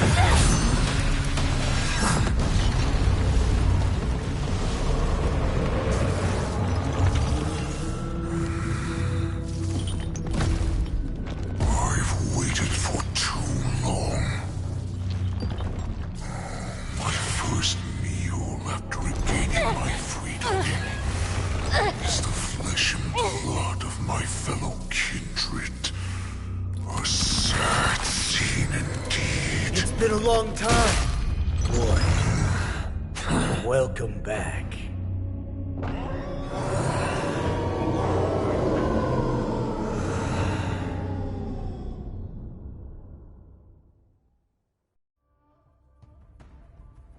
How many times has your verdant home spun around since our last hunt? Duran's whelp, tell me your name. Oh, great Hule, nemesis of the Foxians, and the hunter of all beings. I'm Moktok, a humble counselor of the Rhino Hound Pack. I am only one insignificant heir spawned from your bloodline. It's been at least 7 centuries since you led our pack through the hunting grounds of the stars. I'm thrilled to see that you are as cunning and skillful as ever. 7 centuries. 7 centuries have passed. But why have Duran's whelps grown to look like this? Tell me, Moktok, why have you grown to resemble our most despicable slaves and enemies, the Foxians? I've been commanded to release you from this cursed prison. It is Senjaya's will. That's why I had to take a magic pill, don the skin of a lowly beast, and play along with your hypocrisy. Since you have an escape plan, tell me, what's our next move to get off of this ridiculously large ship? My brothers and I will lock down this prison, trapping the prison guards inside. This will buy us some time. The rest of my crew, who are undercover like me, will secure the vessels for our escape. According to the plan, we only have a tight 2-hour window to get out of here. Originally, I intended to carry out the plan tomorrow, but they're planning to transfer you to the Xianzhou Yaoqing now. So I seized this opportunity to set you free. What a reckless plan, you idiot! Even if we manage to get the ships, our chances of escaping are slimmer than the Foxians slipping through my claws! But we have no other choice. The angel serving under the Master of Immortality sent me with a message. Only your return will end the prolonged divisions among the Borisin. Every one of my crew is ready to lay down their lives if it means setting you free.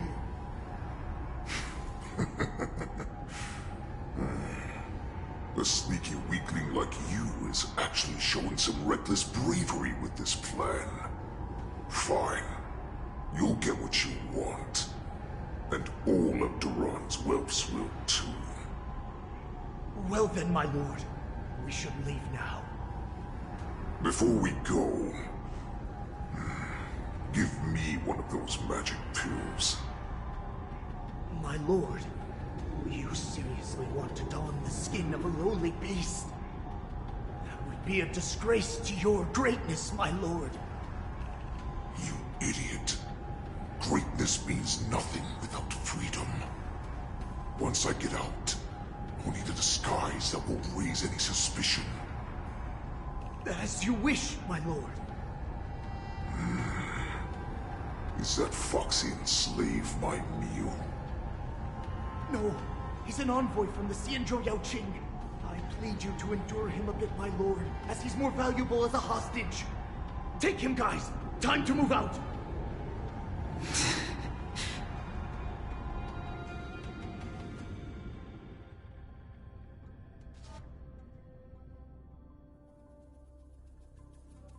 Madam Hanya, the wardens in all areas are regrouping.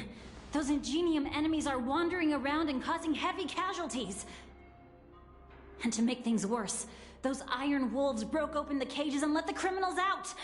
We've called for backup, but it seems like all communication is jammed. Let's preserve our strength and first take down the isolated prisoners.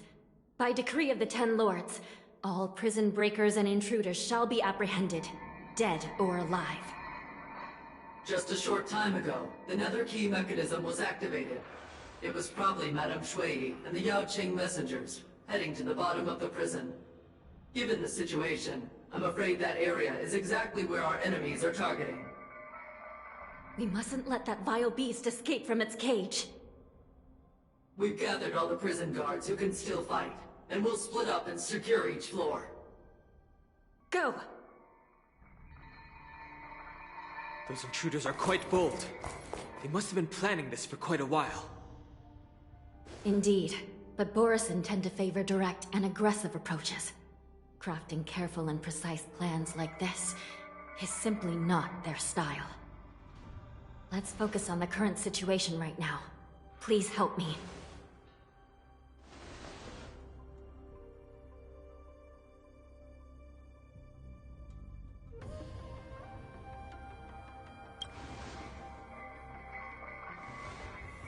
What's the fastest way to the bottom of this prison, Miss Hanya? If we don't get there quickly, we'll soon be outnumbered by all the enemies inside. We'll have to bend the rules. Please, follow me. By decree of the Ten Lords, all prison breakers and intruders shall be apprehended, dead or alive. Yes, ma'am!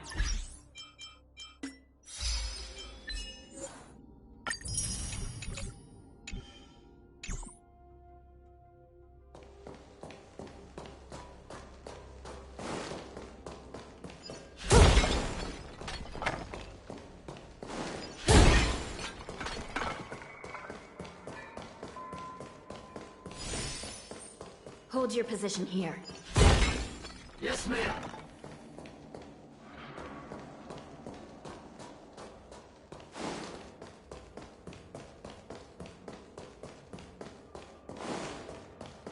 We need a few tools if we want to reach the bottom quickly. Follow me to the next floor.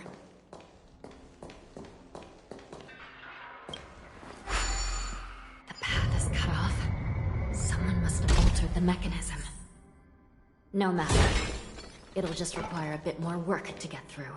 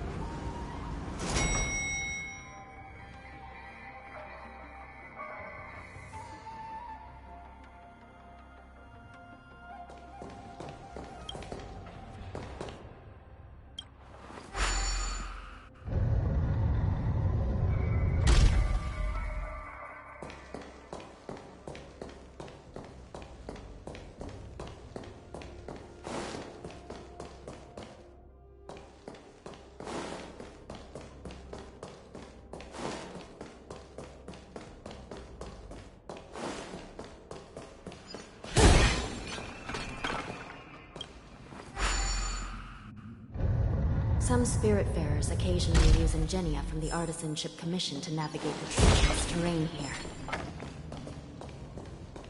Normally, using devices like the shifting screen is strictly forbidden, as they could help prisoners escape. But, given the urgency of the situation, let's just ignore the usual regulations.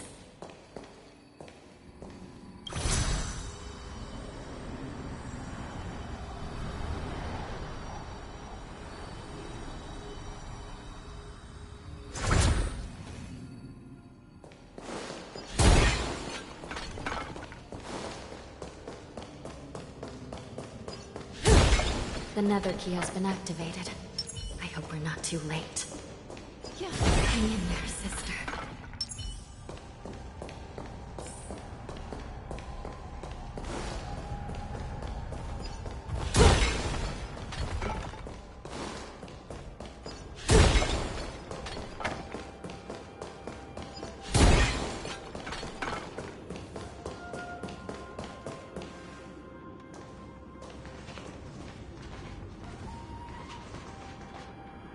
Looks like there was a fierce battle here not long ago.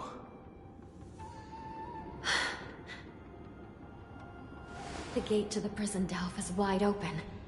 Hule has managed to break free. Where are the Yaoqing messengers? And where's my sister? Are they still alive? Let's look around. Maybe we'll find some clues.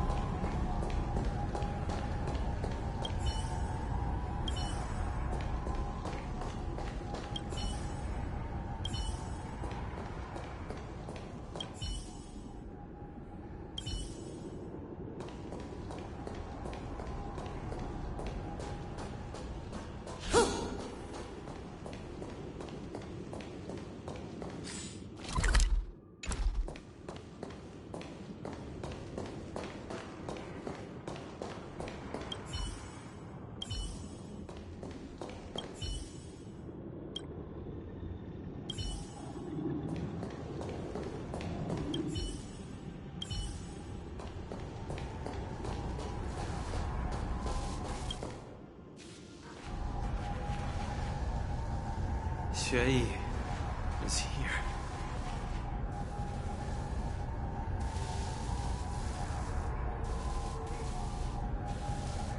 Miss Xueyi briefly sacrificed herself.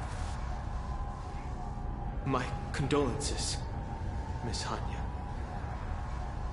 Condolences? Well, that's unnecessary. You misunderstand. Thanks to the Ten Lords' blessing, my sister turned into an Ingenium centuries ago. Dying and returning as just a soul to the Hall of Karma's document office has become a routine for her. While I'm not keen on seeing her throw away her body like it's some replaceable part, but...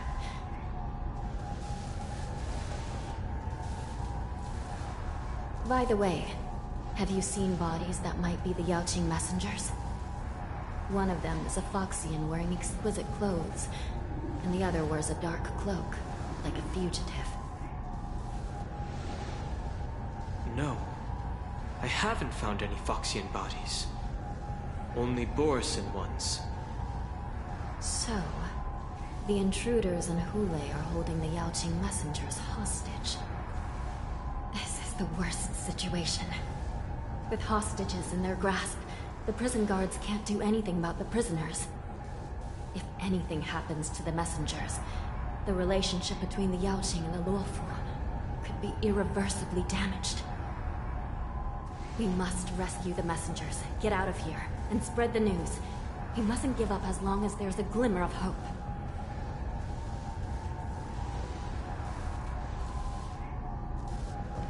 What have you found, Miss Hanya?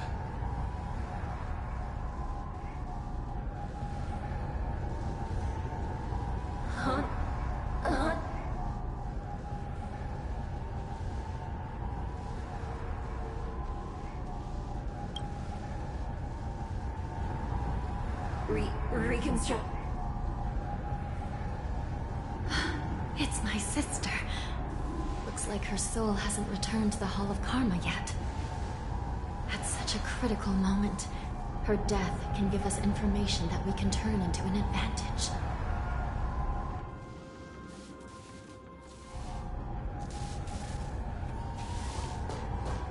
Let me see. The damage isn't too bad. If I can fix it up, my sister will have a temporary body.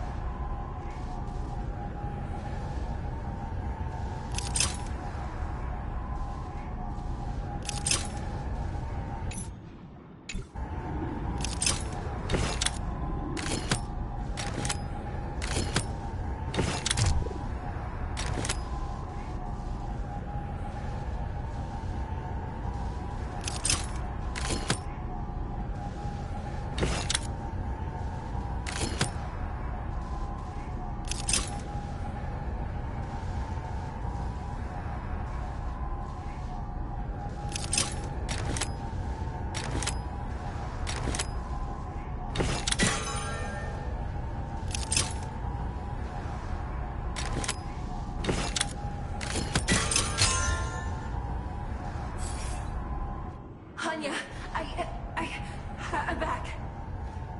Welcome back, sister. I don't know what kind of expression I should have at a time like this. Happy? Tears of joy? Forget it. I'm used to you coming back in all sorts of forms.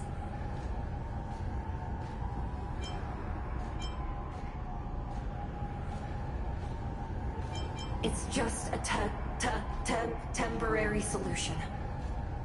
This side crane can't hold all of me. Sister, what did you see when you were killed?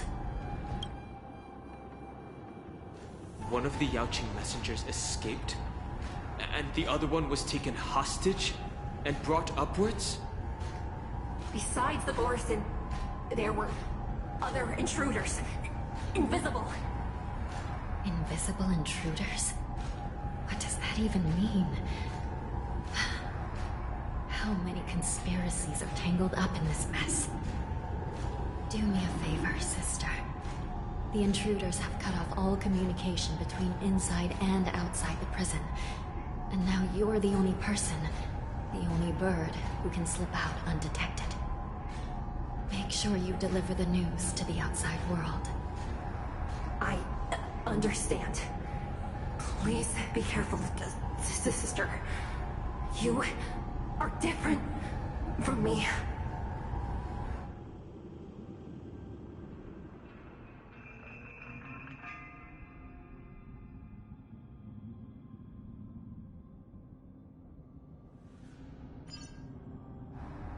Time is running out, Miss Hanya. If we keep delaying, those Borison will escape from the prison. All right. If we happen to come across that Yaoqing messenger who got away... No. Stopping Hule should probably be our top priority.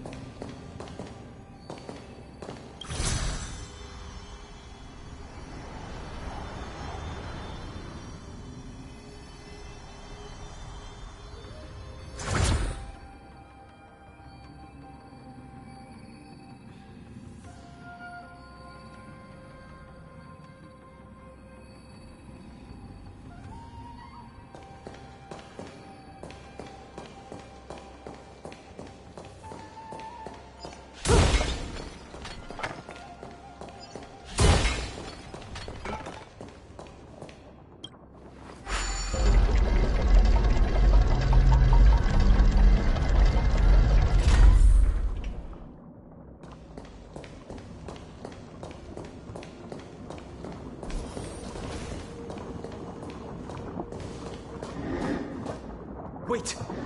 Something feels off. Something's approaching us. The invisible intruders? What's that? These abominations aren't prisoners from this prison.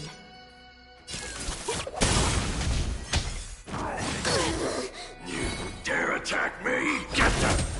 Relax. What do you want to know? Ill fate is there! Come in it.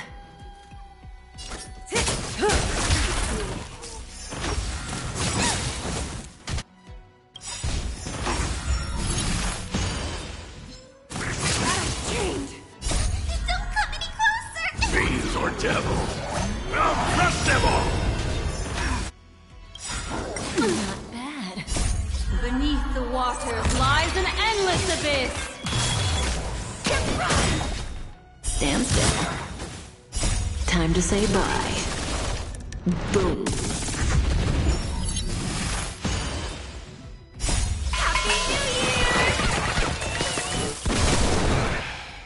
The prison management on the Lawfu is truly concerning. Who are you? Aren't you looking for me? Relax.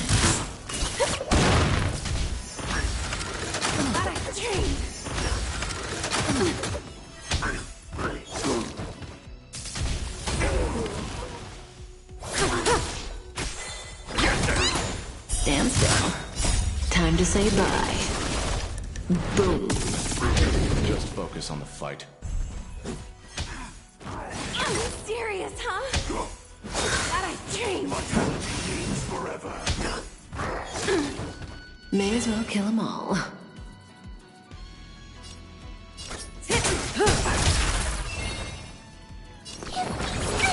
Destiny's hand has truly blessed me.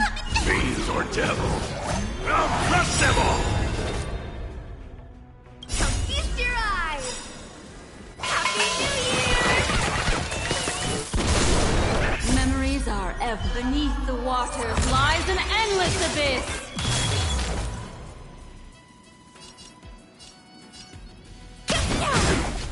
Relax. Destiny isn't chosen. Ill tidings manifest!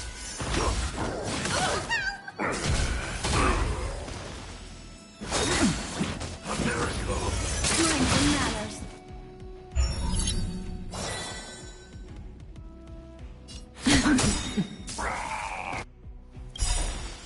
Good times never last. Time to say bye. Boom.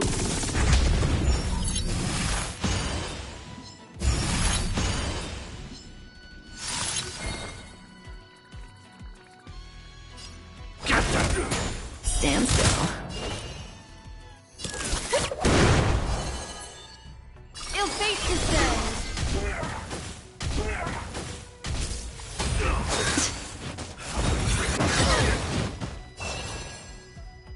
Feast your eyes!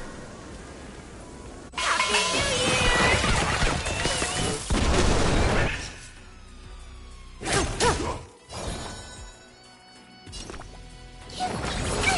Destiny's hand has truly blessed me. Relax.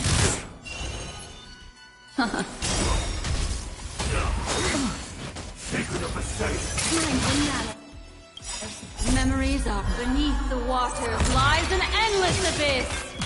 Say bye to breathing.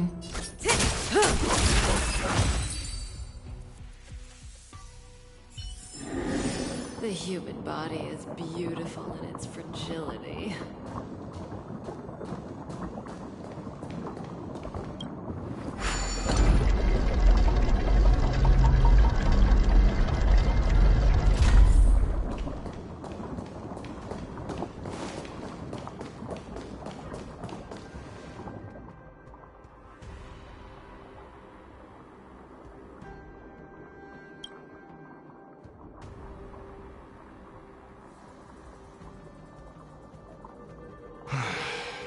The prison management on the Lawfu is truly concerning.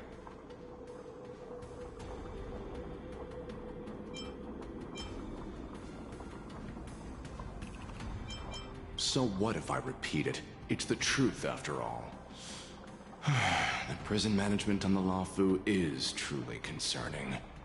At least 2 different groups of intruders infiltrated here. The Wolf Cubs and these Mara-struck soldiers. Their hiding technique, it's pretty similar to the Wind Mantle technique used by the Vidyadhara serving Kailorum Venti on the Yaoqing. What do you think? Well, never mind if you don't have any clues. Now is not the time to exchange assassination techniques. I'm Waza. My friend fell into the clutches of that wolf. I was planning to escape and report back as quickly as possible, but now it seems... The prison on the Luofu is a real maze, I must admit. Thank you for your help, Mr. Moza. We'll do our best to ensure your friend's safety. No, you can do nothing for him now, and you shouldn't be focusing on his safety at the moment. Your friend is in Hulei's clutches, and you're just going to leave him behind? Look, I'm the Yaoqing General's guard, not his. I've seen how that giant wolf fights, and there's no way. Trying to save my friend will only get us killed. I don't know how you think, but I won't throw my life away for a lost cause. Listen up. I've been tracking these fugitives, and I know their next move. They're planning to seal off the entire prison to keep the outside world in the dark. The worst case scenario, we are all killed by that giant wolf, and the shackling prison is sealed off. No one will know about us or about their escape until it's too late. And the best case scenario...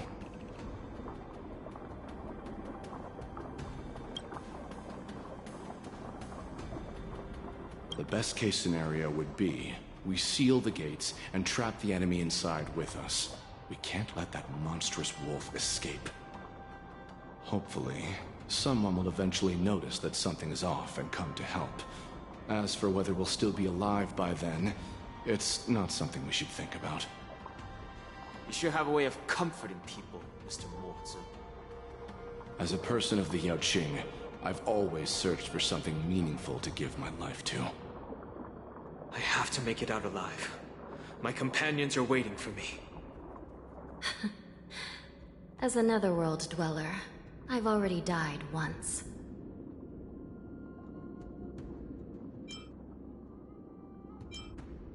Don't worry. Even if we end up dying here, I won't let it happen to you first. Well, you're just as good at comforting people as Mr. Moza.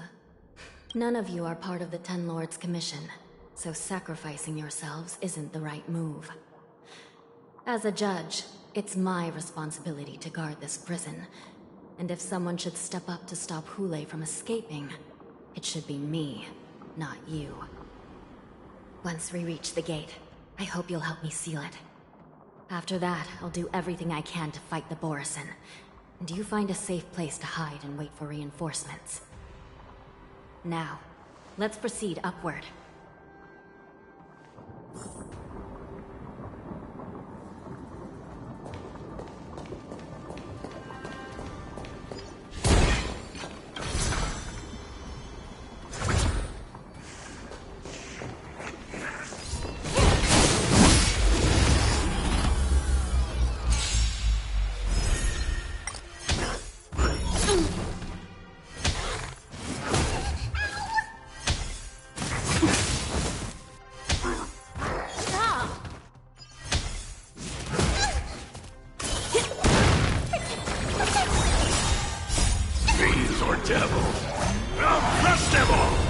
Time to say bye. Boom.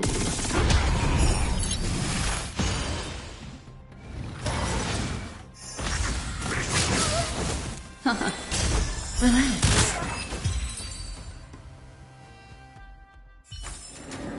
The human body is beautiful in its fragility. We can use it.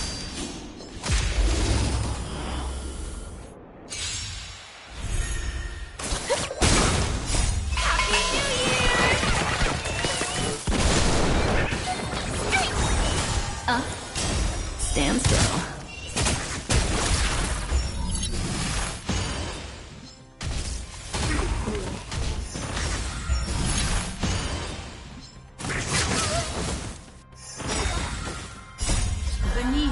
waters lies an endless abyss!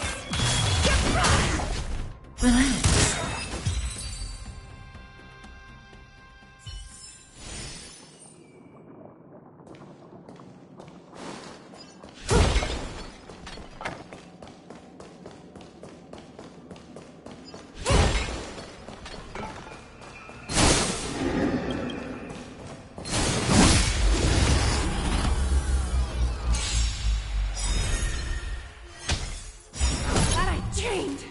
Time to say bye. Boom.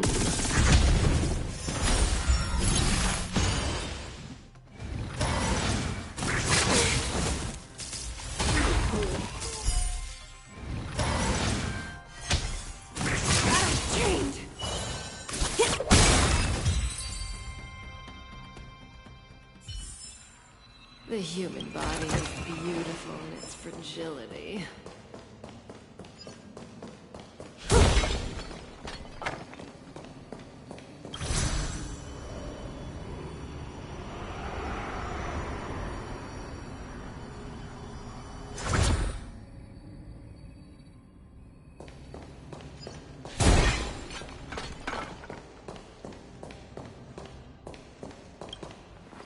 We must seal the entrance before the Borisin fugitives get out.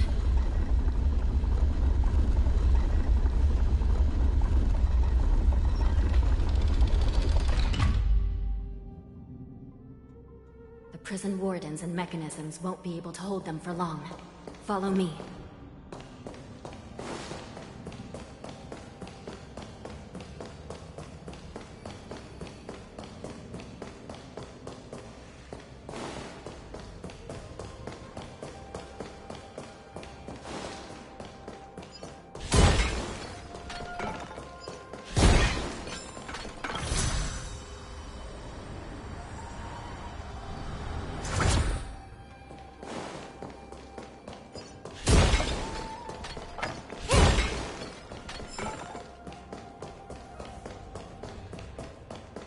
We're almost there. The gate is just ahead.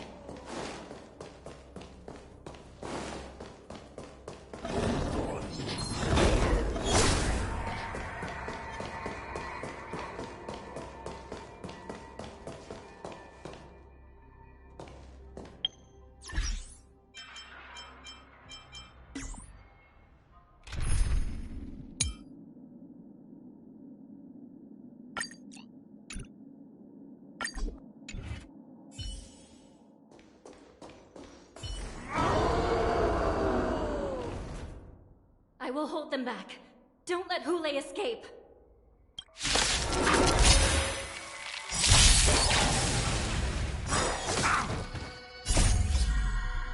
Netmark accessible. Time for a good old counterattack. My friends? Indulge yourselves!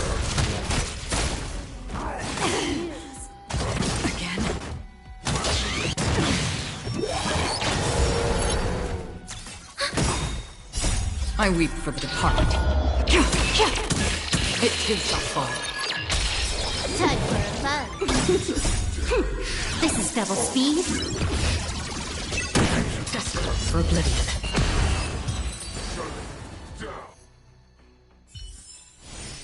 Another blood debt repaid.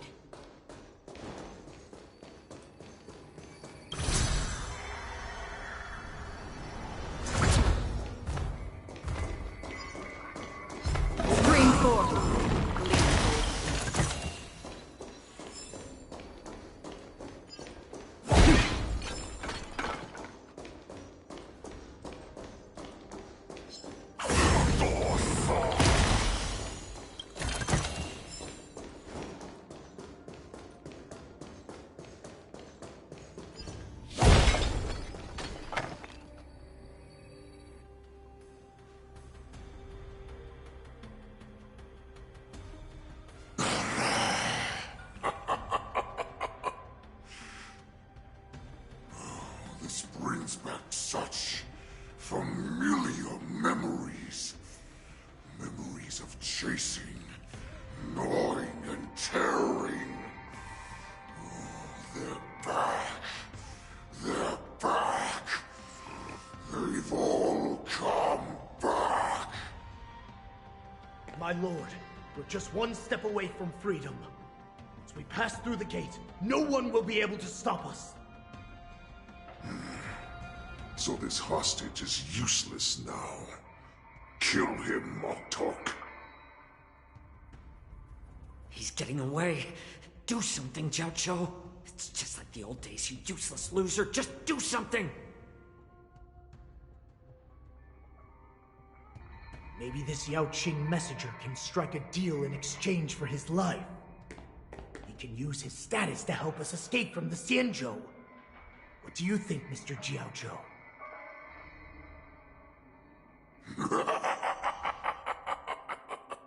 Oh, just look at you. Fallen so low during my absence. You're even negotiating with livestock. As far as I recall, no one from the Yao Qing would ever consider a deal with Duran's offspring. I've got to make this beast stay here, whether it's for the sake of Fei Xiao or the Yao Qing. Deal. I certainly have more value alive. My identity, my knowledge of the Xianzhou, and my understanding of many things that your minions have no knowledge of. They'll all be valuable.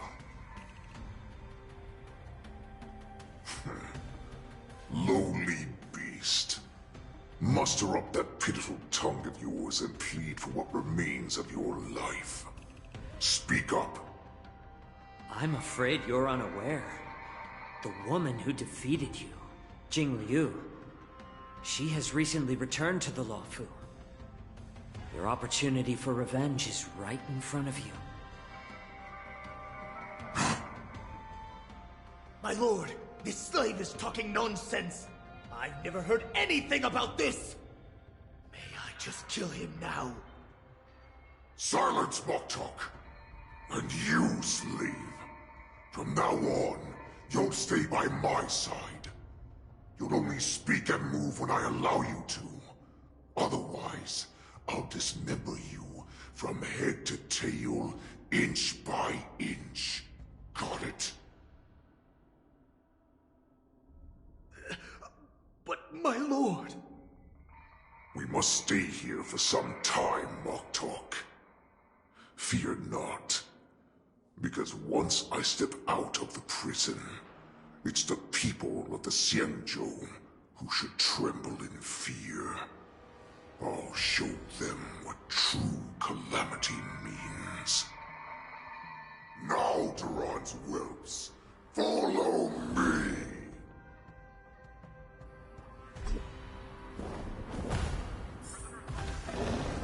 Prison guards! Stop them! For our great Lord Gulai!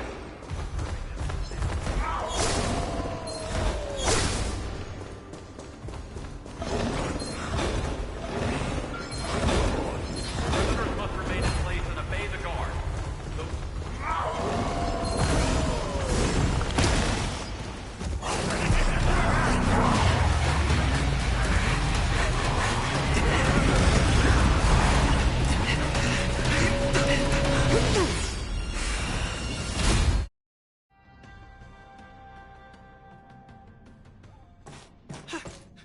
Report!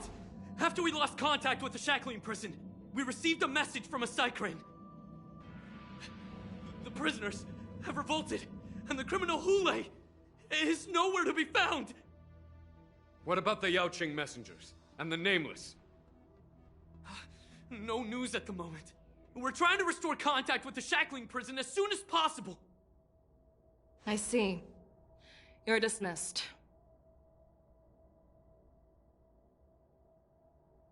General Jing Yuan, General Hua Yan.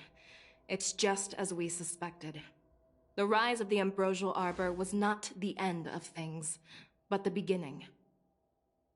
The hand of the Ruined Legion has already sown the seeds of destruction. From this moment on, the Xianzhou Alliance will face an even greater challenge, from both the abominations of abundance and the destruction itself. If this is what they want, I'm always up for a challenge.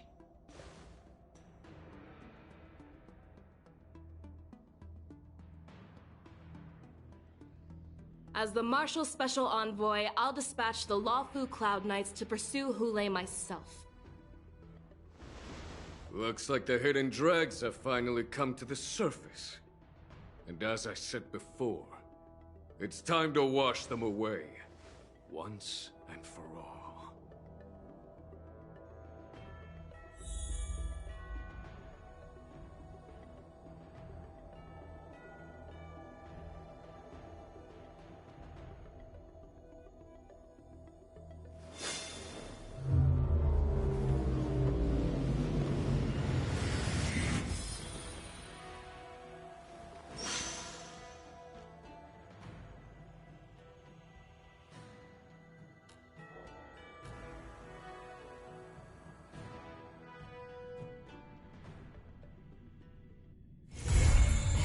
Haven of memories. Every touch, every moment is like a thorned rose.